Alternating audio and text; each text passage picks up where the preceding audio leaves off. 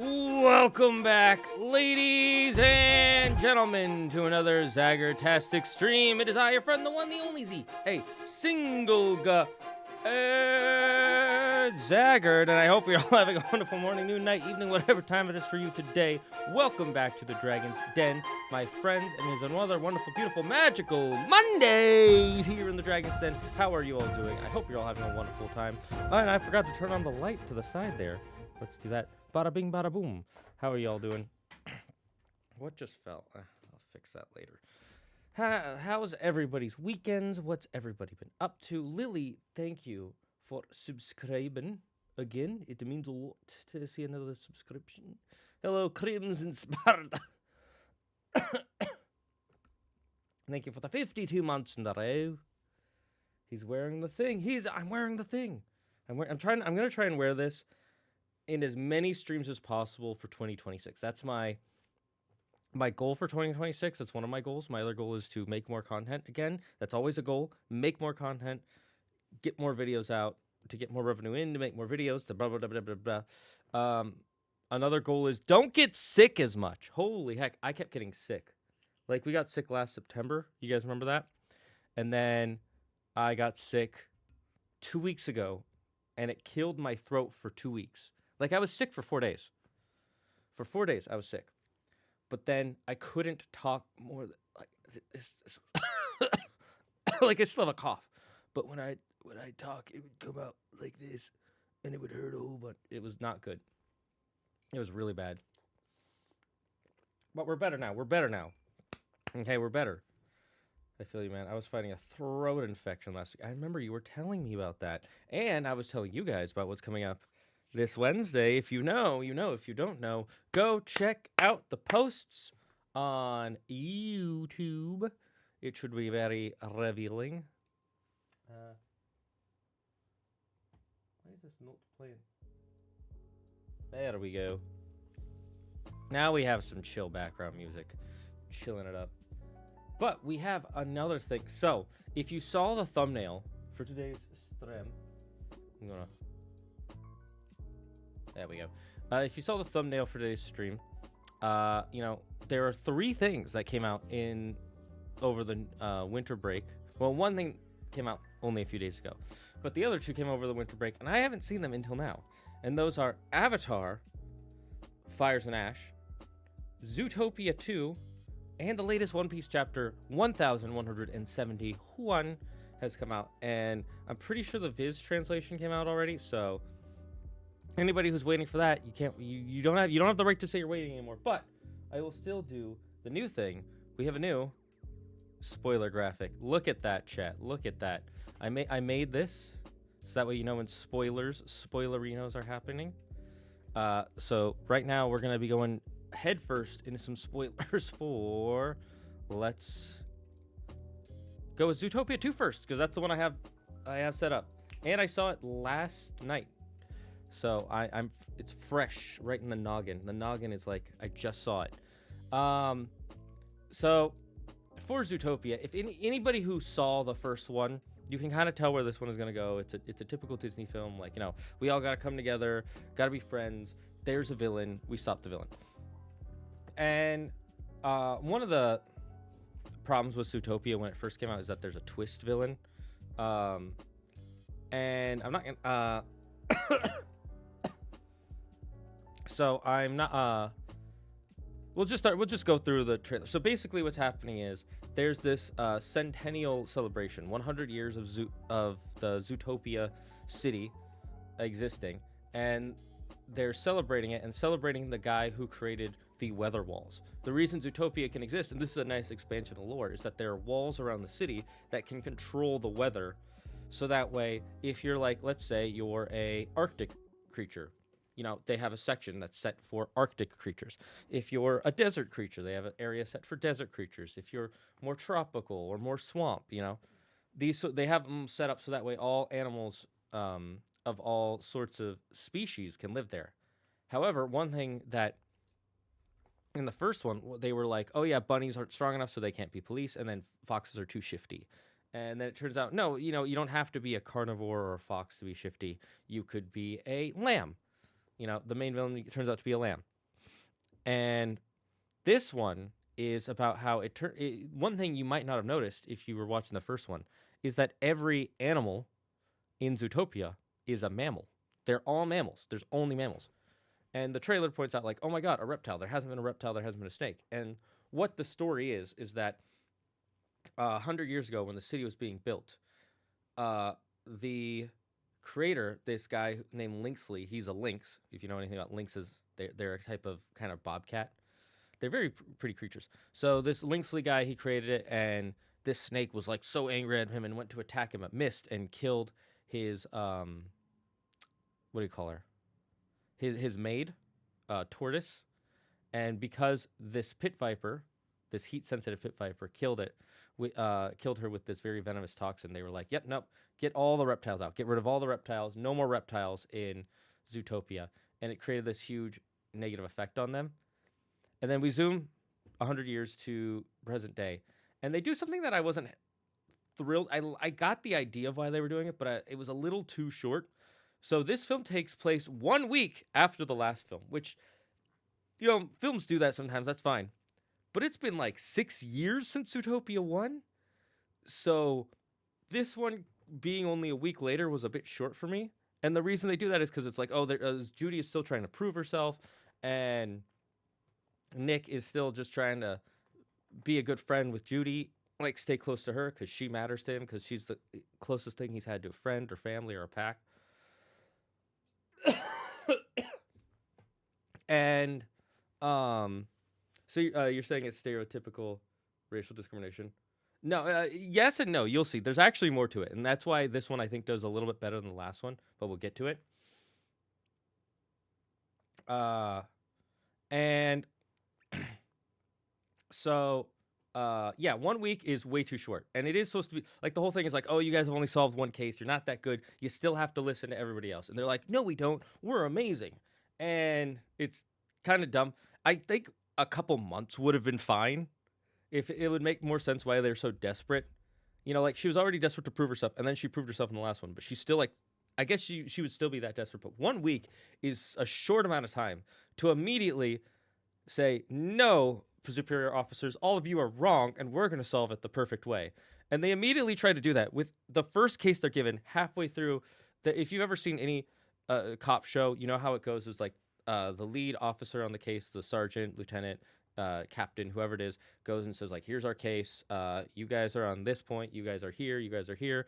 And while he's in the middle of it, they've already left. And they already started their trying to break in. And what they're trying to find is a guy who's sneaking in illegal contraband. Turns out it's a snake.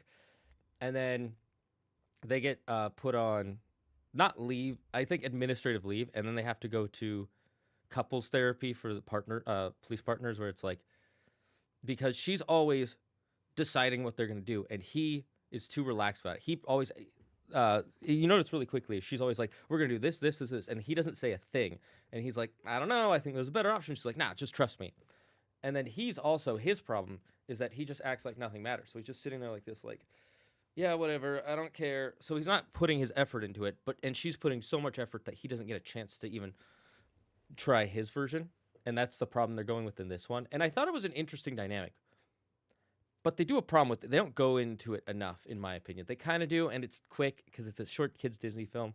But I feel like they could have spent way more time with it. It could have either been a show, or if they had cut out some of the plot points, I think it would have worked a little better maybe. But either way, so that's the problem we're going with. And they get busted, failing to capture this guy. And they accidentally drive a car into the guy, the statue of the guy who made the weather walls, as they're about to. So in front of a bunch of cameras, they break this statue, and it's pretty bad. It was like, yikes, that's a big PR nightmare. So no wonder they're put on leave for a bit.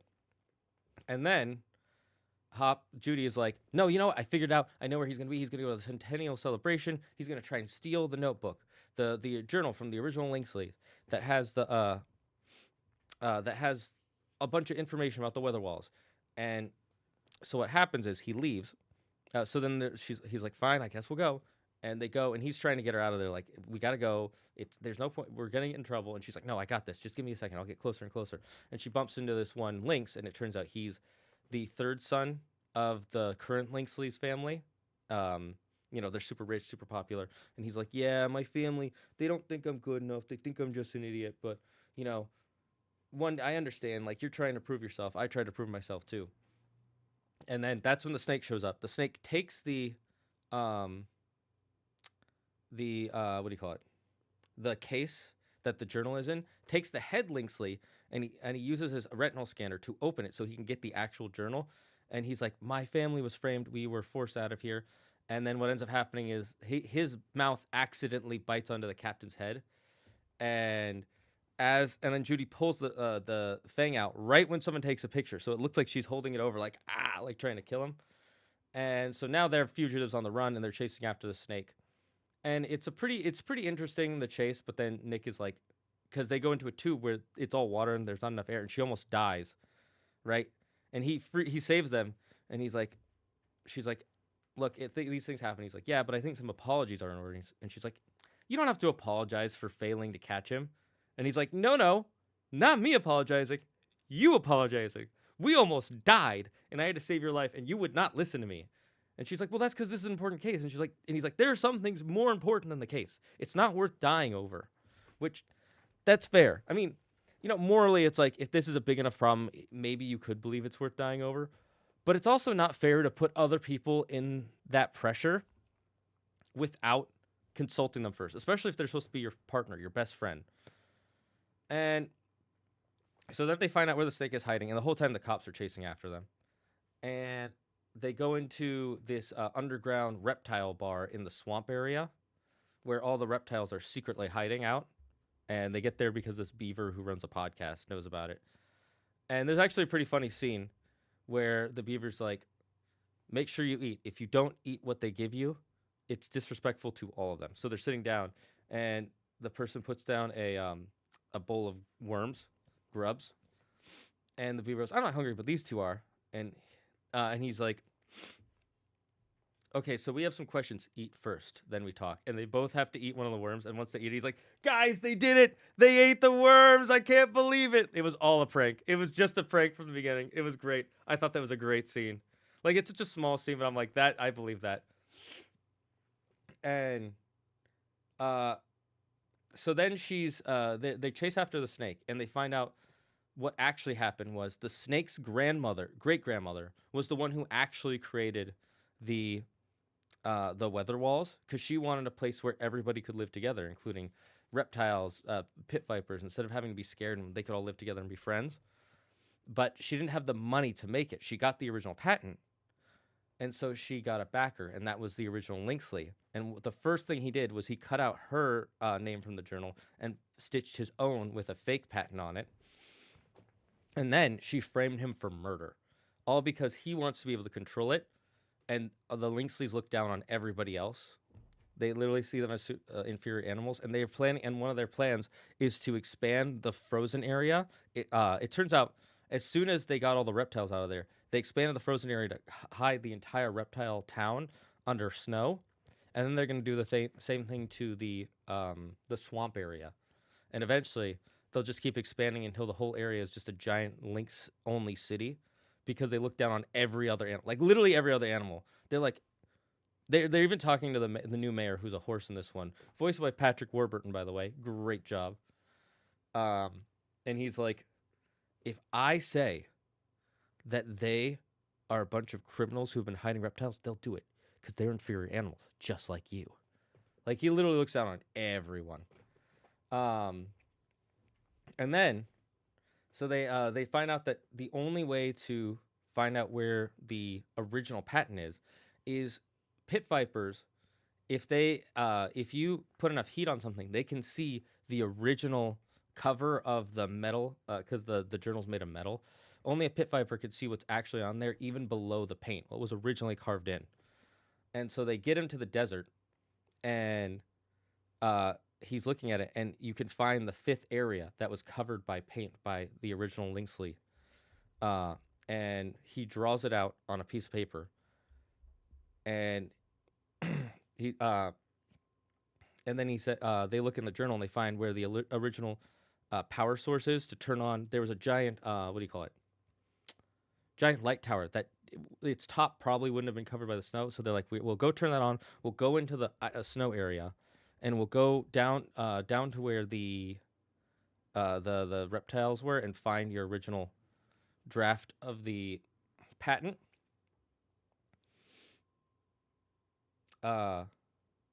And so they go in, they find they try to get to the weather wall through the desert area, and then there's a celebration going on. It's burning mammal, pretty funny, but also like, okay, fair enough, burning mammal, sure. And they're getting chased by the cops, and Judy, it turns out that the youngest Lynx kid, he actually wants to stop his family because he hates them and he wants to stop them. And they go inside the weather wall, the desert slash snow side, to find the original switch to turn on the lighthouse. They go inside. They're going in there, and then the door gets locked behind Nick, and Nick almost gets stuck there with the police. He got captured earlier, by the way, and he released a bunch of prisoners to escape, which that should make you no longer a cop permanently. Even if you save the world after that, you should just never be a cop after that. But, it's a Disney movie, so they're just like, yeah, it's okay. You two rights do make up a wrong. Yeah. And so they get inside. They're looking for the switch. They finally find it. They turn it on. And then it turns out that Link's son, who said he was on their side, poisons her, just like his great-grandfather did to that one tortoise. And says, yeah, my family does hate me and look down on me, but if I do this, they'll respect me. They'll love me. It's like, don't you want to be different? He's like, no, I don't want to be different. I just want to be respected. And that's cool and all. But a question is, everyone's like, do Nick and Judy and Nick go at it like rabbits? No, because this is a Disney movie, and sex isn't real in Disney. I mean, everyone makes mistakes, right, Zag? True. I mean, it is just a mistake. It's a good point. That's a good point. He just accidentally let out all the major criminals, including the villain from the last film. Just an accident. It's just a prank, bro. And so then they chase him down through the snow. They get in a fight. Judy almost dies, and Nick saves her at the last second by giving her the antidote. They go with the snake. They find the original patent, and then they arrest the Lynxies, and and now reptiles are allowed to live in the city. And so it's a cute film. It's very Disney. I think overall it was a fun story. It had some fun lines. There isn't that much to it because, again, it's a very Disney. It's a very kind of Disney number. You can kind of see where most of it's going. I didn't see him being a twist villain, but it makes sense. And it's actually a pretty good one where it's like, don't you want to be different? He's like, no, I don't want to be different. So it doesn't try to make him sympathetic. He's actually not a good guy. They try to trick you into it. What happened to the lion from the first movie? He went to jail, or he got he didn't go to jail. The lion mayor, he lost his job during the first film. Remember? I'm pretty sure he got kicked out as mayor, and then the sheep lady became mayor for like a day, and then they arrested her. Because literally the movie starts with, how many mayors have they taken down? And the mayor's like, 1, 2. That's all I can think of. And the Lynx guy is like, do you want to make it 3? If you don't do what I'm saying, you won't be mayor anymore. And what I love also about him being mayor is that he's a former actor. He's like one of those action star actors who became mayor. And he's always like, yes, I am totally capable of doing this. But he's also kind of an idiot. But then when they ask him, he's like, do you just want to play a hero in the movies, or do you want to be a hero in real life? And then he's like, okay. And he beats up all the lynxes. So he's not a bad mayor. He's just an idiot. I heard the Mythology guy made a cameo. Can you confirm? I don't think there is a yak. There are no Highland cows. The closest is we get a couple of old elderly goats. And this is actually kind of funny. They're elderly goats with like walkers and canes, but they're still able to jump around all the rocks super fast, better than anybody else. And they're like this German goat couple that's just like hiking in the mountains. They're like, oh yeah, there used to be a hiking trail right there, and it's so much fun. It's been 6 years since I saw the first one. Same. I saw the first one at no, not in theaters. I saw it on Disney Plus, and I was like, it's pretty cute. And then I just wanted to see the second. Claire wanted to see the second one because it came out, and I gotta say it's pretty good. It's not amazing. it has two major flaws in my opinion. One is they build up this whole thing about Nick and Judy. They both need to work on their differences, and they don't really work on them enough. They kind of start to, but not enough.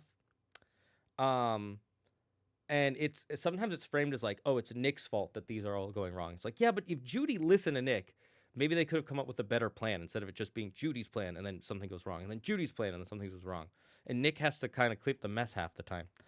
So that's my first problem is they don't really deal with them, working out on their problems enough. There's like this scene at the end where they're like, I was wrong. They have this heart to heart, but you don't get to see them change how they act too much. There is one part where earlier Judy's always talking, and then she lets Nick talk instead at the end. But I don't feel like that's enough. Maybe they could work on it more in a threequel, possibly, but they probably wouldn't. They'll probably find some new problem for them. I actually have three problems. My second problem is, well, I'll tell the third problem because the third problem is connected to the first problem.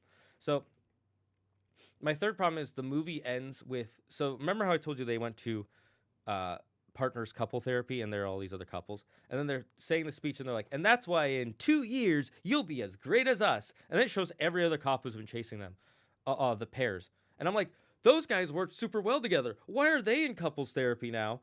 And you guys have barely learned anything. Why are you leading it? It makes no it's the very Disney ending of like, since we had our heart to heart, we're perfect now. No need to work on it more. I would have preferred if it ended with them both going back to couples therapy and being like, yeah, we need to work on it some more. That's what being a good partner is to work on yourself, not just be like, we're amazing. I think that would have been a better message for kids, but Disney wants the da da da da da. They want that message. And so it works for kids, but I think it could just be that little bit better. A much better message that would have made it, I think it would have made it more heartfelt. That's what I love about Inside Out and Inside Out 2. Those like actually dig deep into your emotions and tell you why you're wrong and why you need to improve and why you can, and it's always about improving yourself in the movie, and it also talks about how you can continue to improve yourself as you grow older. Well, Zootopia is just, we did it. Which, fine, whatever. And then my second problem is Nick doesn't do enough in this film, in my opinion.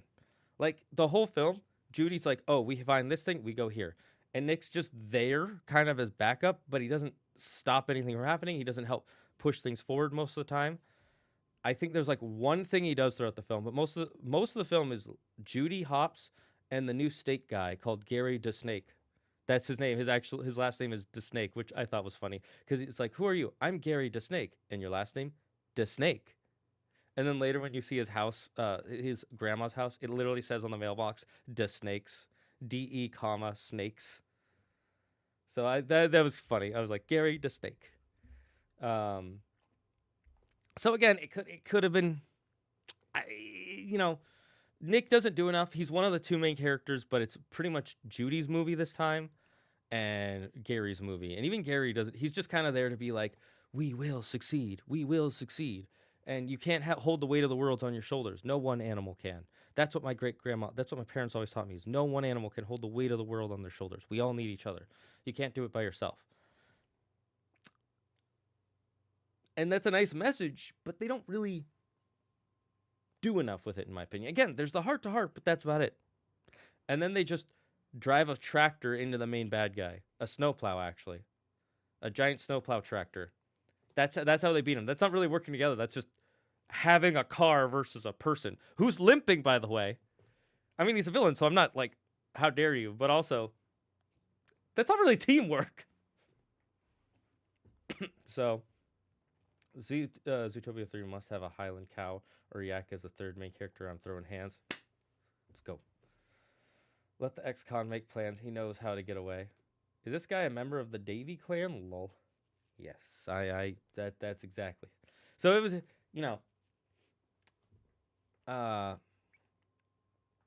it was, so again, I thought it was a cute movie. Is it amazing? No. Is it going to make it to my top 15? No. Do I hate it? No. It's a solid, like 5 or 6. It's like a 6. Should you see it? I recommend it. Do you need to see it in theaters? Not really. But it was fun. So the message is the snowplow is the ultimate tool of justice. Yes, that is true. I thought they committed murder. Who committed murder? The main characters. Oh, when the tooth was in him, they just got anti venom, and the chief was fine. So yeah, as soon as the fang got in him, the snake was like, just give him anti venom, he'll be fine. And then he left. So yeah, no one died because it's a Disney movie. That's not what happens. Literally, there's even a character who does the classic Disney death where he falls off a ledge, and then he doesn't die. He just has a limp. Like he's able to like walk pretty fast with a limp too. I'm like, didn't you drop like 40 feet? I know you're a big cat, but you didn't turn around and fall on your front. At least we didn't see that. It would have made, but I think it would have been awesome if he was like falling and then he just turned and landed on his feet. And he's like, hurt my leg, but we always land on our feet or something because he is a lynx. I know they're not exactly cats, but pretty close. So that's Zootopia 2. Fun, not amazing. But I'm glad I saw it. I had a lot of fun. I'm glad I saw it. Now for the next film on our list, Avatar: Fire and Fire, and I'm dying from coughing. Okay, so Avatar: Fire and Ash. If you saw the first two Avatars, this is very much a straight continuation of the last one. So one of the things that they did that Zootopia didn't do that I really liked is from Avatar 1 to Avatar: Way of Water, which is Avatar 2, they actually have a full time skip because it's been 10 years since the first one. And so the two main characters from the first one got married and had kids. If you've seen the second one, you know the story. The third one takes place right after that one, and I'll just kind of quickly do a brief summary of the story as much as I can, and then I'll tell you my thoughts on it. So they I'm trying to remember how it starts. I think okay, so it starts pretty much the same way as the first at the end of the first one where they're like they're collecting guns and like we have to fight against the sky people. We have to use guns because they're using guns. Sticks and arrows and knives are not going to be enough against a military craft. And they're like, no, we do not use weapons. If you use metal weapons, it poisons the heart. It is truth. We know this. We know it poisons the soul because they're still a very spiritual community. And then the whales from the last one who are extremely peaceful and like any whale who attacks that goes against our ways, so they have to be banished. The whale friend that the son in the second movie became friends with, he gets banished and he's like, you will never hear my song again. And what happens is they also fight. Oh, I remember Spider. Remember, he's the human boy who lives with them and was raised by them, and he's the son of the colonel from the last two movies. And he has to wear that breathing mask, and he's running out of extras, so they have to bring him back to the scientists in their old village to save him. And he so they're going on the what do you call it? They're going on a trader ship, and the traders get attacked by raiders, Avatar Pandora raiders, and these are the fire people. And they all get split up. A lot of their flying mounts get killed in the middle of the fight. And they find out about him. And as they're running away, the kids get split up first, and they all try to run away together. It's the son, the daughter, the adopted daughter who is, I'm forgetting her name. The female scientist from the first game. It's her cloned daughter, Avatar cloned daughter, and Spider, who's the human. They're running away, and his oxygen mask is failing. And the clone daughter, she's had this weird connection to Awa, and the trees, and so she does her air connection into the roots of the ground. She goes, "Mother Goddess, please help me save this boy's life." And she takes a seed, one of those like what do you call them? What's that flower that you blow it? Those seeds. Dandelion, one of those like alien dandelions. She puts it in his mouth and feeds it to him, makes him swallow it, and then the power of the earth grows into him, and it lets him be able to breathe the air. He wakes up and he's able to breathe the air, but then they get captured by the fire people again. And right when they get captured, Jake Sully, he gets the mom is injured, and so she flies back to the nest because she can't find them. She can't see them, and there's a whole like fire group that could attack her, so she couldn't do anything. Jake gets captured by the colonel, and he's like, we have to go help the kids. Spider's there. That's your son. You cannot abandon him. And he clearly loves his son, so he does go after to save him. And when they do, she's like, teach me how to make thunder. And so he gives her a gun because they want to learn how to use the guns. And then they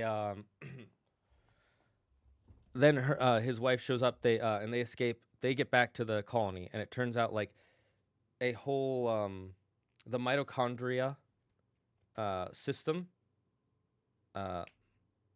mycelia, the mushrooms. I forget what it's called. Mycelium network. It turns out his body now has a mycelium network where he is merged with the planet, and it's a symbiotic relationship. He keeps it alive, and it keeps him alive, so he can breathe the air. And it turns out on the back of his head, he's growing one of those hair tentacle things.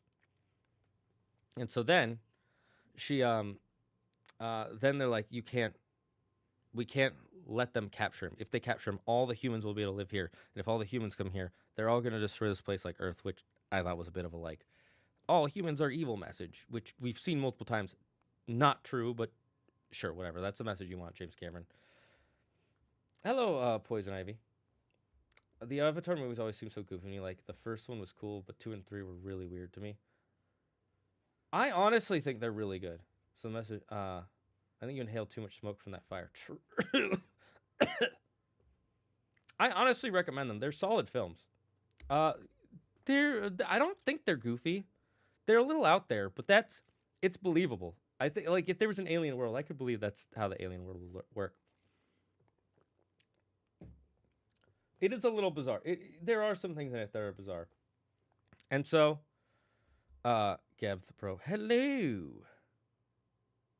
my guy. So, anyways, they get they find out like they can't let him live. So Jake is like, I'm going to kill him. And by the way, this whole movie, the mom has been in grief because remember their oldest son died in the first film or in the second film. And so she's like, she hates all of them, the pink skins, pink asses, the 4 fingers or 5 fingers, because Navis only have 4, but humans have 5. Even the Navi hybrid aliens have 5. And so she's like, yes. She's like, at one point, she's like, yes, I want to kill him. And then Jake's like, I have to kill him. And she runs and she's like, you can't. I forgive him now. I was wrong. I was just filled with my anger and hatred, and I shouldn't be filled with that. And even Spider was like ready to let him kill him. He's like, I understand. You have to kill me. And Jake at the last second stops himself, and his wife stops him, and they realize we can't kill him. If we kill him, we're just as bad as them. And plus, we do love him kind of like an adopted son. We care about him a lot. He doesn't deserve to die just for being alive.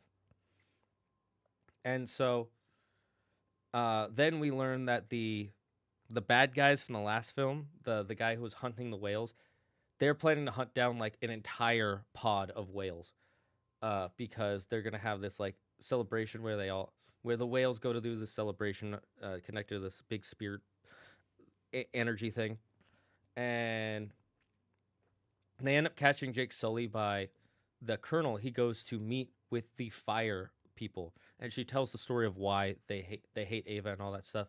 There was a mountain that came up, a volcano. It burned our tree to Ava. Our people prayed for generations and for weeks and months for her to save us, to give us food, and she wouldn't come. So I went to the volcano and I learned the power of fire, and I brought power to my people. And now we will burn everything else, so we will have all the power. And she tries to drug the colonel and get him to be on her side to be her servant, and he's like, "No, you want a partner." And so they do it. They get close, and then he brings them into the base and captures Sully, brings them back, and gives them all RID chips to let them in. And the general's like, "I don't want these savages on my land." And he's like, "Take the win, General. We got him. We got Jake Sully." And so he's captured. And there's this one marine biologist who's like, you can't kill these whales. They are an intelligent species. This is a ritual. This is not like just them there for migration patterns. They have a cultural reason. They have logic. They have intelligence. This is killing intelligent beings. You can't kill them all. This is wrong. And they say, your belief has been noted. but we're not going to listen to you. Fuck you. Fuck your opinions. And they also capture Spider, and they're going to experiment on him to allow humans to live there. And so the night before, they're going to kill Sully because he's a traitor to the American people. He is a traitor. Makes sense. His wife sneaks in, starts a whole explosion thing. Spider is able to escape from his cell, and then the marine biologist guy, he's like, you know what? If my complaints are going to be listened, so then he takes a giant, you know those things that that dig up earth? It's like a giant size, like a house size one. Breaks him out of his cell, and helps him escape. So then they get Spider and Sully back, or Spider and I forget his first name, Jack Sully, Nick Sully, Jake. I'm just gonna go with Jack. And his wife, and they get back to their family, and he realizes, you know what? I have to ride the giant red one. I have to become Tamaktoa again, which he didn't want to do because being Tamaktoa means all you have is bloodlust and anger, and you want to fight. But they need to bring back they need to bring all the tribes together to stop this big attack on the whales. And then his kids go off, and he goes find his whale friend, and he convinces his whale friend to come to talk to the matriarchs and say, we cannot live if we continue to be pacifists. We have to fight back. If we do not fight back, they will kill us. My entire pod was wiped out, except for this one single person. And she has like weapons sticking out of her and everything. It really sucks. And so they have a big fight at the end, and there's all this fire going on. And it turns out the girl, Kitty. So one of the things that the main fire villain was able to do, she keeps connecting her hair to other people's hair, and then she dominates them and like absorbs, I guess, a part of their brain matter or something. Dominates them and then kills them, cuts off their hair tail, which essentially kills them. And then Kitty, they have their huge fight, and Kitty's able to connect to hers, and she dominates her and tells her to run, get away from my family. And then Jake, that's it. Jake, Spider, and Spider's dad are fighting at the top, and Spider almost dies, and they both save him at the last second. And he's like, look, we have to take you into custody like you took me. And he goes, you know what? Fuck that. And he jumps back into the fire. And that's Fire and Ash. And I thought it was pretty good. It had two problems, in my opinion. One, it was long. It's a 3-hour and 20-minute movie. Okay, 3 hours and 20 minutes. You could cut out the whole part where Jake gets captured. You don't need the part where Jake gets captured, because 20 minutes later, he's not captured anymore. You cut that out. It's a 3-hour movie. Like, it's a cool scene with them finding out about Spider and Jake being captured and all that stuff. But Jake being captured doesn't matter. Maybe Spider being captured will matter in the future, because the scientists will be like, we got to capture him. We got to figure out how he is living here. Da-da-da-da-da. Whatever. That could work. But Jake, the 20 minutes of Jake being captured and then being like, look, we're going to kill him. Meh. It was whatever. Get it over with. I didn't care. He convinces me his whale friends. He convinces his whale friends to come. Yes.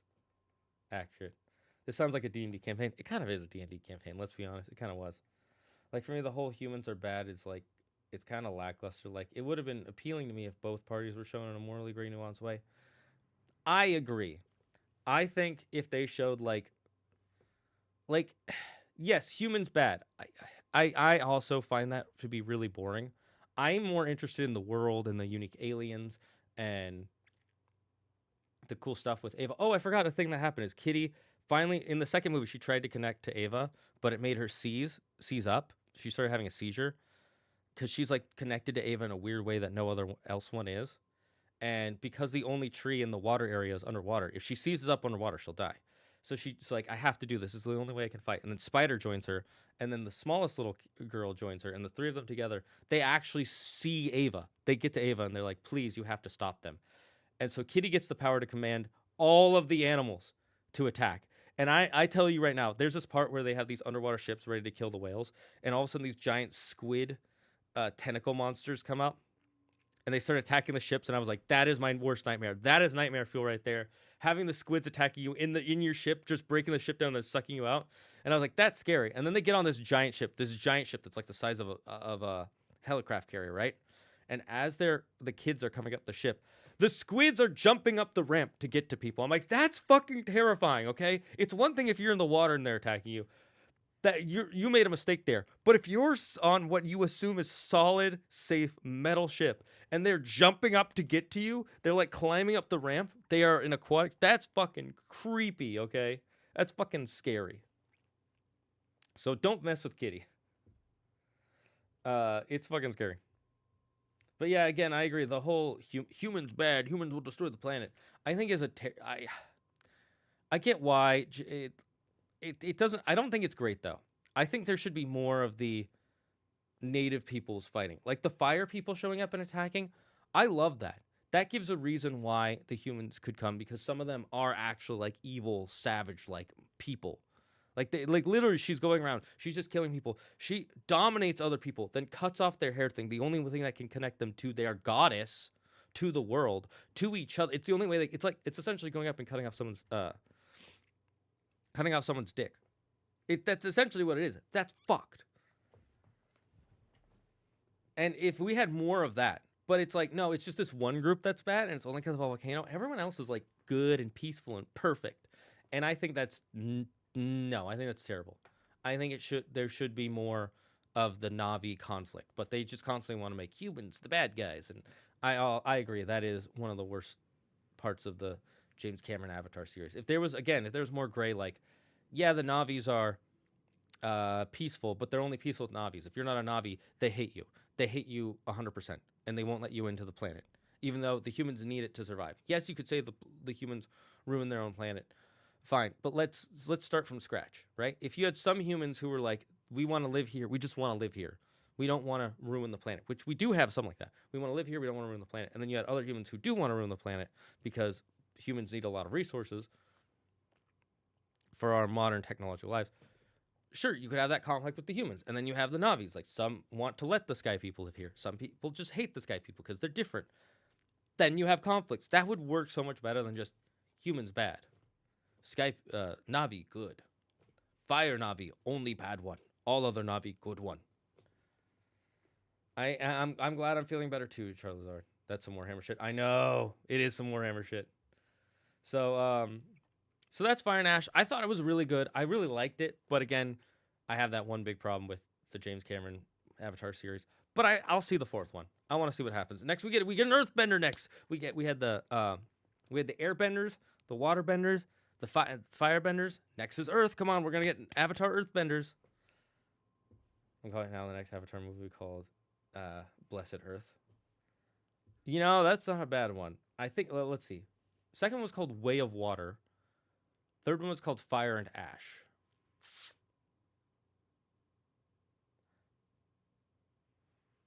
It'll either called Blessed Earth or the Earth's Goddess, because I think they're gonna interact with Ava more directly in the fourth one, because that's a big thing they've been setting up since the second one with Kitty Sully.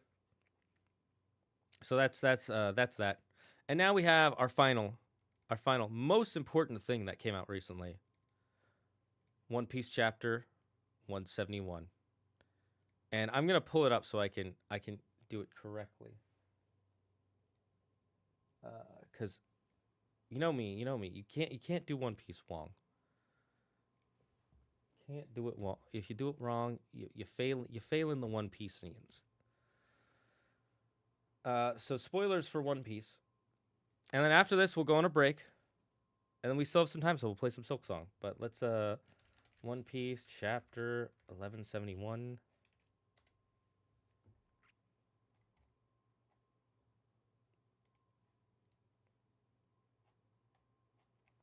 Okay, first we'll start with the it's on my thumbnail.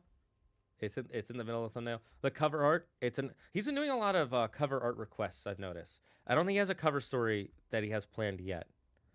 Can't wait for season 2 of One Piece. Which season 2 though are we talking about? Are we talking about actual season 2 or season 2? Because my answer to both is yes. Finally, a One Piece discussion I can join in. Yes, Yuki. So first, let's start with that cover story. He's doing another cover request by Reverse Kitten, and it's a cat putting ears on Zoro. Kind of cute. Zoro looks pissed though. It's kind of Zoro's just like, put cat ears on me. And he notice he's holding Enma in this one, so it's a cute little cover art, but it's not a cover art story. Then we return to the ending, the aftermath of the fight with what's his name? Harold, Gabon, Shanks, and Loki. And Loki has killed Harold. Harold is dead.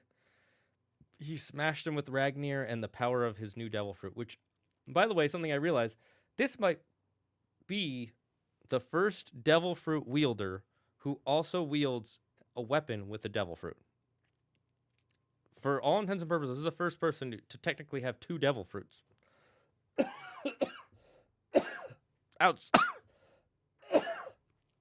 Outside of Blackbeard, of course.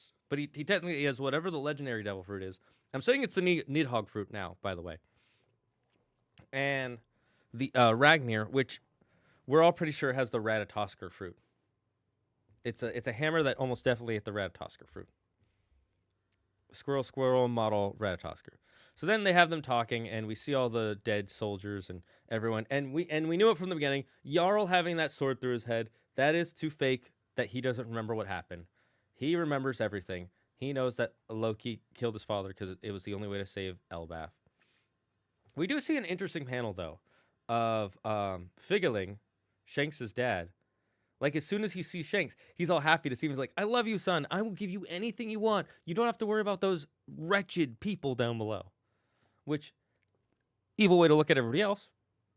But it seems like he genuinely loves his sons. Maybe not, but it seems like he does. Then we get, let's see. Gabon and Shanks talking about some stuff. Like, it's not his fault that Harold died. This would have happened. And Loki put his cloak over his dad so nobody can see his destroyed remains. Like, it sucks. The father he loved, he always wanted to love him back, and he realized he always had. He had to kill him. So painful. And then we get Emu. Emu being like, he was one of the strongest giants. We had control of him, yet he was still killed. What kind of unforeseen power is in Elbaf that we didn't know about? Which, yeah, there are 2 that you guys didn't know about. And then he says, it's fine. He would have never joined us anyways, for after all of the giants on Elbaf are of D, which points closer to the theory that the D is not actually a lineage name. It's more like the X that Vivi and the Straw Hats use, except for this one was if you put D in your middle name, that shows that you're part of this secret group that's fighting against the world government. And maybe it started with the giants. That would be maybe that's why there's that giant Straw Hat. Maybe that was the first one to rebel. Not even because it's not Joy Boy. We're pretty sure Joy Boy was human Luffy sized, and it's implied, especially in the anime, that the Straw Hat Joy Boy wore is the same Straw Hat Luffy wears. So that giant size one we see that Emu has is not the Joy Boy one. We're pretty sure. For some reason, I didn't clock that the hammer had a fruit. Well, that's why the hammer became a squirrel. We had Mr. 4 in Alabasta. Mr. 4 doesn't have a devil fruit, though. Mr. 4 doesn't have a devil fruit. He's just a guy who works with an animal that has a devil fruit. I'm talking about a devil fruit wielder also wielding a weapon that also has a devil fruit. So double devil fruit. That's why I'm saying this is the first one. So yeah, that's Emu literally says specifically, never forget, Elbaf is of the D. All of Elbaf, which is very confusing, very interesting. Does that mean they came from Nika? Maybe in lore, Joy Boy was the first one to use the Nika fruit, but the Nika fruit was based on an actual warrior giant named Nika. And that's why he's all mythologized. Like thousands of years ago, there was a warrior giant named Nika. And then when they were creating the devil fruits, because they said the devil fruits are created from someone's dreams, maybe Joy Boy dreamed to be as amazing as Nika, and then created that devil fruit, ate it, got the power, and it eventually got to Luffy. That would be cool. Yep, that's fair. It's easy to think that a lot of characters who don't have devil fruits do have devil fruits with how amazing they are. And then, we get to see Loki heading out to sea. And there were some soldiers left over, and he took them with him. So not every soldier died, which it would have been hard to believe that that Harold killed every single soldier in the castle. Not that he couldn't have, but that every one of them made it to the battle at the same time. And that battle was pretty quick. Remember, it was like a chapter and a half. And of course, Loki's like, I'd rather play the villain. I don't want my father's legacy to be ruined. I loved him, and I want Elbaf to continue to love him. They already hate me. I don't mind if they hate me. That is such a great scene for Loki. I'm loving Loki, and now, people are saying there's even more reason that Loki might join the crew because whenever Luffy is like, "You're gonna join my crew, 100%. You're gonna join. I want you to join." If he says it more than once, you're almost guaranteed to join. Remember, Frankie didn't want to join at first, and he pushed Frankie to join. Sanji didn't want to join his crew at first also. Chopper did right away. Usopp did. Nami didn't, but that was for a very specific reason. Robin just kind of decided to join the crew. That one's the most unique one. Jinbei said he would, but there was a lot of stuff involved. So most of the time when he says, "Hey, do you want to join my crew?" people usually say no the first time. But if he says it twice, you're guaranteed to join. That's what happened, at least with Frankie and stuff. Yeah, I really do think Loki will join. If Loki is the Nidhogg fruit, does that mean someone has the Hraesvelgr fruit? It means someone could have the Hraesvelgr fruit. Just remember, real quick, by the way, if you didn't know, in a while back before the flashback, there was that owl in the library who has the power to change the size of objects.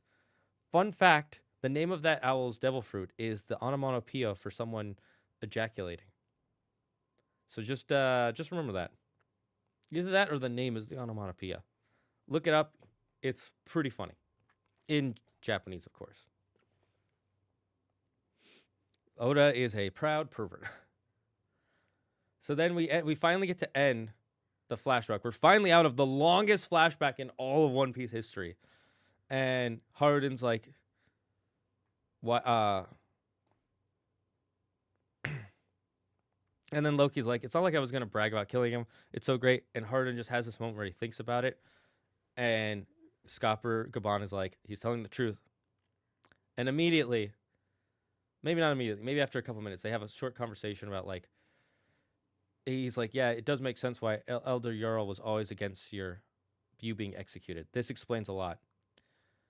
And the fact that Father chose death in the face of the government's manipulation, they've been the enemy of our family this entire time. Now I have even more reason to hate them, more than just them attacking Elbaf. They've attacked my heart, everything I love. And then he frees Loki.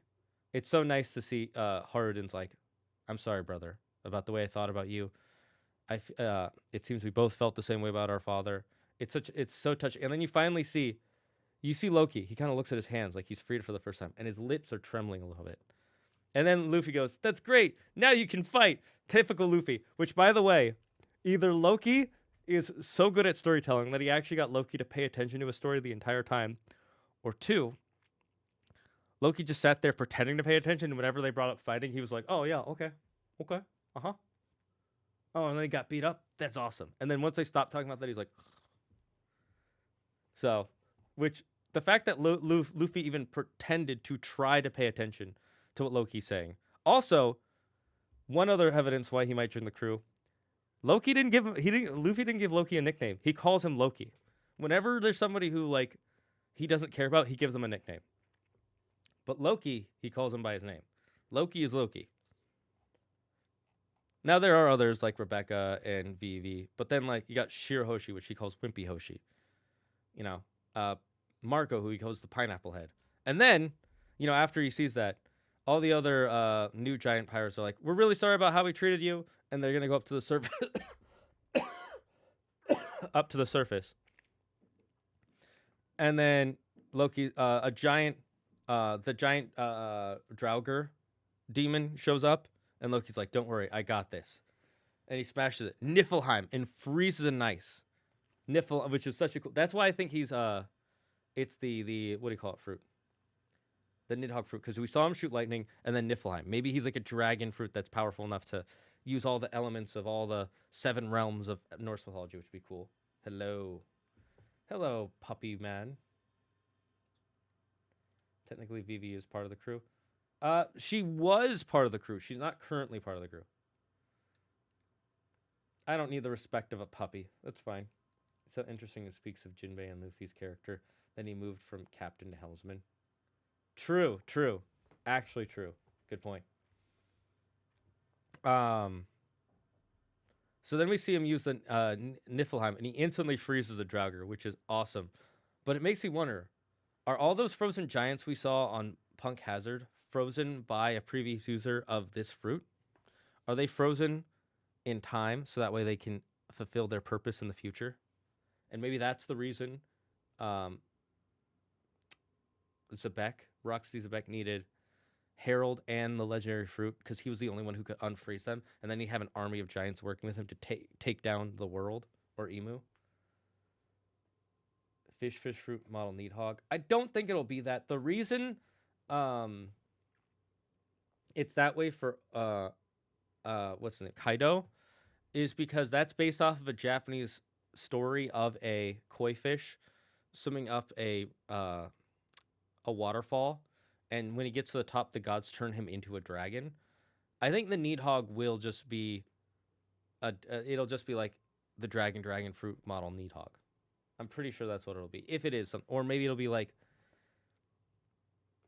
maybe it'll be something else. We'll see. Let's find out. If it is Fenrir, fine, but I think it's gonna be Needhog, which some people are like, oh, we're getting so many dragon fruits now, which true. We've had 2, and I think there was a 3rd one.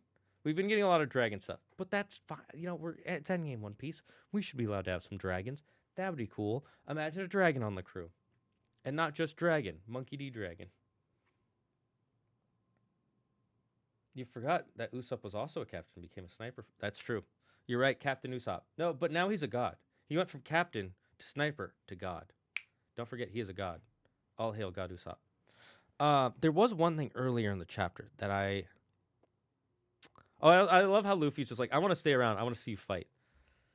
But also, you notice they're like,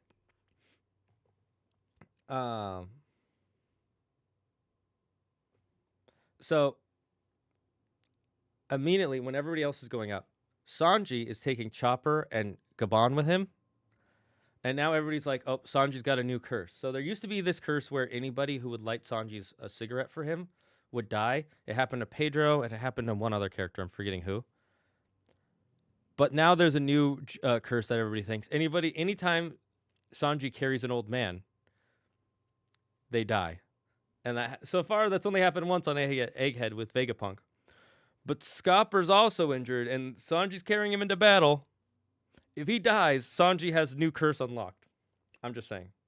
You're all wrong. It's going to be Sleipnir. Dude, if it was Sleipnir, that would be freaking cool. I don't think anybody would use Sleipnir, but I would love that. I want Dragon to have a Logia. Too many zones. I think Dragon will definitely have a Logia. If he... I'm not convinced he has a Devil Fruit, but if he does, it's some sort of wind or weather powering one. Because the only time we've seen Dragon act, 2 things happened in that chapter. 1, a lightning bolt right at the right time struck Luffy, so that way he was freed from being killed by Buggy.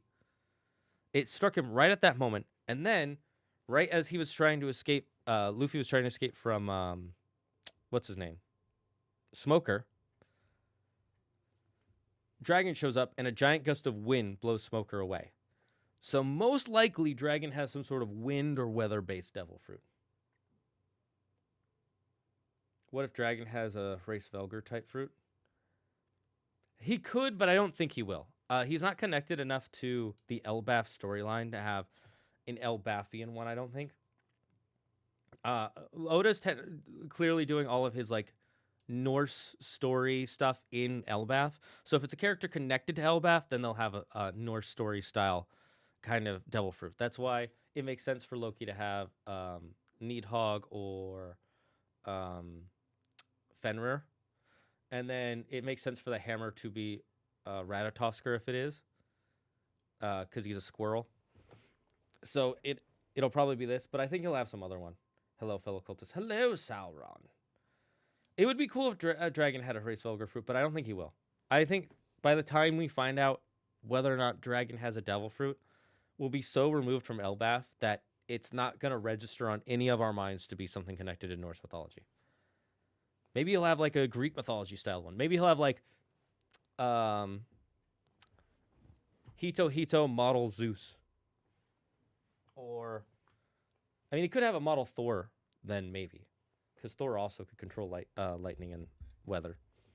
Well, debatable on that aspect, but most people believe he could. So, anyways, latest chapter One Piece, really cool, really good. I think the coolest thing, the biggest standout here, is that we're finally out of the year-long flashback. We're finally going to get back to the main action. We finally get to see Loki's. We're going to see Loki's full power soon. We're going to see his devil fruit. I think Luffy's going to ask him to join the crew at least one more time. And we need to find out why the Holy Land is burning. Mera model Surtur. What would be Hito model Surtur? Because it's not the fire fruit model living being. It's a human fruit model this person. However, it could be, instead of Hito, what if it's Jotun model Surtur? What if it's not a human fruit, but a giant fruit? Also, remember, I love how tiny the devil fruit was for Loki. It was like not even as big as the tip of his pinky. Did he just like gulp it in one bite? My theory for Loki, I think his fruit will be paramecium and it will be associated Utgard Loki. I don't think it will be a paramecia, because if we go back to chapter 1170, I think it was. Oops, not what I want to do.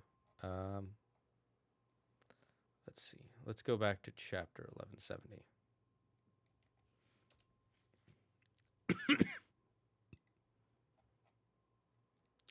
Let's see. Where's the...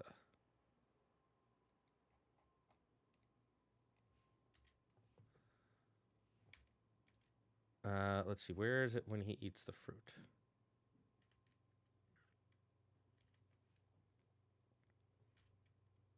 So the reason we don't think it will be a paramecia is because when he eats the fruit, you see his hands change into claws. He gets some sort of fur or spikes, and then his eyes become this glowing light. And then if you look at the shadow on page 12 or 13, you see there's a shadow of Loki with the horns, and he looks like some sort of beast animal. And then there's also claws all over the place. So I don't think it'll be paramecia. It'll almost definitely be a zone. The flashback was insane. What do you think is behind the ice wall? There's so many conspiracy theories. It's hilarious. Ice wall. What ice wall? Also, I do think, I'm kind of convinced that, what's his name? Grand Line Review has a video about it.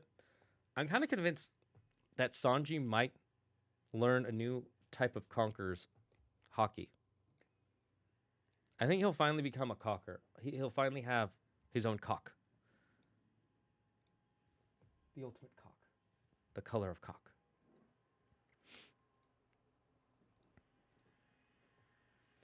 It could be zone-based. Garm, another giant wolf.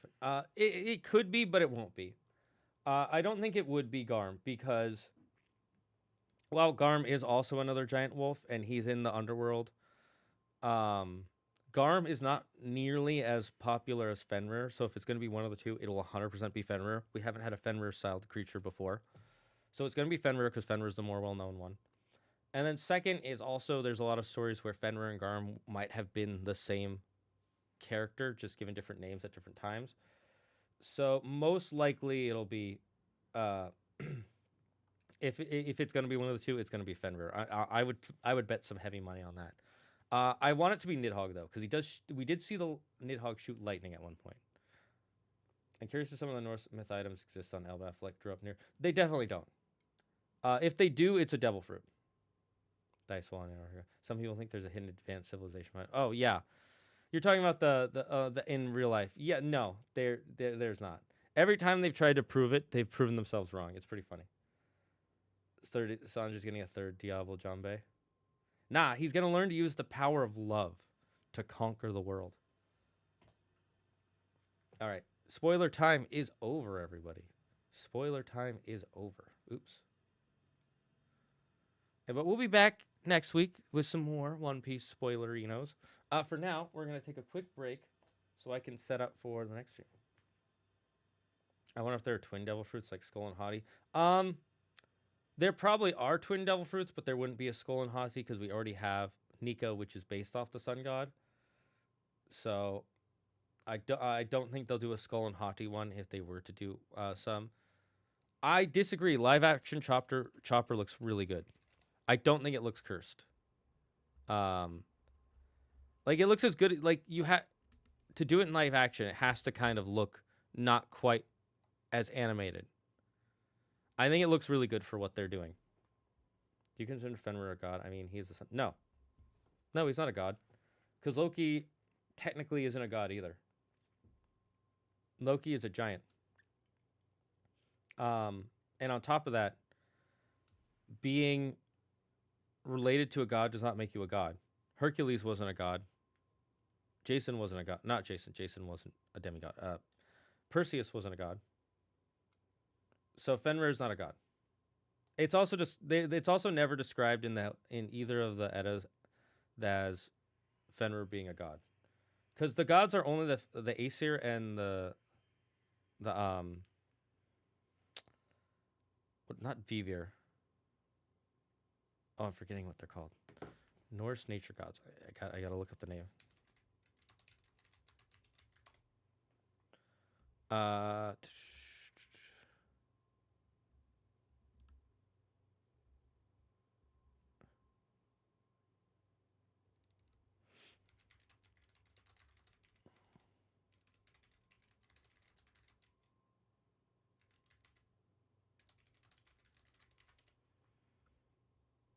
I'm trying to remember what the other group was.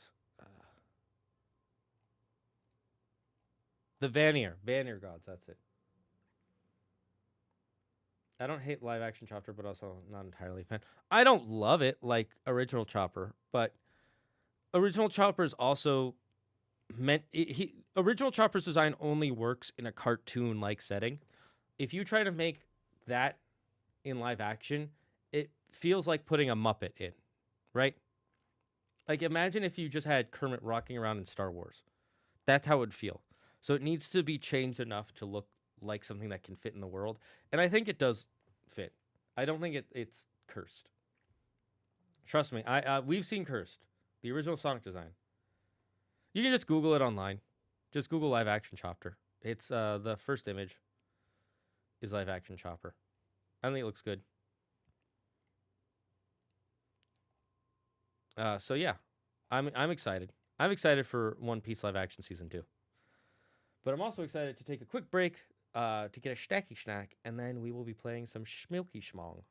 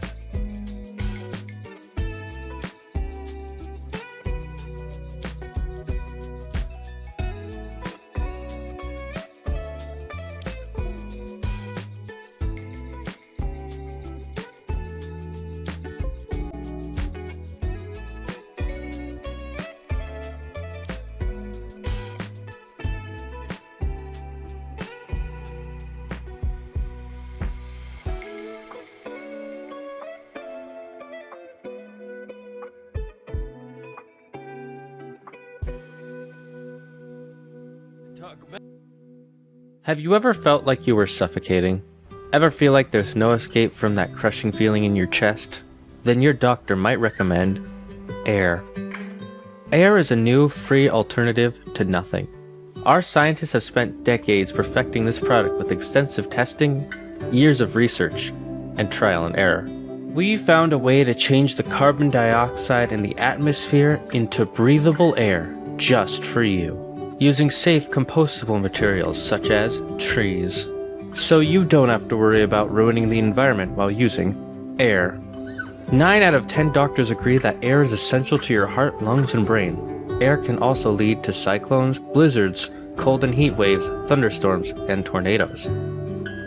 If you are experiencing any of these symptoms, please call emergency services and a team will be on their way to help you as quickly as possible. Do not take air without speaking to your doctor first, because air is not for everyone. If you are already using air, tell your doctor before he prescribes you any new medication. Whatever the case may be, air is here to help you out. Air. Take a breath.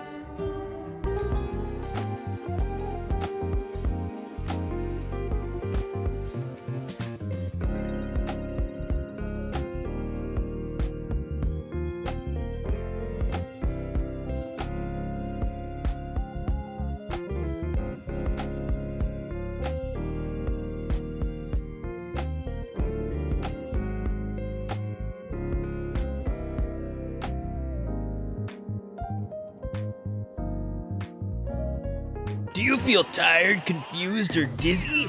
Have you ever felt like you just can't go on because of massive headaches? Then try water! Water is the newest soft drink on the market. It's refreshing and delicious, all while containing 0 sugar, 0 corn syrup, and 0 calories. Water will give you the strength to complete the toughest of tasks on the hottest of days. Water can even be used for cleaning yourself and your clothes. An overexposure to water can lead to flooding, massive downpours, tsunamis, whirlpools, and even drowning. Gnarly, dudes. If this happens to you, call 911 and some bros will be there in a flash. If you're planning to use water without an experienced physician around, please make sure you bring along someone who is CPR certified. Man, water is good. Water, have a sip.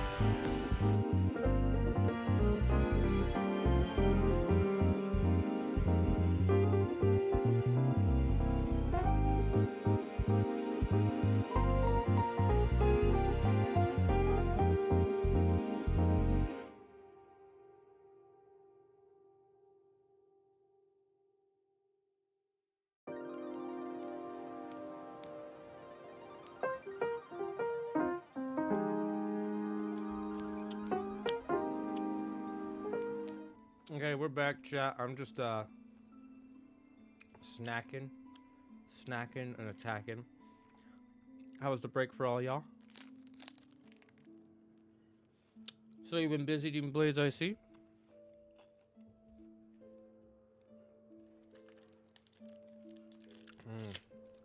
This is good.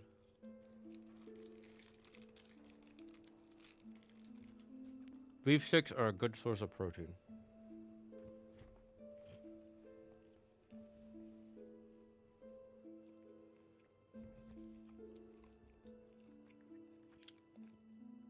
Now let me finish chewing, because I don't want to choke on this.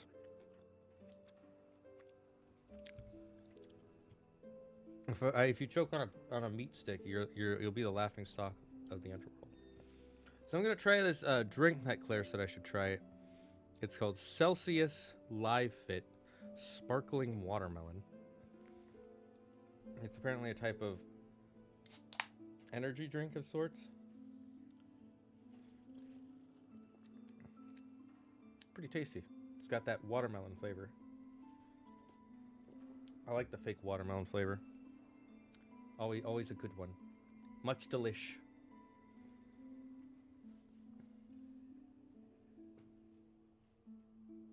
I just realized, how is season 2 gonna fit winter cherry and all the stuff with Laboon and Alabasta?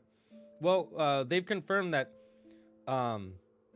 season 2 ends after Chopper joins the crew, and season 3 will be everything on Alabasta, the actual island.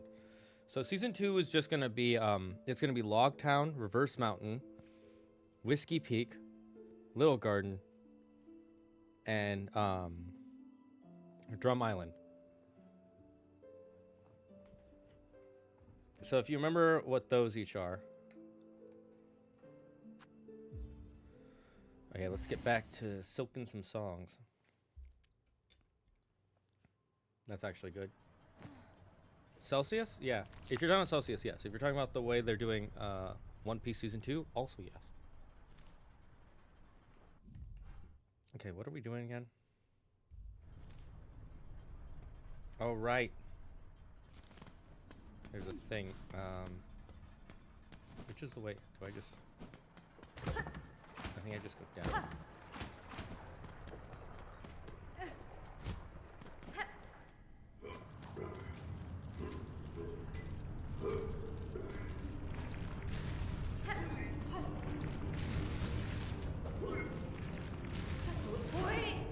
Ooh, I almost forgot how to...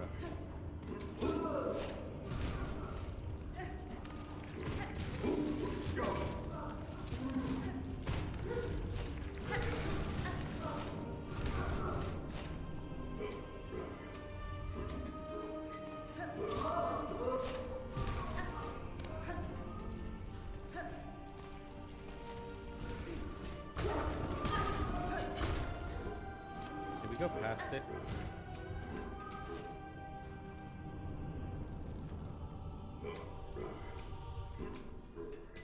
What the heck?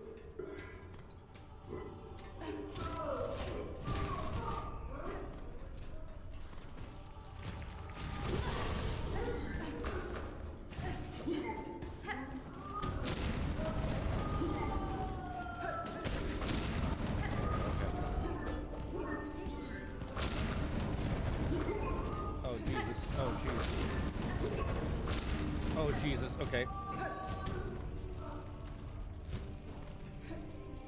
Oh.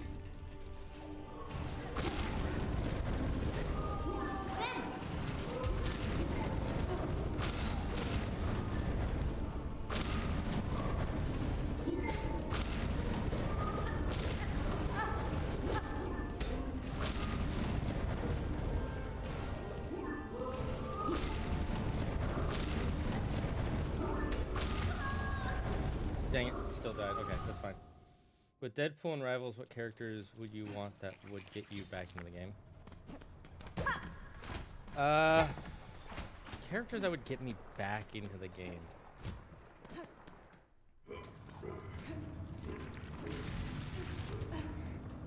I'm trying to think. Because the only characters I really care about are Spider-Man characters. Because I'm basic.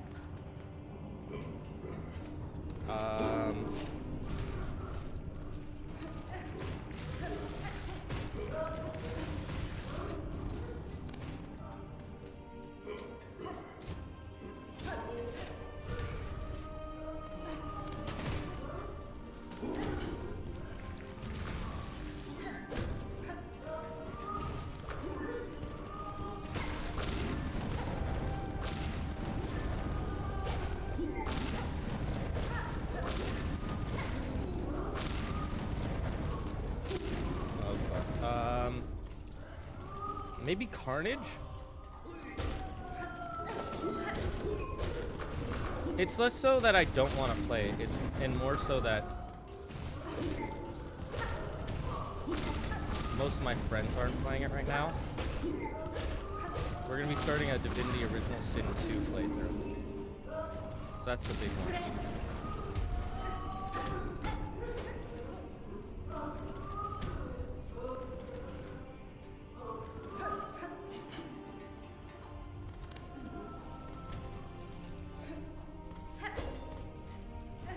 Definitely have something that can... That's so annoying.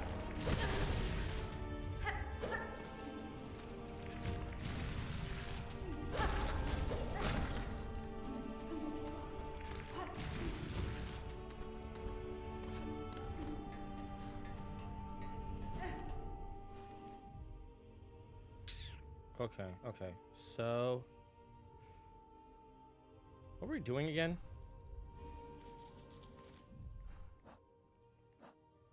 What quests did we have? How does that fly fleece in the far fields and defeat it?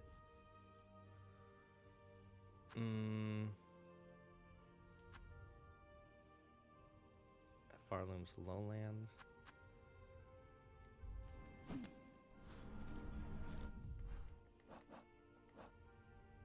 Missing brother, Greymore. Okay.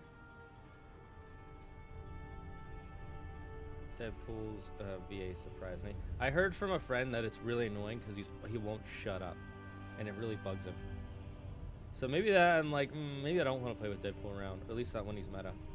Question of the day: what upcoming films are you most excited for? Now that I actually got this game as late Christmas gift, so now I can play this right after I finish Hollow Knight. Yes, do that, Charizard. Both are great. That goes to Deadpool and the Rivals, the same guy who plays Leon in the Pokemon anime. Oh, that's pretty cool. I kind of want to see Black Widow or Vision. Black Widow's already in the game. Vision would be interesting, I agree. Black Widow just sucks. At least last when I played, unless they buffed her.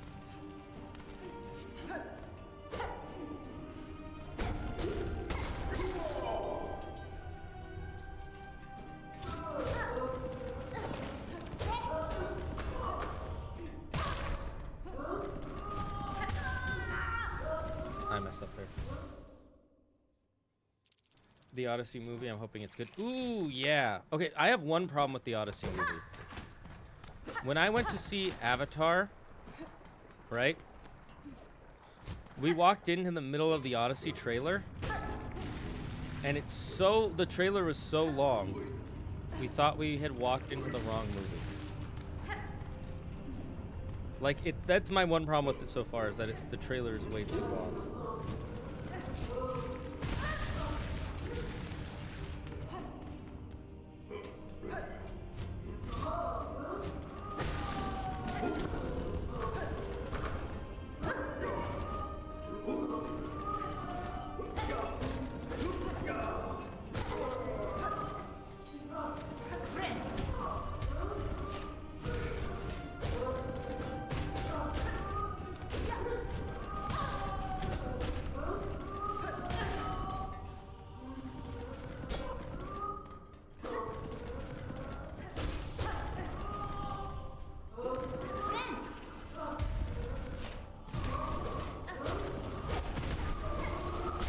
Got him.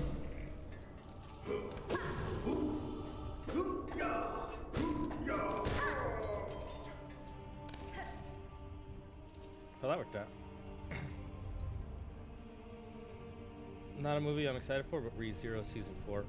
I have still not seen Season 2.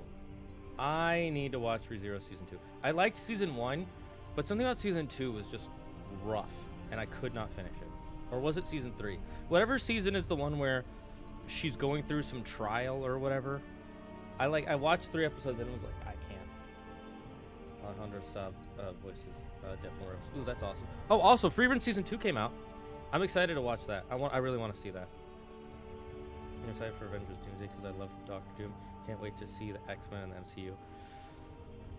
I'm interested for those reasons, but I'm not excited because the way they've been handling all the stuff over the last, like, few years for Phase 5 and things have made me I've lost confidence in their plan. So I'm interested but not excited, especially since I don't think Robert Downey Jr. playing Doom is a good idea. I also don't think that's going to be the actual Doom. But if it's good, it's good. And I'll admit it. I don't think it's going to be bad. I'm just not excited. Expecting it to be good. Kind of like, you know, Endgame and Infinity War. I expected those to be good. Guardians 3 and the other 2 Spider-Man films after Endgame, I expected to be good. All the other ones I was interested in, and none of them were really that good to me.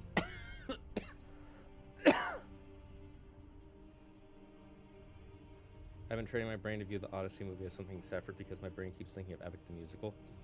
Well, I mean, You know what? I applaud you, Demon Blades, because you 100% should be doing that, because they are not the same thing.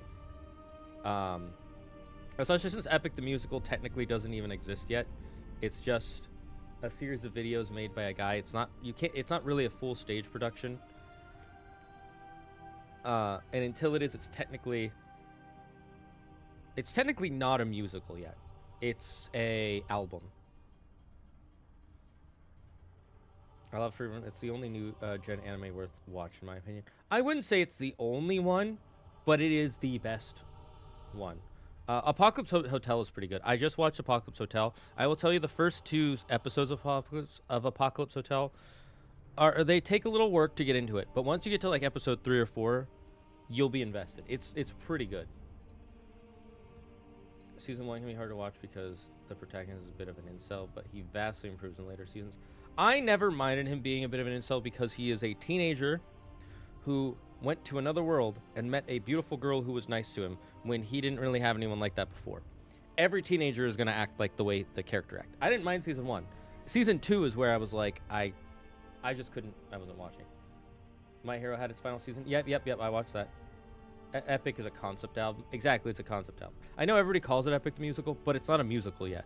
Until they actually put on a performance, you can't call it a musical. By that logic, every album is a musical. Season 2 was so peak. Can you remind me the plot of season 2? Like, just the broad strokes of what's happening in the beginning? Because maybe it was season 3 I couldn't get into. I can't remember if it was season 2 or 3 where it stopped. There's also Hell's Paradise. Honestly, I'm shocked season 2 is here because season 1 left a huge cliffhanger. I know nothing about Hell's Paradise. I think there are actually a lot of new age anime that are worth it. It's just that there's also a lot of trash. Or a lot of very basic, weird anime.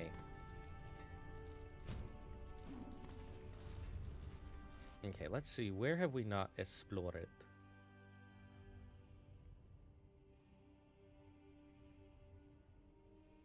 Okay. Let's finish this exploring here. So we got to go left, and then we'll go through 2 doors and then stop. I hate you.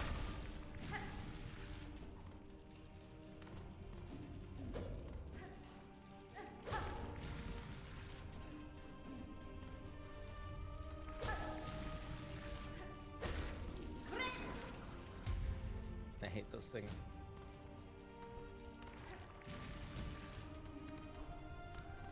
I do like that they add these here because it brings a challenge back to this area that you have pretty much cleared in the early game. So it is nice that they have those. Next door. Oh. Flint stale. What's that? Ooh, it's a red type.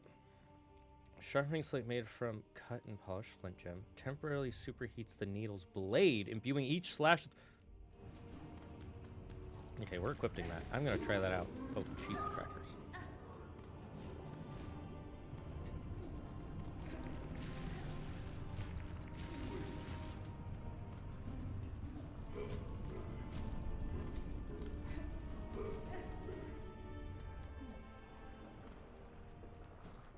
Okay, we're gonna change out our.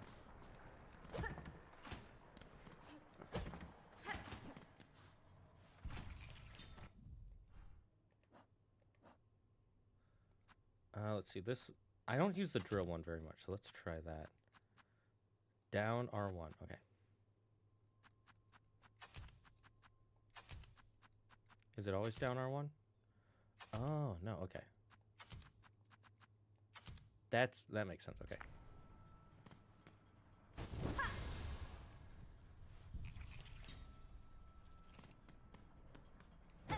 That's making shards way more valuable.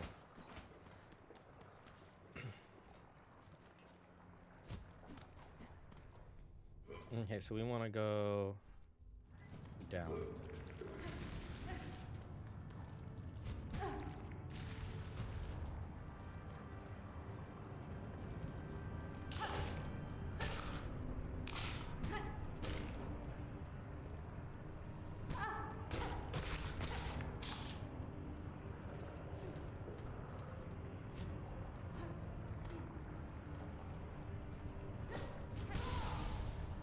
Yikes. Okay.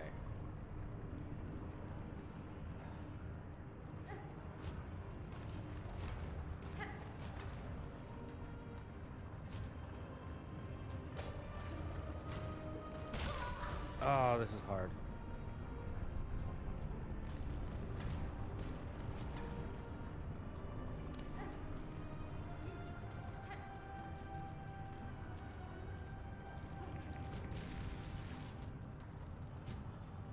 So we need to find some way into there.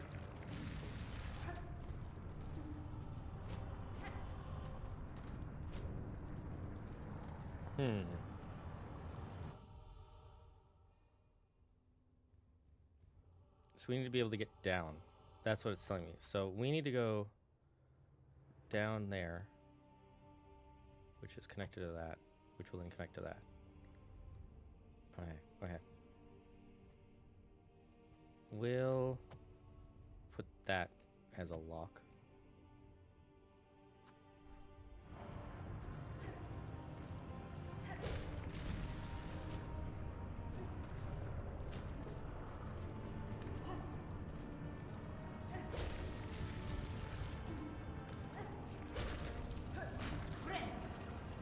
I need to heal, so I took the risk.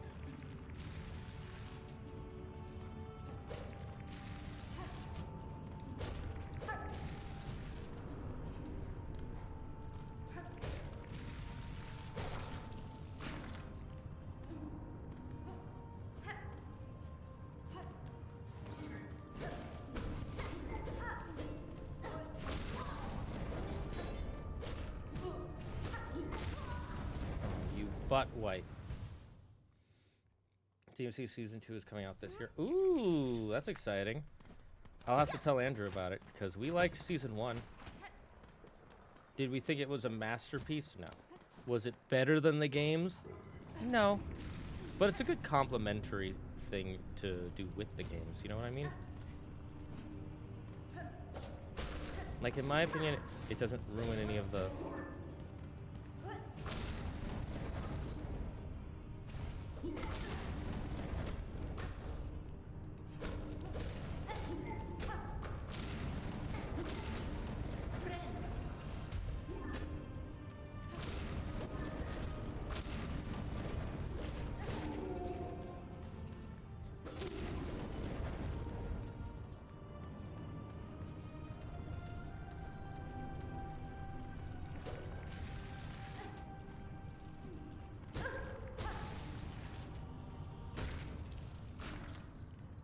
Okay.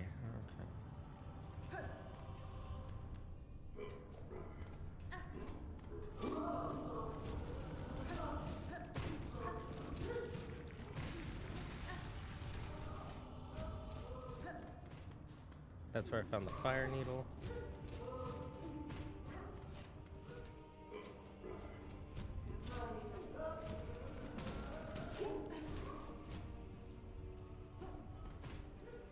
Yeah, let's see.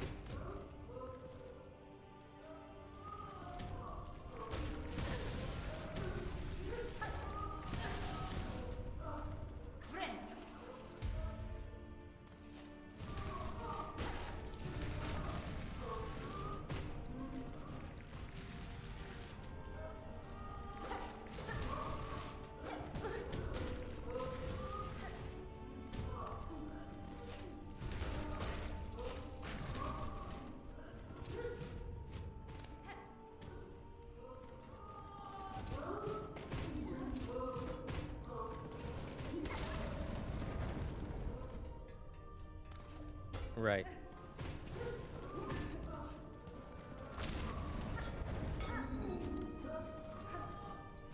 Oh.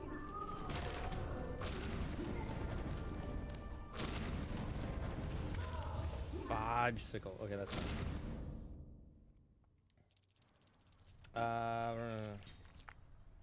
Where am I? Kind of like what I've seen is an album musical. Well, yeah, it's an album. I'd say it's an album concept musical because it's, again, I don't think you can call yourself a musical until you've done a full stage performance of it. And that doesn't mean that it isn't worthy of that. It just means it hasn't done it yet. For instance, if you write a script for a movie but you never make the movie, is it really a movie script or is it just a concept?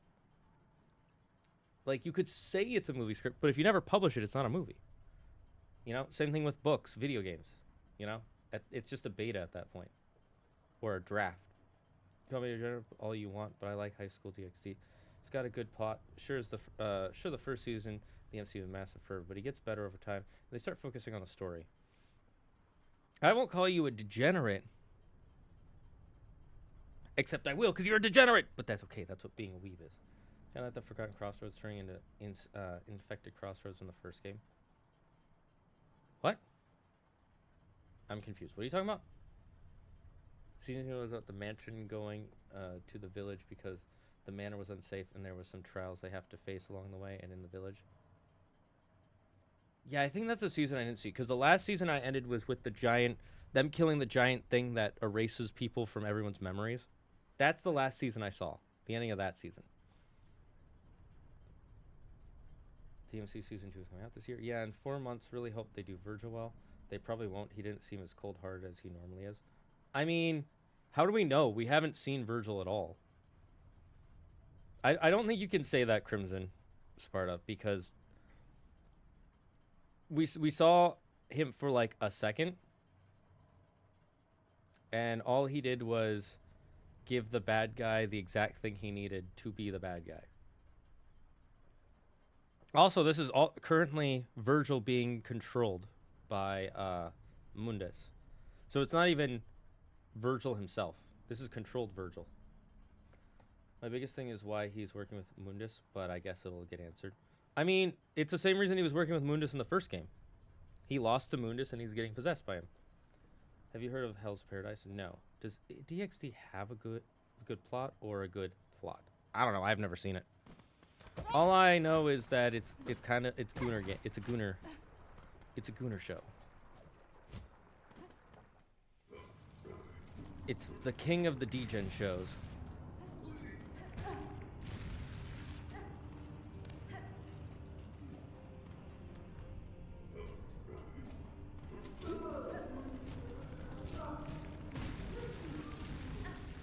Whew, barely dodged that by the skin of my toes.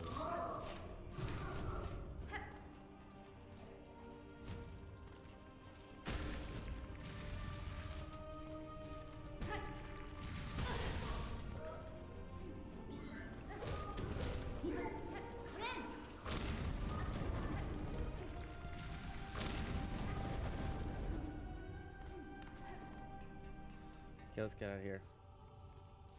Z Nation Shast, how you doing, my friendo? How's it Z Nationing? Okay, let's see. Where else do we have to search that we haven't in this game?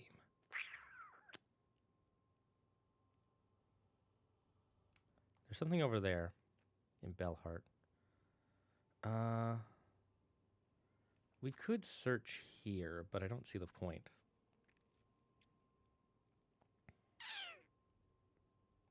There's this area.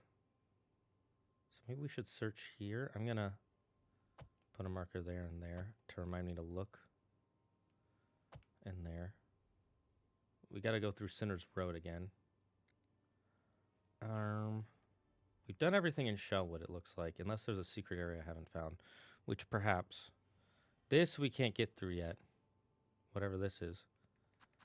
I'll just put a black dot for here to say we can't go.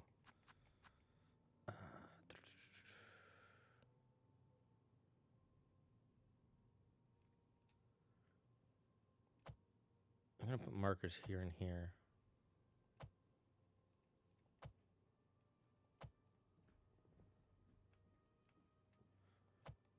Okay, so those are areas we want to search.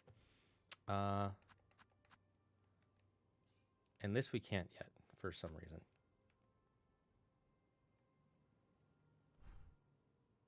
Okay, let's see our missions. Okay, so silver bells. Collect silver bells in the Belvin tunnels above and below Bellheart. Far Fields. Okay, so that one's Far Fields. lowlands.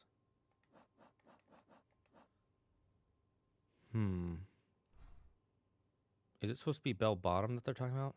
Or bone bottom? Maybe it's in the Moss Grotto?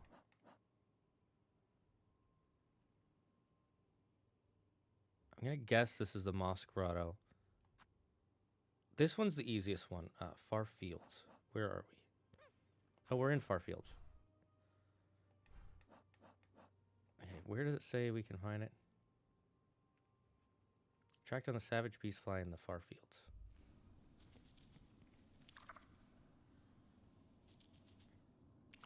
Okay.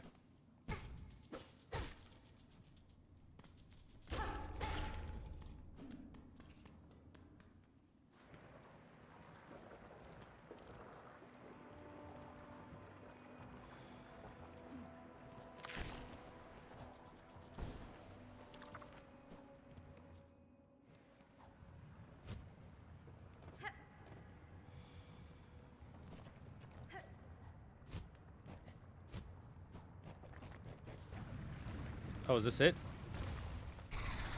Oh, hey, we found it. Neat.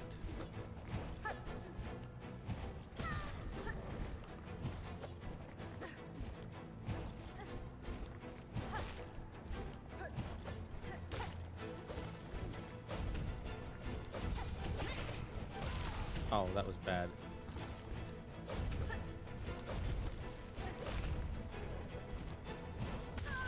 Okay, okay. That was not wait. Demon Blades, which were Isekai unlocks? Wait, what did I miss? You said this area was simple early game and got harder late game. I was just comparing it to the infected. Oh, yes. Agreed. I swear, man. Every time I hear DxD has good plot, I lose. It's the most gooner of gooner show. It has no plot. Made for the horny teens. Not untrue. You want a life tip? Here's a life tip. Don't watch High School DxD. Watch College EXE. Binge Gachiakuta over the weekend. I heard Gachiakuta is pretty good. And I do want to watch it. I also want to watch Chosen to be a Hero. Keck Zagard. I don't know how or why, but my Twitch screen, it says you have negative 17 subs.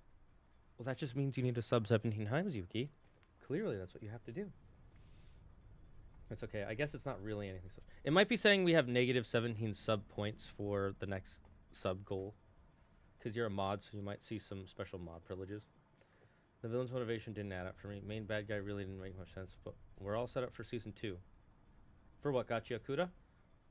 I need to watch it. I like the concept. I heard the concept is good. I need to watch it, so. One of my favorite English VAs is the MC. I will watch it in Japanese, as I do with all anime. Didn't you already fight a savage beast fly? Yes, I did. I think we're hunting down more of them. I remember watching DxD in one of my classes in middle school. You watched it in class in middle school? That's confusing. Okay, we're going to take the fast travel route, so that way we can spawn closer. So, gotta go up. We're going up. Up, up, blah, blah, blah, blah, blah. Gonna fight a beast fly, then we'll eat some chicken fried. Can't believe I did that. I am not the Papega. You are.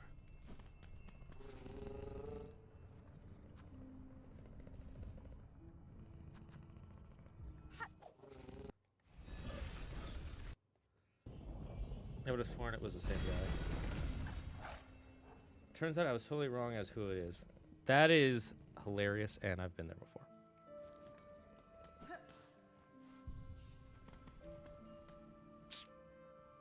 I think if I just go left and down.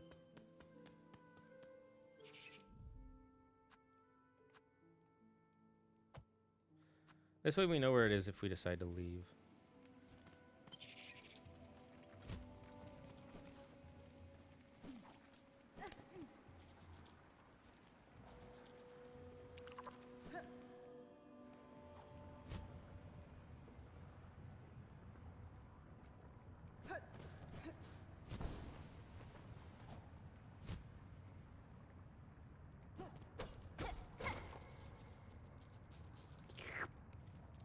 Thank Thank you.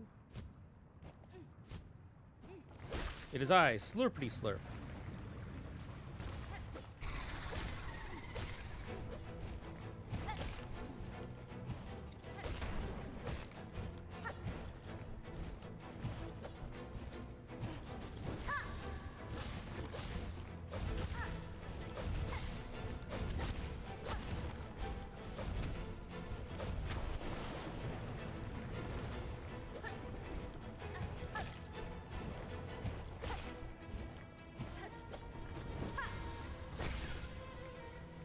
Oh, come on.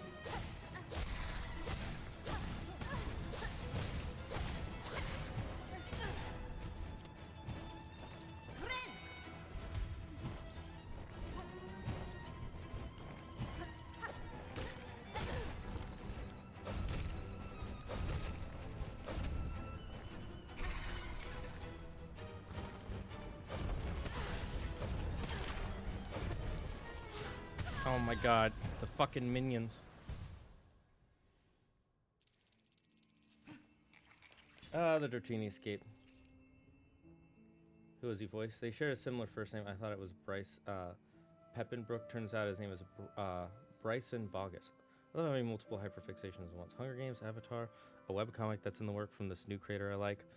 I've been there multiple times, Lily. That is pretty normal. And also, it's super awesome at the same time sometimes. Why are you super fixated on Hunger Games right now? Which Avatar are we talking about? James Cameron or Nickelodeon? I fear that my taste in men from Avatar is not a popular opinion. You know what? That's pretty fair. One letter difference. That is true. Ah. Then the question is, what does your taste in men have to do with it? And two,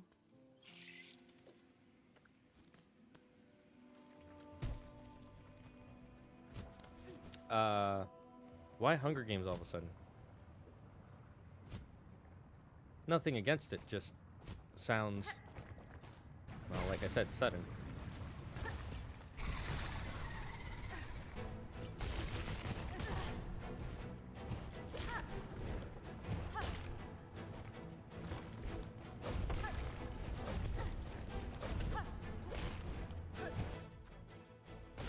I did not press that on purpose. Ah, fuck.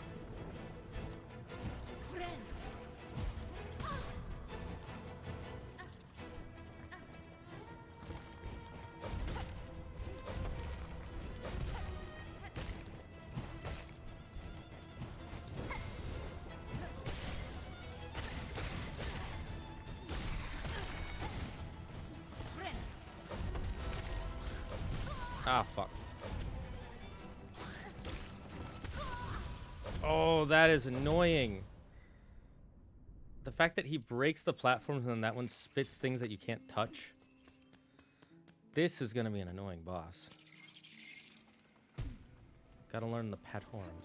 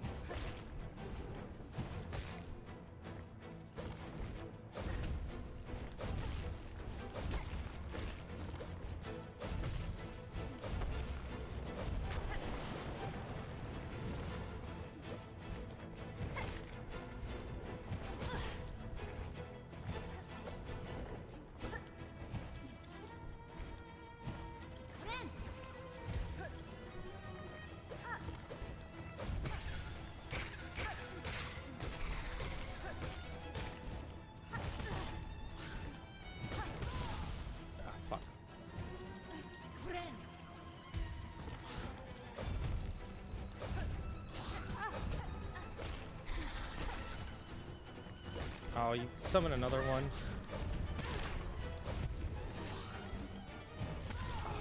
Fucking hell.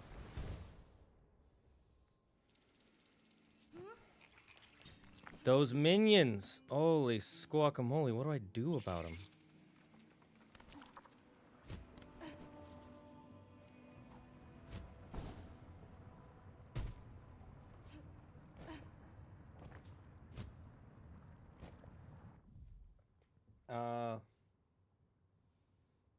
voiced Kirito in SAO, Melodious in Seven Deadly Sins, Jaeger in The Attack on Titan, Blue Exorciser. Okay, cool. Wait, Pappenbrook was also in the Baccarina Villainous anime? Fucking comical. Wait, he's also the Otaku in Dandadan. That's so peak. Still have not seen Dandadan. I'm personally partial to those Saja voice tracks, though I'm also learning to like how it's done. Fair enough. At least my Hunger Games taste is better. Ah, Hamish. Abernathy. The alcoholic? Quaritch, hear me out. It's just because he's a big muscle daddy, isn't it? He also voices a character in JoJo's Bizarre Adventure. Never seen that. Never seen that. I haven't watched Black Clover. I only read it. Voices someone in Bleach, Naruto, and has voice work in video games like Summertime. Oh, that's nice. One Piece Soul Eater. A lot of people have done stuff for One Piece. One Piece is so big. It like, if you know someone who's a voice actor, 9 times out of 10, they might have done a small role in One Piece. That's what killed Gel Apocalypse's reputation.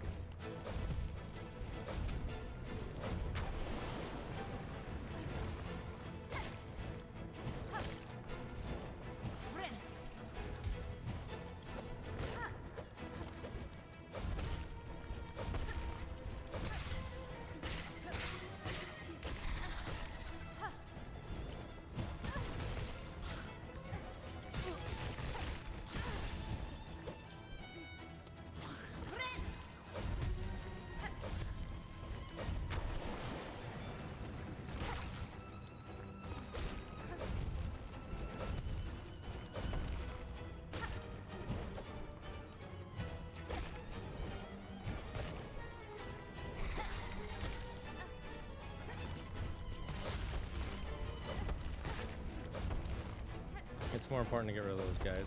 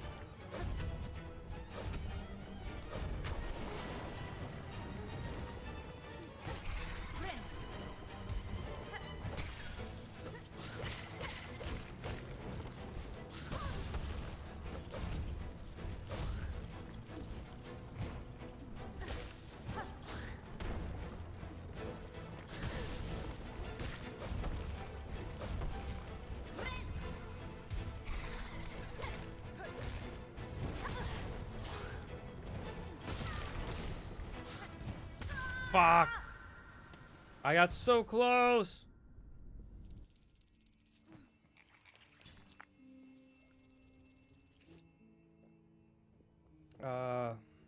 Tokyo Revengers. I like Tokyo Revengers. Some people really don't like that it's middle schoolers, but I'm okay with it being middle schoolers.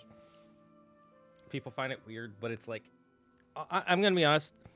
The creator probably didn't want it to be middle schoolers at first, but was heavily influenced by his editor to make it middle school or high school. So I really like that. Nine Apprentices of Straw Hats in Dragon Ball as like major recurring roles. Sounds about right. I found out the English VA for Mina from My Hero also voices the main girl's mom for Ruby. Huh, neat. Johnny Young Bosch is on a lot of stuff. Yes, that's true. If you know Lolly, a girl with high-pitched voice, there's a decent chance they're voiced by Monica Rial. True. Never seen Blue Eyes Brian. Don't know that series at all. Most interesting part about him to me is that he's also actually in Power Rangers. That's a big pog. Wait, what movie? I mean, the movie is pretty basic. It's a child version of a K-drama. Like, literally, K-pop Demon Hunters is just a K-drama, but animated. I'm not even kidding you. If you watch any K-drama, it'll be just as ridiculous. With, like, superpowers and aliens or whatever. Like, one of the most famous ones that I actually really like is about an alien who comes to Earth and falls in love with an actress.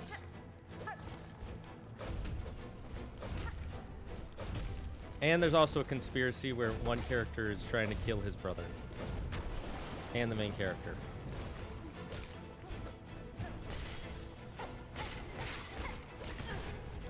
I'm not even kidding you. Fuck.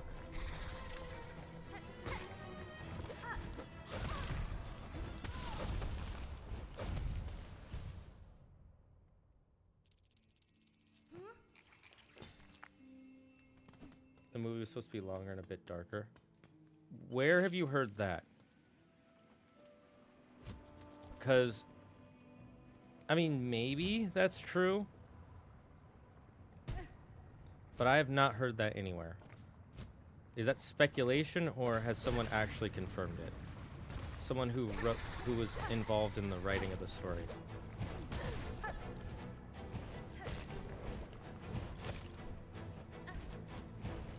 Because I've seen a lot of people say, this was supposed to be this. And half the time it's not true.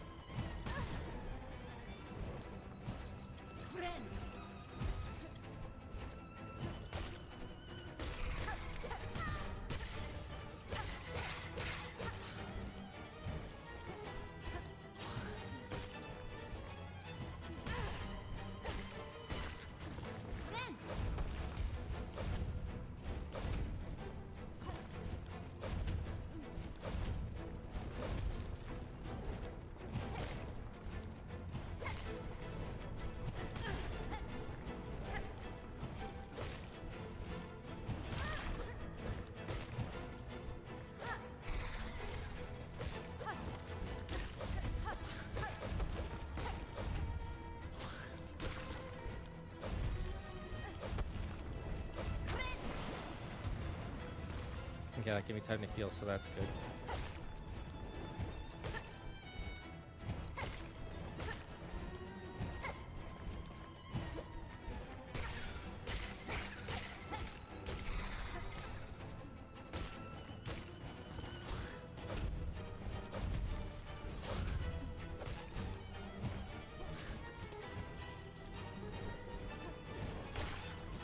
Got him. Oh, come on.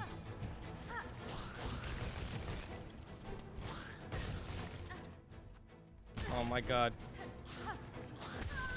No, I accidentally pressed the touchpad.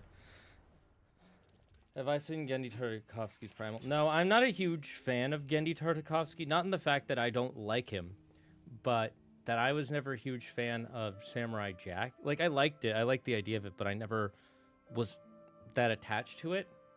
And I never really liked Dexter's Lab that much either. Like, I thought they were both good, but that was about it. And so I've never really followed his career. Like, it's not like George Lucas for me. If George Lucas came out with a new movie, I'd be like, I'll go see it because George Lucas is making it. Genndy Tartakovsky, I'm like, good for him. I'm glad he made what he wanted to make. That's all I can think about it. If Andrew was a vampire from Sinners and was acting suspicious, would you be worried or play it no mind? If he was a vampire and acting suspicious, of course I'd be worried because my best friend isn't acting like my best friend. And I'd be like, well, now I have to kill him. Watch the Fellowship of the Ring in theaters today for the 25th anniversary. Nice. That's awesome. Leah's voice, Thorfinn from Vinland Saga and Jinwoo, so loving. Ooh, nice. Good for him. It was confirmed the original script had the movie around 3 hours. I mean, a lot of scripts generally have the movie longer than they start out. So that doesn't really mean it was going to be darker, but Definitely longer. That's actually pretty par for the course for most scripts. I mean, look at most movies. They get cut down and edited after they film or animate all their stuff. The claim of 3-hour version of K-pop Demon Hunters was actually debunked. The director confirmed in an AMA that the version we got is the version she wanted. Oh! That's good to know. Yeah, I had a feeling it wouldn't be darker. You can tell it was made for kids, and it wasn't made to be super dark, especially... And again, it plays like a K-drama. Now, K-dramas can get really dark at times, but they're also really goofy most of the time. And I gotta say, out of the K-dramas, this one probably has one of the better messages.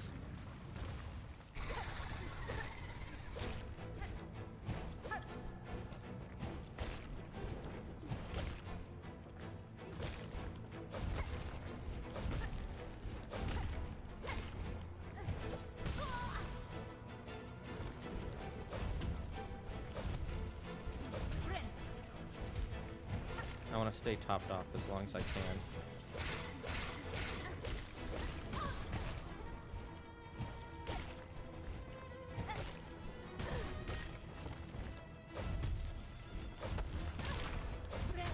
Oh, that's not good. I got rid of my extra shielding.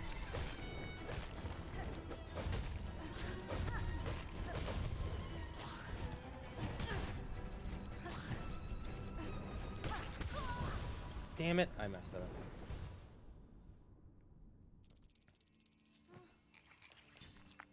How have you been, Z Nation? Oh, you saw Lord of the Rings. Was it just Fellowship of the Ring? And was it the full version or just the theatrical release? I'm curious. Not that it matters, just, they're both great. By the way, I found out the reason why they cut Sauron's death in the third film for the theatrical release. And the reason, it actually makes a lot of sense. There's actually a pretty big reason for it. It sucks because then his death scene is kind of paywalled, but also it's fine. I like, it doesn't make me mad. I'm like, I get that.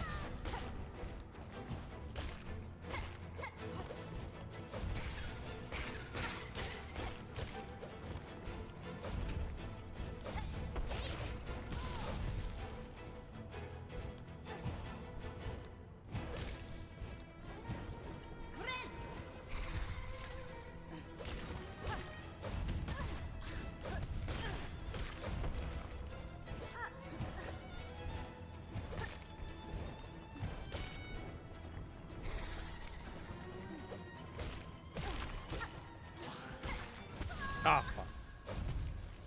You wouldn't let Andrew make I a vampire. What? Are you trying to say I wouldn't let him make myself into a vampire? No, I don't want to be a vampire. I want to die one day. I want to be able to go out in the sun. Dude, I have seasonal affective disorder. If I don't see sunlight, it causes me to be depressed. I don't want to be a depressed guy who has to drink blood to live. No, thank you. Extended cut was 3.5 hours. Nice. Extended cut is pretty great. I was just thinking about this earlier today. What if someone recorded your idol performance? Would they be normal, or would Guima take their soul? I'm confused. What are you trying to say, Charizard? Every next day is the next movie in the trilogy, or repeat while they're being shown in theaters. Nice. That's really cool. I love that. You'll be a depressed vampire. No thanks. I don't even enjoy being a depressed human. Why would I want to be a depressed vampire?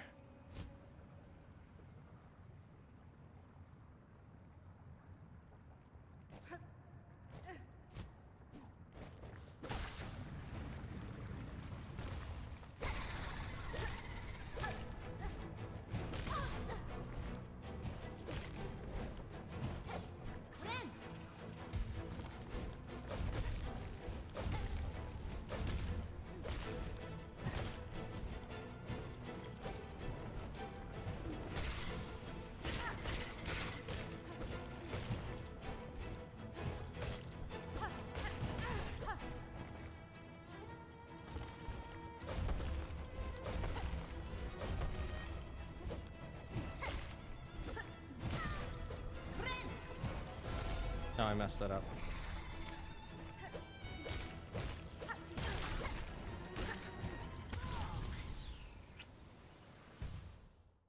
Are there no health bars for enemies in this game? Do you need to just keep swinging until they die? Yeah, that's exactly how these games work. That's how the Hollow Knight duology works so far. Guima's the name. No, I know who Guima is, but I'm confused. What are you? Can you just rewrite your message? Because are you saying that if someone recorded your idle performance, like Guima doesn't steal the souls of people who are addicted to idols. He wants to take everyone's souls. It just happens to be that music blocks him off, so he can't do that. Question: would you rather have Dante's life or Virgil's? I'd rather have Dante's life. Virgil's life is where he thinks he's the best, then gets beaten by his brother, then decides to fight the strongest demon in the underworld, loses, gets possessed, gets beaten by his brother again, and then is just addicted and obsessed with proving he's stronger and always losing, to the point where he gets beaten by his son that he didn't even know he had.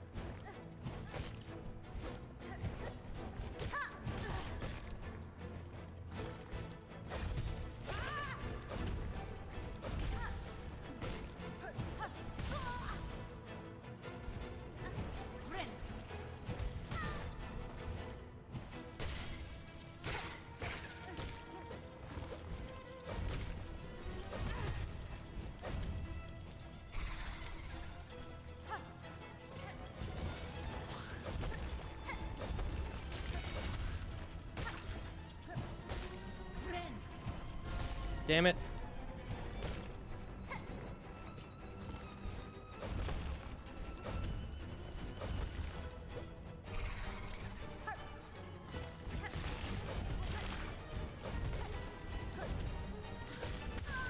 A couple things. I was fighting for my life with a throat infection last week, so that was fun. I played the original BioShock for the first time a few weeks ago, watched Tokopi's Original Sin, and got very sad, and I started the Witcher book series. 1, congratulations on starting the Witcher book series. I haven't even done that yet. 2, BioShock is so good, honestly. Did you like it? Did you finish it? Let me know what you thought. 3, sorry about the throat infection. That sucks. And 4, I don't know Tokopi's Original Sin. I don't know what that is. I'm obsessed with Witcher 3. I've been recently listening to the audiobooks for the original Thrawn trilogy from before Disney bought LucasArts. And I gotta say, I see now why people were upset that they canceled all of that story and said it's no longer canon. It's such a good story. And I highly recommend the audiobook version because the voice acting is really good. Like the guy who plays Han sounds like Han. Sorry, it's one guy. It's not a cast. But he does a good job with Han's voice, Lando's voice. Luke's voice is pretty close, but not quite there. He doesn't quite get Leia right, but it's close enough.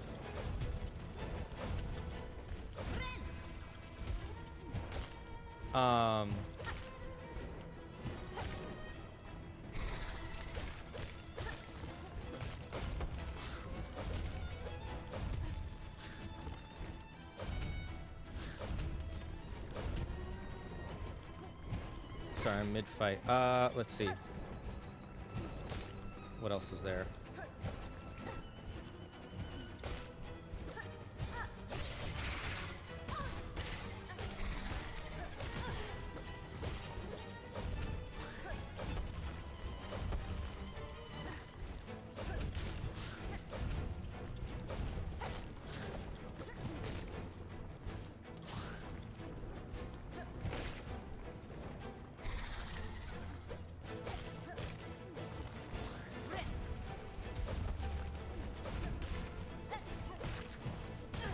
That's not great, but not terrible.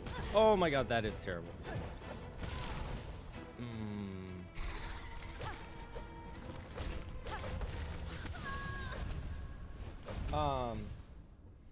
So anyways, yeah, the Thrawn trilogy is super good. The voice acting isn't good. They have sound effects going for laser blasts when you're in a ship, when they're flying through light speed. Like it feels like I'm listening to a movie. It's so good. I highly recommend it. Okay, but look at like this Zag. If you pick Virgil, you get a cool sword and a cool jacket and sick dad lore to tell your son. I get all that though with Dante too. So, also I prefer long swords over katanas. I don't think watching or recording the show would cause a person to lose their soul. The music just hypnotized them into walking into his mouth. Yeah, exactly. Yeah. How about the books? Haven't read them. You're saying you're gonna buy the Witcher 3 books because it's on sale. But then I read that you want to read the books for the story to make sense. But then since I couldn't find a physical copy, I decided I'll wait till I've read the books. Fair enough. As much as I like Yamato, I personally won't want the Devil Sword Sparta. Same. I prefer the Devil Sword Sparta. I was wondering if someone could rewatch the song at any moment. Would that give Guima any type of influence over them? I don't think so. Because the point is that, you know, the demon hunters, the more popular they are, their magic is able to create that shroud to protect the world. Right?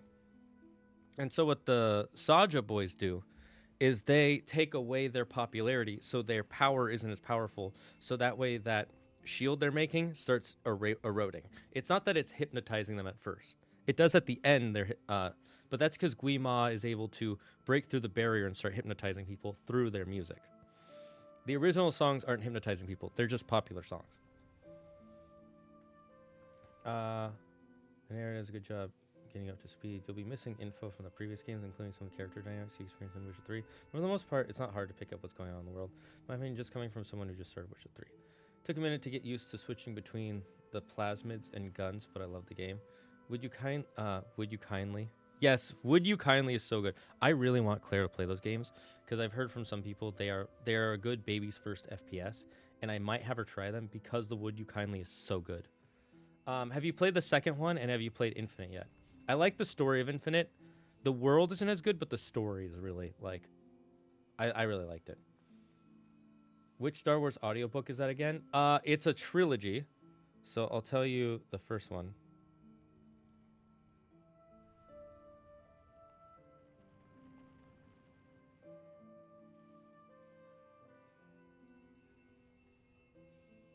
Sorry. You made me go on my phone, so now I'm getting distracted. The first book in the trilogy, I'll just tell you the full title so you can look it up. You can also just look up the Thrawn trilogy, but the first one is called Star Wars Heir to the Empire. The second one is Star Wars Dark Force Rising. And the third one is Star Wars The Last Command. The reason it's kind of hard is because the way they're put on Audible is Star Wars, Heir to the Empire. That one's pretty clear, easy to do. Then the second one is Star Wars, Dark Force Rising, the Thrawn Trilogy, Book 2. Then the third one is Star Wars, the Thrawn Trilogy, Book 3, The Last Command. I don't know who was writing the titles, but they just kept going wild with how they were going to do it. I think like 3 different people wrote the titles for those. So just start with Heir to the Empire. And if you don't like Heir to the Empire, you won't like the rest. But if you do, it's so good. And the way it starts isn't even from Luke or Leia or Han's perspective. It starts from a captain in the Imperial Army talking to Thrawn. And like immediately you're like, this guy's a good villain. I fucking love this guy. Like, I like Thrawn. Like the Emperor and Vader, cool as fucking cool characters. You don't really get to see how intelligent or powerful they are, except for you do get to see, well, you see how powerful Vader is, and you see how good at manipulating people the Emperor is. But Thrawn is like such a great villain. There's a reason he is so loved that they are now putting him into the new Disney Star Wars, because he's too good a character not to. There's one that sit in me is a little dumb. The names of the clone characters. Clone characters. That's definitely fair, but to be honest, I could just pick it up. But there's something wrong with me that I need to read the books before playing it. It's not that there's something wrong with you. You just have a specific way you like doing it. You know, it's like people who prefer, they have to eat their steak with a certain sauce on it, or they have to make their mashed potatoes a certain way, or when you make a BLT, it has to have a certain ratio. You know, that's just who you are, and it's fine. I disagree with that living, but at least you admit it's like, oh, this is on me. and you don't blame others for not doing it this way. And then you also admit that because you are forcing yourself in this hole, if you get spoiled, it's on you. I assume, Yuki. Now, if you said, like, you can't talk about it until I've read the books, la, la, la, or until I've done this, that's kind of not fair because they've been around for multiple years at this point. Tokopi's original sin will fuck you up. It's a really short, only 4 episodes, but it's an intense drama that juxtaposes some really dark themes with childlike octopus mascot thing. Oh, I know which one you're talking about. Yes, I have heard about that one. Yeah, that one's crazy. Where it's like supposed to be this happy kid alien, and then it's like, oh, real human emotions. Fuck, how do I deal with this? You always give off Virgil energy, plus Andrew is literally Dante. I disagree. I actually think I'm more of a Dante than Andrew is. I don't know how I'm giving out Virgil energy. I'm not trying to be better than anybody else. Like, Andrew likes to make jokes, but I don't think he's quite as charismatic and good at quipping. And the other thing is Andrew can't let things go as easily. Like, you guys don't know this, but if Andrew has an opinion on something, he gets very defensive about it and very angry very easily. He can't just relax and go with the flow if something bothers him just a little bit. I think Andrew is more driven like Virgil than Dante, in my opinion. You played Infinite before the others? Interesting. What did you think of it? Second one is in my library. Just need to install, but I don't have too much time now that class is starting. I'm going to tell you, I liked the gameplay of the second game. The story is not as good as the original or as Infinite. But the gameplay is really solid. Yuki's a young buck finishing school. Well, he's in college. And I think he's... Yuki's courses, from what I can tell, take longer than the average 4-year courses do normally, unless you really push yourself. Because he's also planning to become a teacher. So he has extra schooling that he has to do for teacher studies, I believe. I understand they're not hypnotic until the end. I'm just saying that the people who still prefer the Saja Boys after the movie, would that create a gap in the Honmoon? No, because they made it golden. They've made the golden Honmoon. So there would be a need to be a new group that erodes the Honmoon. That's how I took it. The clones of... it's Jorah Sabaoth. Yes, and the other characters. I only know about Jorah Sabaoth where I'm at right now. They haven't gotten past Sabaoth. They've only just started talking about the clone stuff. Andrew gives off Virgil vibes. You got the nonchalant energy like Virgil. I wouldn't say Virgil is nonchalant. Virgil is very chalant. He's very much like, I'm going to do this thing, and anybody who stands in my way, I'm going to freaking kill him. Teacher's college. Got my undergrad. Yeah, that's it. Teacher's college. So yeah, he's doing some extra schooling that... so I wouldn't say Yuki's a young buck, but he's also not an old man. He's just... His schooling is going to take longer than the average person's. It's like a total of, 6 to 8 years of schooling for getting your undergrad and then also getting a teacher's college degree. Am I correct or incorrect in that? They didn't make it golden. They made a whole new Honmoon. But then the new Honmoon is golden, though, I'm pretty sure.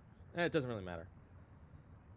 I still don't think playing a recording of it will wreck it, because what wrecked it wasn't necessarily that the Saja Boys were playing music. It's that it made the main singer and her friends feel like they weren't good enough, and because they felt like they weren't good enough, the Honmoon isn't good enough. Because remember, once she realizes they are good enough and they're like a family and they really care about each other, then they bring it back with the power.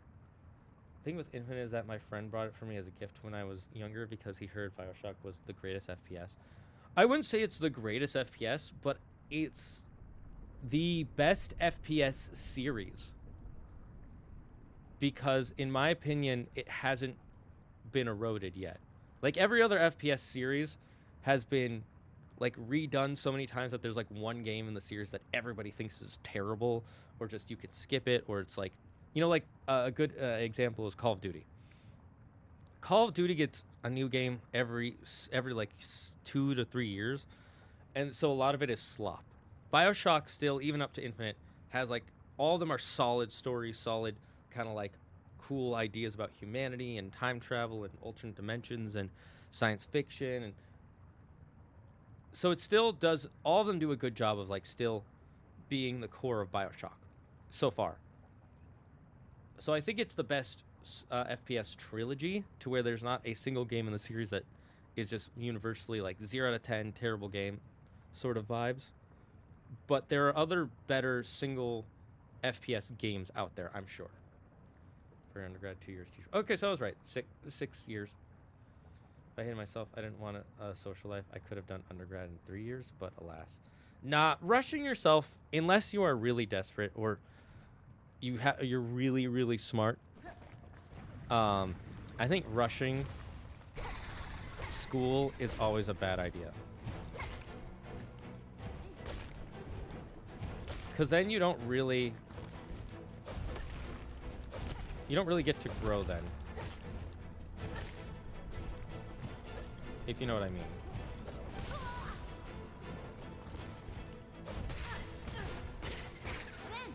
Like, you would never rush something important.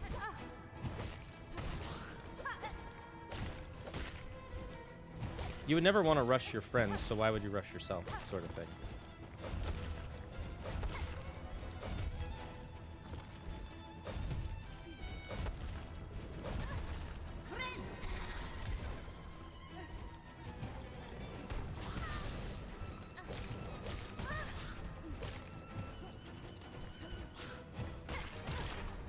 That's fine, that's fine.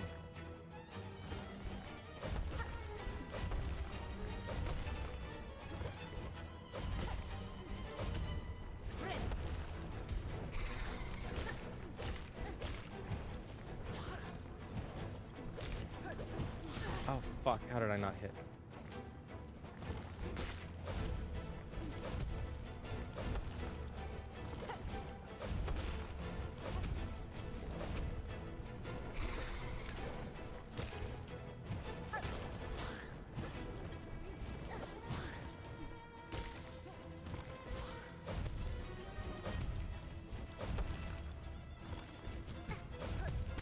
Ah, this is a really hard boss. I liked it. I thought the vigors were cool. I remember thinking the skyhook was badass, just really bloody for 12-year-old me. The story was interesting, but the fuck was up with the ending? That's kind of the point. Do you want me to explain it to you, or do you want to watch a video? Because the video will explain it better than I can. I thankfully watched it in college, so I already understood the concepts when it came out. But I did watch a video anyways to kind of make sure I understood the ending.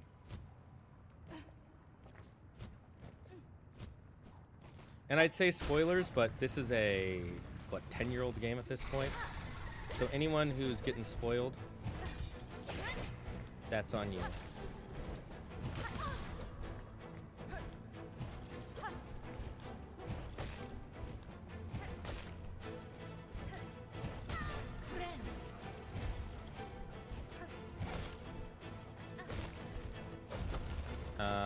Let me...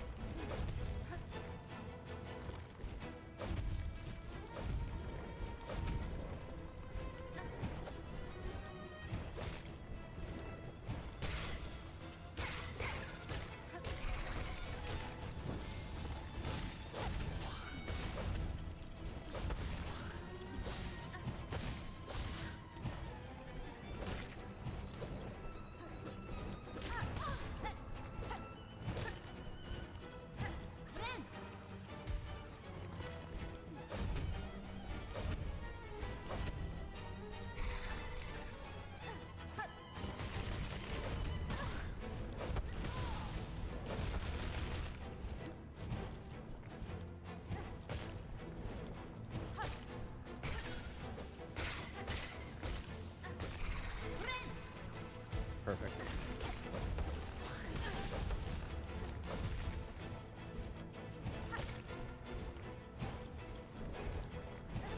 Did I push the, I think I knocked it into the fire by accident. Fuck.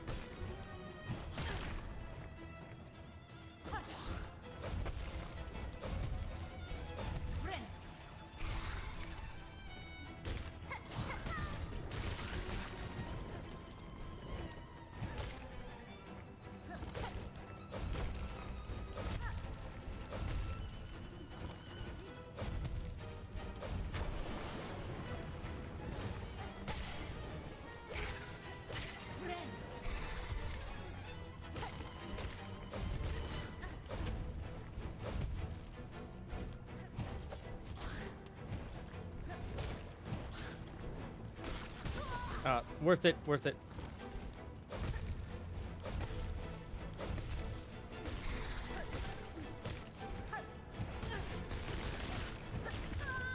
No, fuck. That was so close. You say Andrew's more driven and passionate. Wouldn't he be a Sith and you a Jedi? Are you the Obi-Wan to his Vader? Or we're both Sith. He has the power and I crave it. I crave the power. My only option about question about Keep Hunting Hunters is that how the hell do they turn it from midnight to daytime? I'm confused. What do you mean? Explain. When did it... Wait. When did they... What? Am I not remembering something? Can somebody explain what he's talking about? Because I haven't... I mean, they just wait. They just wait. That's how. I'm running in with a slightly more developed brain, see if I can piece it together myself. Okay, so you want me to wait. But I want to talk about the ending to Infinite, because it's so cool. Nah, that's fine. I know if I play the ending to Infinite... if I have Claire play Infinite, it's going to fuck her up. She's going to be like, what? Because she doesn't really understand multiverse theory. I'm not saying she can't, but she's never, like, been a super nerd. Like, she knows about the multiverse from Avengers.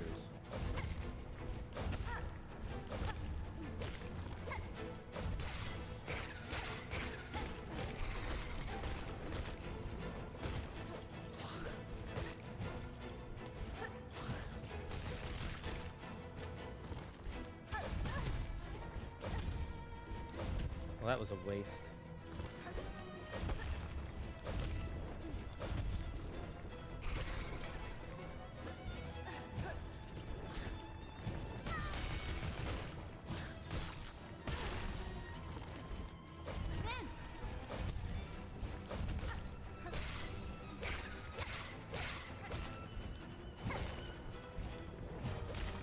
Okay, good.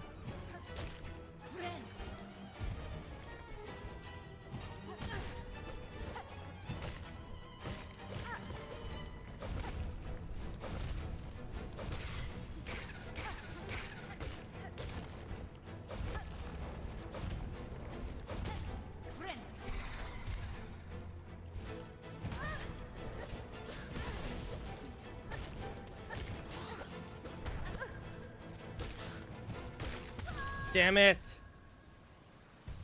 Terminate. How dare you be late? You must give up 5 billion of your scales for your late fee. So Andrew's a Sith Lord and you're the apprentice? Yes, until I kill him and take the power myself.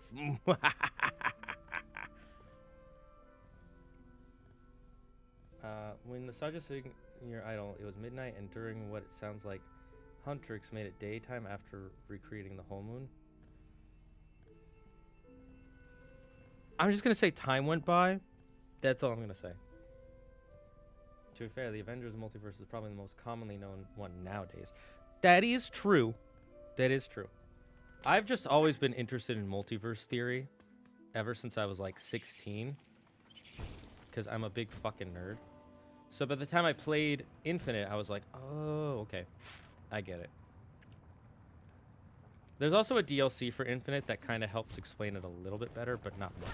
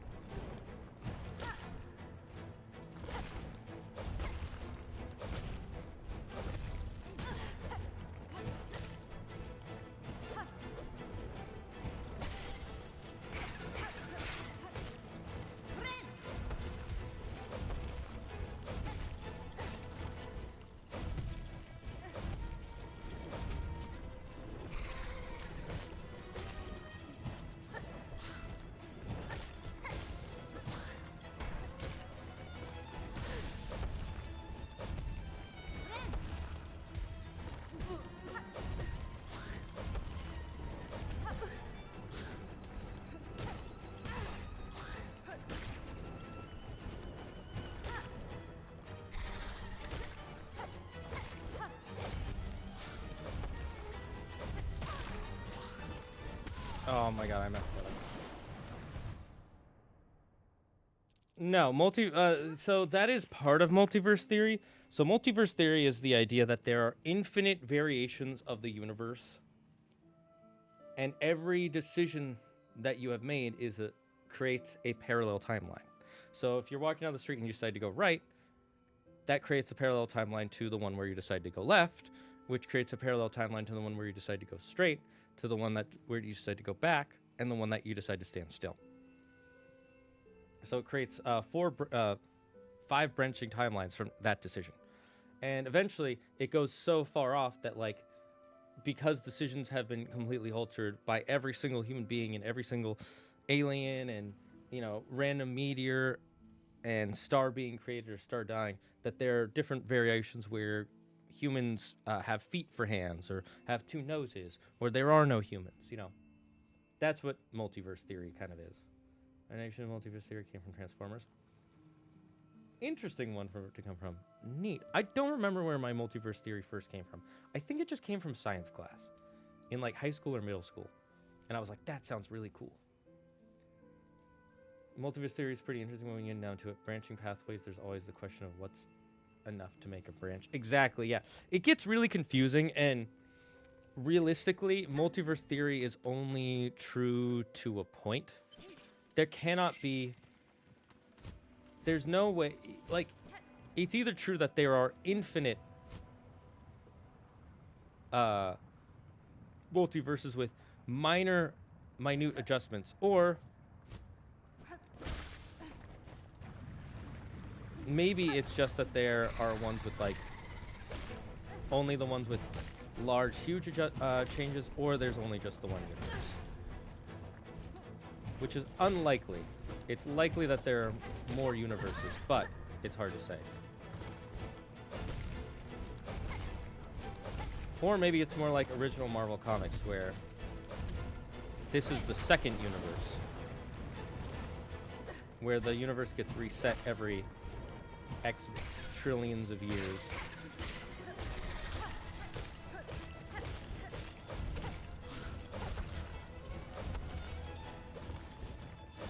You know what I'm interested in but not excited for?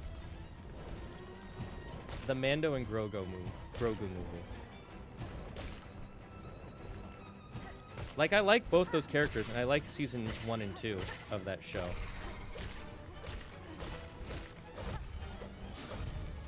But I'm not really excited for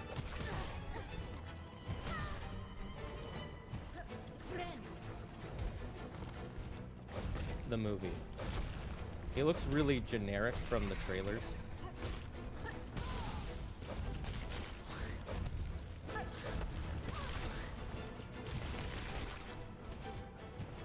Okay.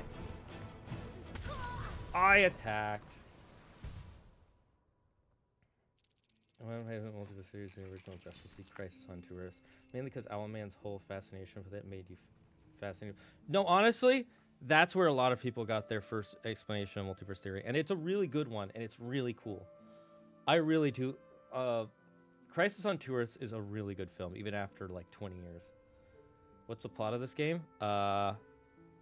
We got captured by some people. We want to find out why. There's a mysterious power controlling people. We are somehow connected to that power. We're trying to get to the top to find out who's controlling people. Transformers basically just use multiverse theory to justify crossing over between all the different iterations of the series. Oh, every show does that. Teenage Mutant Ninja Turtles did that. Digimon did that. Pokemon's done that, but it wasn't for that reason. They just had multiverse stuff. Yeah, pretty much every series has done it. I can't wait to see buff Jabba's son. Is that Jabba the Hutt's son, or is that just another Hutt? It is unscientific to comment on the existence or non-existence of multi-universes. So while I find it fascinating, it's more of a toy model to ponder than anything. That is true. That is true. I don't use it as scientific fact. This is just my belief. And we don't even know the full extent of the universe. We know to exist.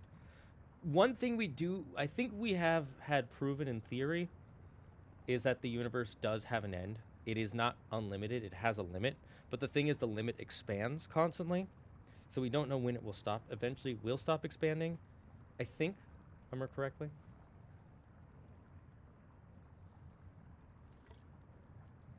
Deathstroke is president in that? I don't remember Deathstroke being president in that. That is kind of funny, but also kind of believable. What I love about Owlman is when, you know, you see the Unjustice League. Or the Injustice League. Yeah, the Injustice League. And you see all of them. It's evil Clark, evil Diana, right? But then Batman isn't even evil Bruce Wayne. Like, they can't make it evil Bruce Wayne.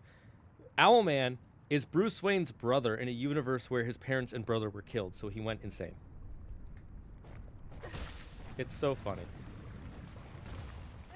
Like, they can't make Bruce Wayne evil. They can make Clark evil, but not Bruce Wayne. Which is ironic. Because he's like the most good out of all of them.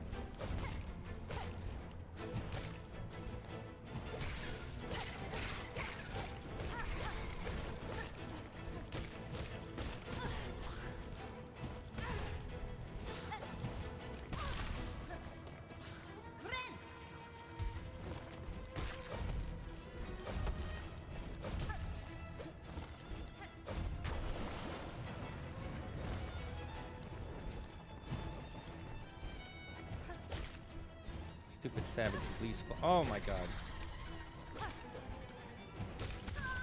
Yeah, that's fine.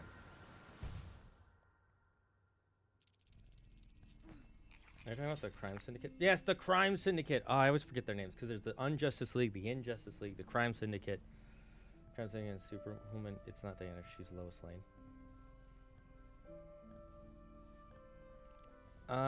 Let me double check that because that's not what I've heard my whole life. I really gotta just keep a page open because I keep checking stuff on here.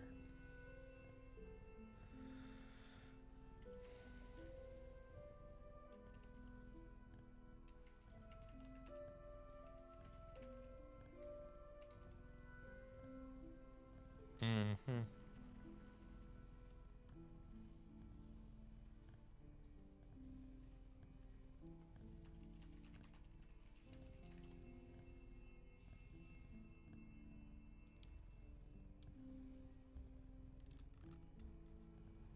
Huh, I always thought it was Diana.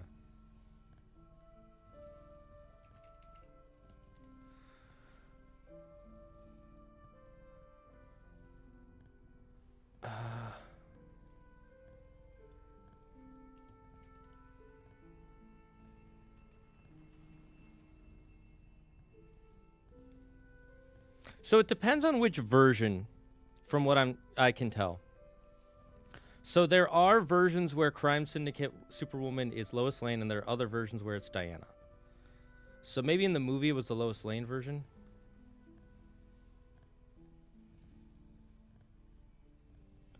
I'm seeing like conflicting things. Let's see.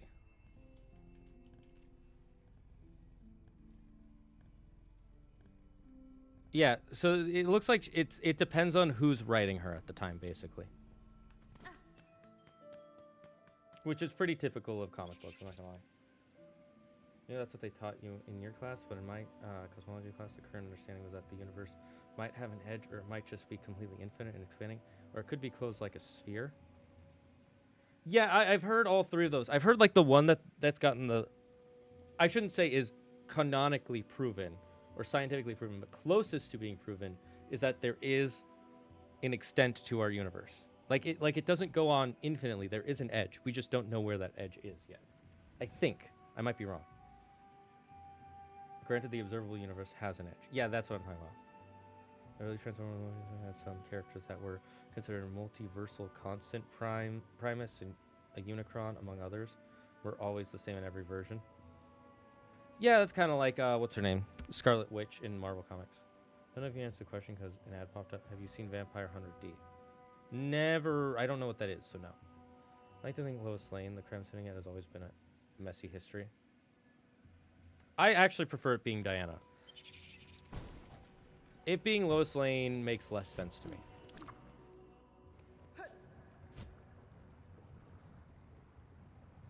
So, I just prefer it being Diana. Because otherwise it's another one where it's like, we can't make this character evil, but we can make these other ones evil. Like, I know the Flash isn't Barry Allen because he's Johnny Quick, but We've made the Flash evil before.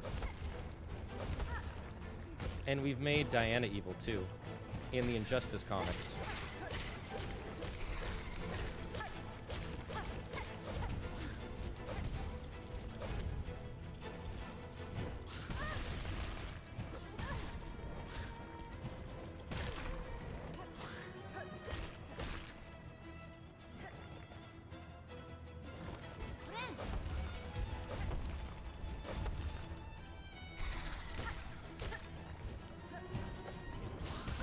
Oh, that's really bad.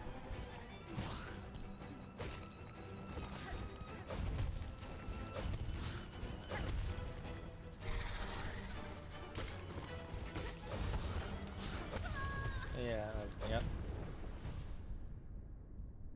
I also love how Owlman's performance is crazy to see James Wood take such a drastically dark role, especially he had just done Hades in the Hercules movie. That is true. That is James Wood right after that.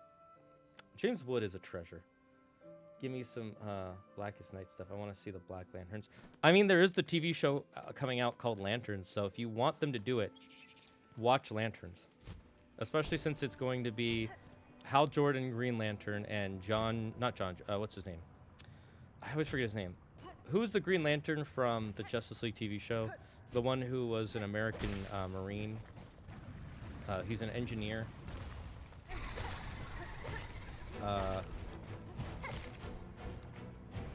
The one who dates Hawk Girl.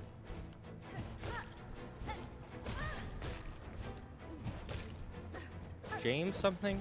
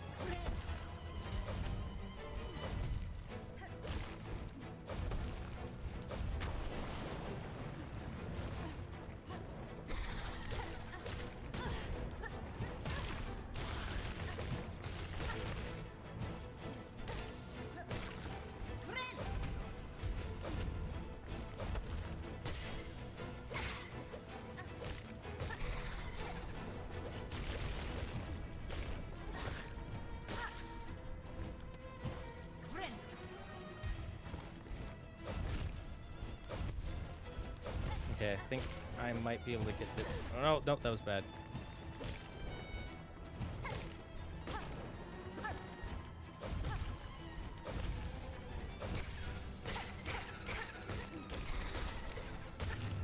We did it, chat! Holy, we did it! Let's go! Oh my, holy squawkamole, that took forever. That was a rough one, chat. Okay, let's get rid of that. We don't need that no more.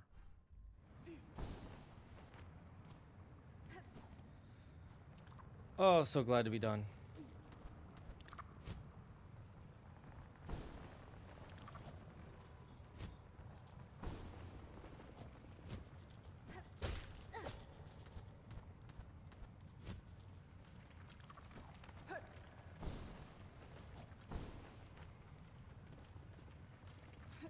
Yep, this is the way. This is the way.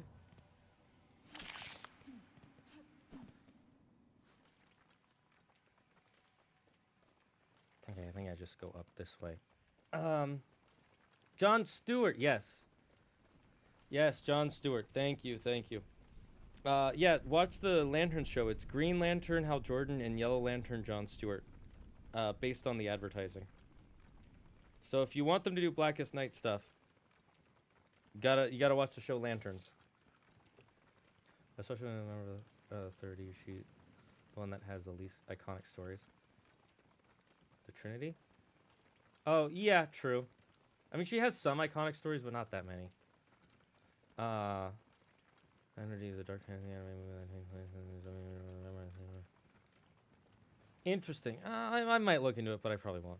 And Crimson doesn't have Wonder Woman. They have an adult Mary Watson calling herself Superwoman. Yeah, I know it's Superwoman, and it's either Lois Lane or Diana Prince. It depends on which version they're writing.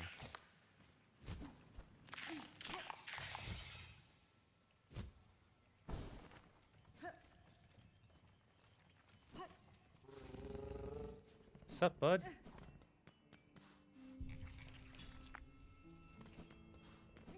Okay, let's go back to Bone Bottom.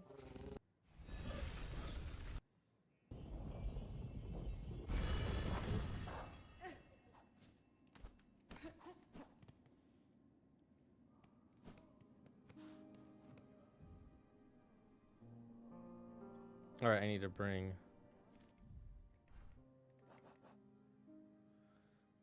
Oh, it's at Bellheart. Okay, so next, Silver Bells. We'll just go to Bellheart. What time is it? 6:40.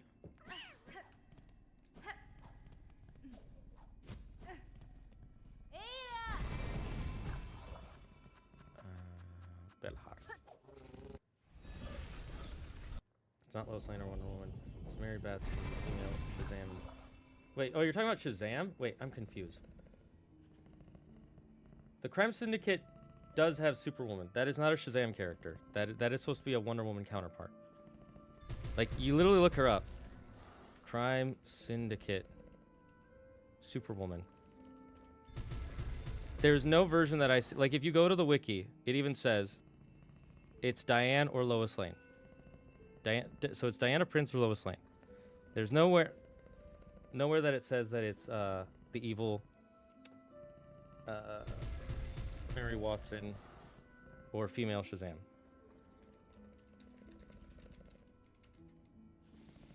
Let's look up.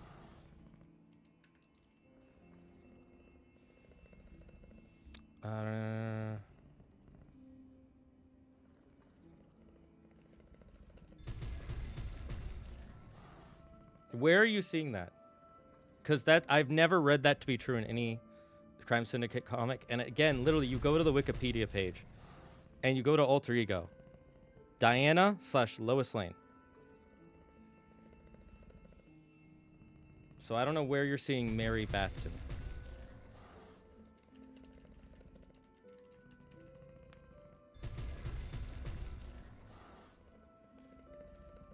Oh, that's the version in. Okay, so it's in. Huh.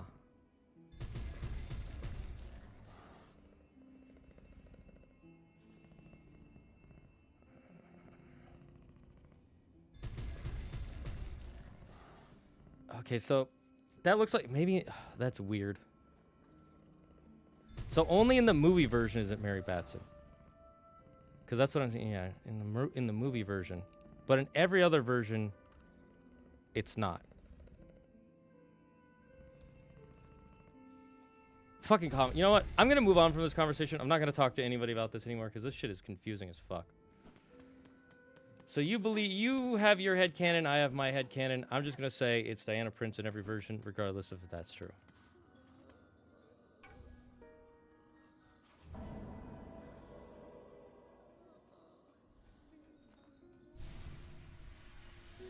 Ooh, nice. You got a mask piece.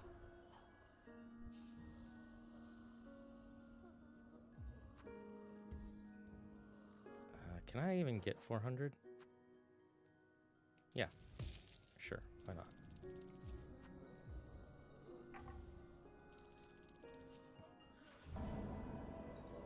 Wish granted. What will this give me?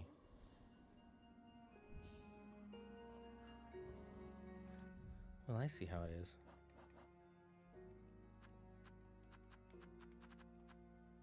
Okay, so let's get the silver bells. I know who Mary Batson is. You don't have to remind me. Superman is weak to blue kryptonite, while Superman is stronger with blue kryptonite. Yeah, it's like the Bizarro effect. I like how the Joker in the universe has a hero. He's a hero, just has a thing for clowns. He's using Superman for a number of characters. Not finding any examples of Mary Batson using the name though. If you just type here, I can I'll post the link. It's on a fandom. What just happened?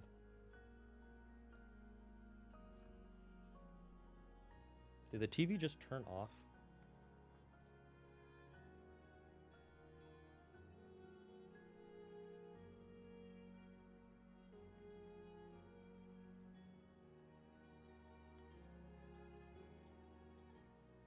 Yeah, give it a minute, chat, to reconnect. You're gonna hear my Discord startup sound. Oh, never mind.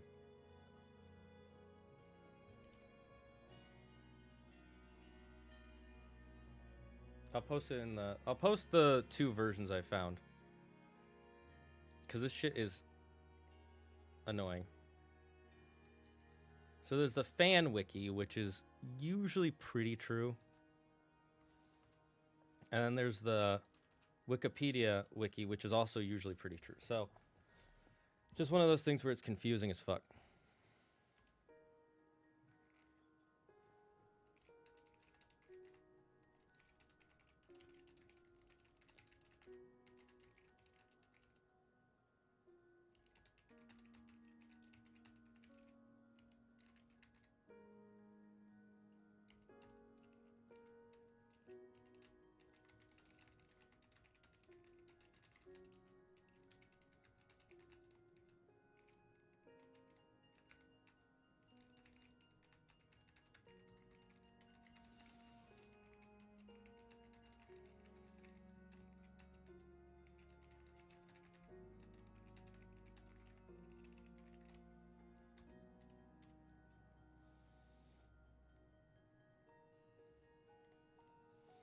Okay, so I posted them both in the general chat.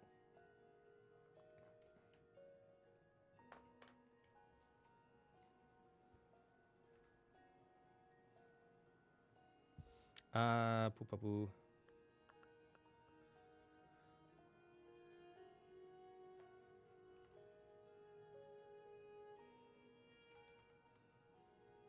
I mean, they do technically have a Wonder Woman, but she's Roman, not Greek.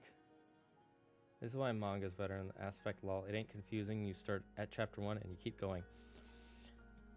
That is true, because manga are meant to be. That is the problem with comic books, is that they don't have the confidence to start a new comic book and let that be its own thing. They have to constantly keep doing the same comics because they're so scared that their audience won't come back.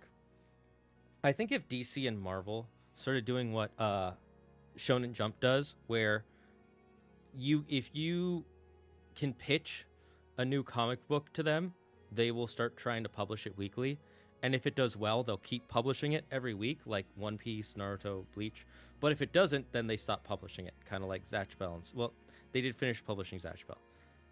And you might say, oh, but then they're going to make all these new creators have horrible deadlines. They already do that.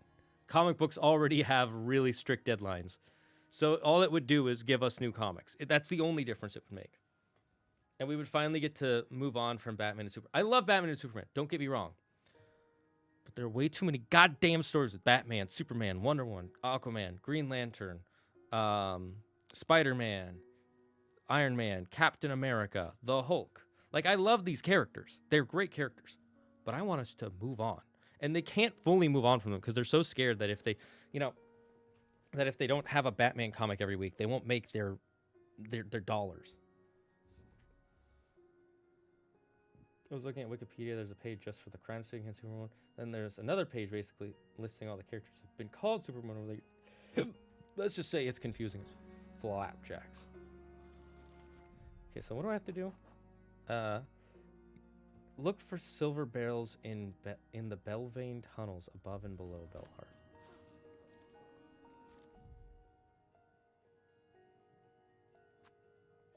How did I get down there before?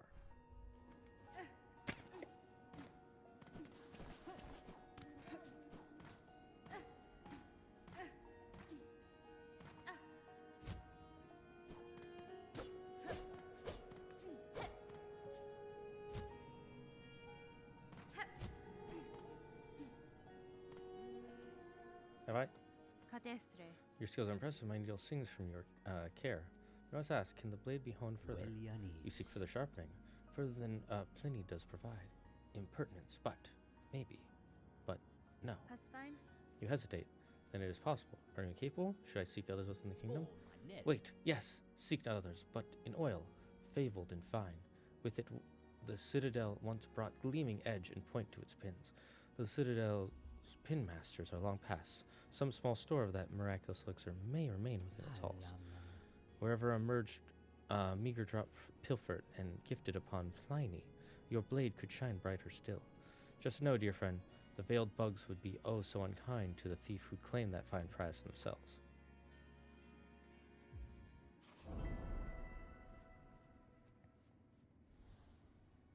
Miofene? I will find the oil master. My husband has seen much use in this cruel kingdom, and I suspect many more battles are due. I will value your further skills upon my blade. It is a dangerous wish you accept of this poor pinmaster. I welly hope this one's professional desire does not cost you your life.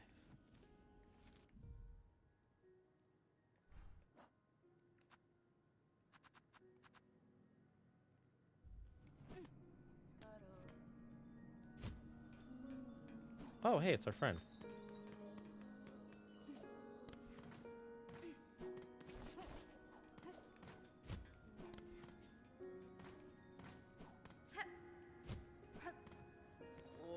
A Poshanka child wielding needle. The heart home is cut free of its curse. Tell me, what is your... It is your blade brought its savings. My shock would be great if another here managed the feat. I slew a tall creature above the town. A weaver, I suspect. Though one twisted in purpose. By voice and claw it aided, perhaps guided the thread that strung the town. Weaver, those vicious old things, to our young we tell the tales, but had thought them long dead, only corpses bound in spires. This one still lived, though if it was a weaver, it was broken in a savage way. Its own silk was bound, pinned deep within its shell, a cruel punishment I've not before witnessed. Even broken, my envy remains. A weaver's fabled skills. To meet one in combat means great challenge and great pride in victory.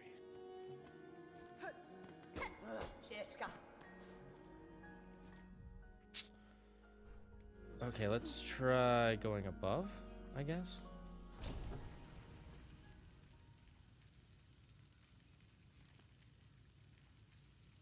You have to find the silver bells. This looks like a door. Possible door, at least.